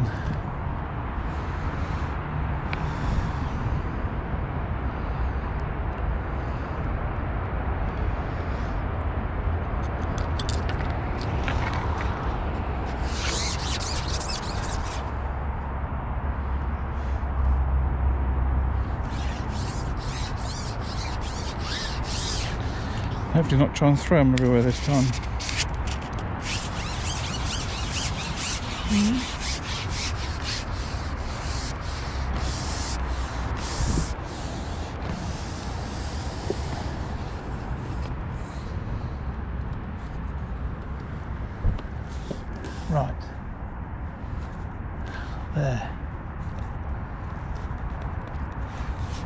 That's where I want them.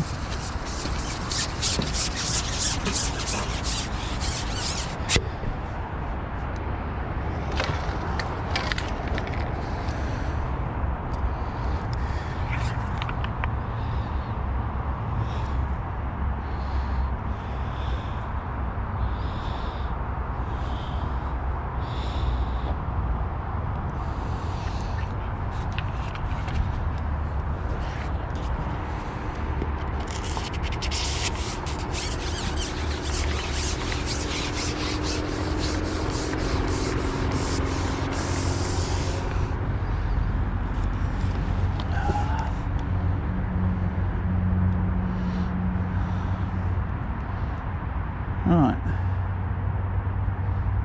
just there.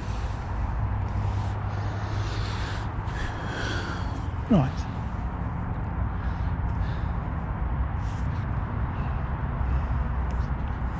It's worth just resetting that trap. You know exactly where I want that bait to be. That's an indication, it's a liner.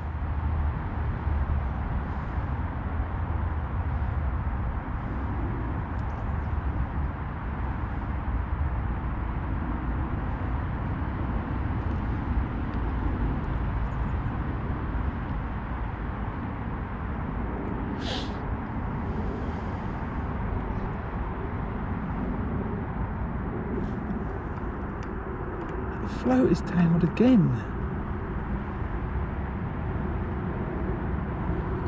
What is it with this float?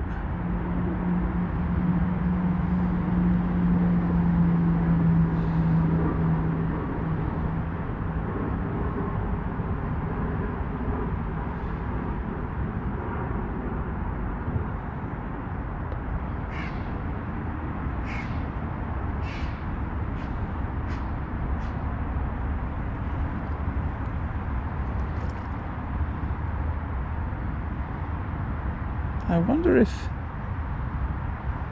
No, so I wonder... I was going to say, I wonder if that's a problem with the back shot.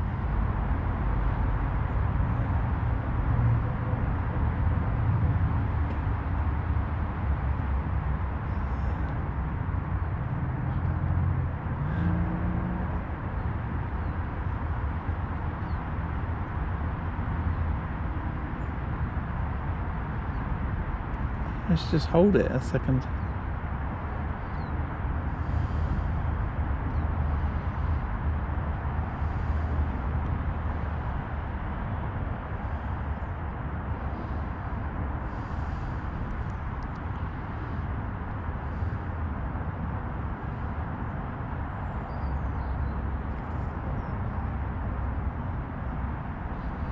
Yeah, I think that's the problem. The back shot are going down below the bottom of the float.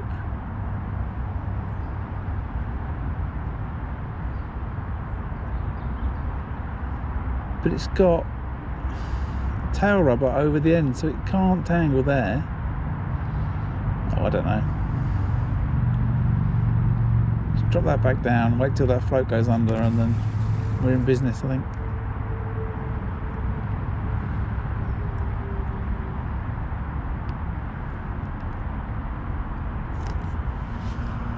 (2:30).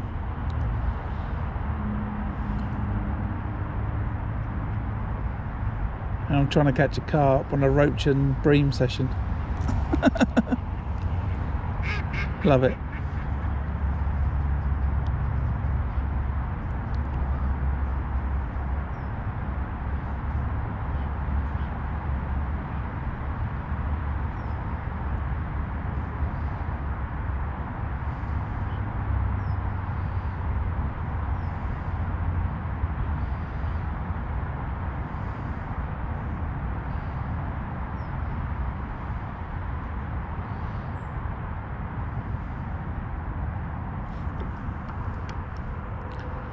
Getting knocked around all over the place, that is now. I'll try and hold that in the air, I think, without them back shots making an impact.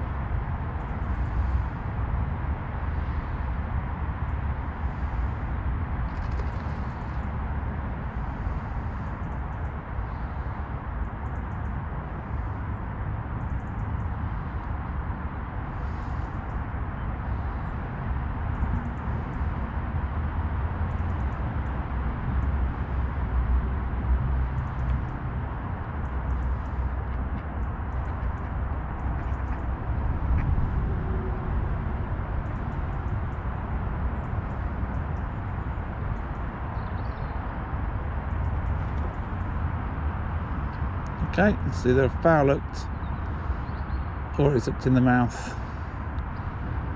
Either way, it's a carp. Oh, look at it slowly moving off. Oh, no, maybe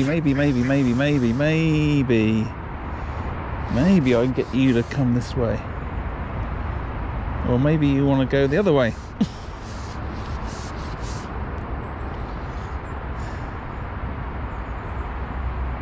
They're there, for sure they're there. They've come on it. So, oh, it's come off.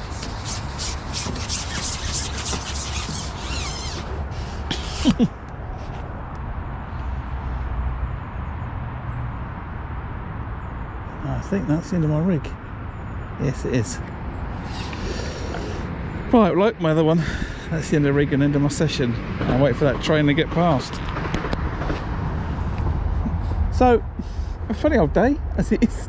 I came today, so I want to catch some carp on the Waggler and on the pole. After a couple of hours, no bites. I think it was maybe 2.5 hours. I've seen some bubbles come up. Looks like a carp's hit the deck, sent a load of bubbles flying. I was on the pole at the time. Then there was a few small single bubbles came up, so I've cast the Waggler on it. Within about 5 minutes, I foul hooked one carp, put it back out there again, and had one straight away. And I've got a picture of it. A friend next door, Linus, he took a photo. It's into double figures. And then I've decided to have a go on the pole. Same again. I can see small little bubbles, and I've hooked a carp on the pole, and I've had one, and then I fed for another carp, and I've hooked one, and unfortunately it snapped me up. And it's broken the main line, actually. I don't know why. Anyway, so very interesting. I think the challenge of the day about catching roach and bream was it's flat, calm, bright sunshine, the water's dropped out of the colours dropped out of the lake. I think it's putting the bream and the roach off. But the carp are still there, but as sort of expected, as we get into this time of year, they're interested in feeding late on in the day. So anyway, it ends up I've had a brilliant day, but was looking a bit, terrible at one point, because I don't like blanking. I've had a really funny day, I've caught on both methods that I brought today, and I've caught completely the wrong fish. So anyway, that's fishing. There's a match on here tomorrow. I think it'd be good. I think people can catch on the pole line at the end of the day, be geared up for it because they're there, and they're interested in coming over some bait, but they're not sitting on it.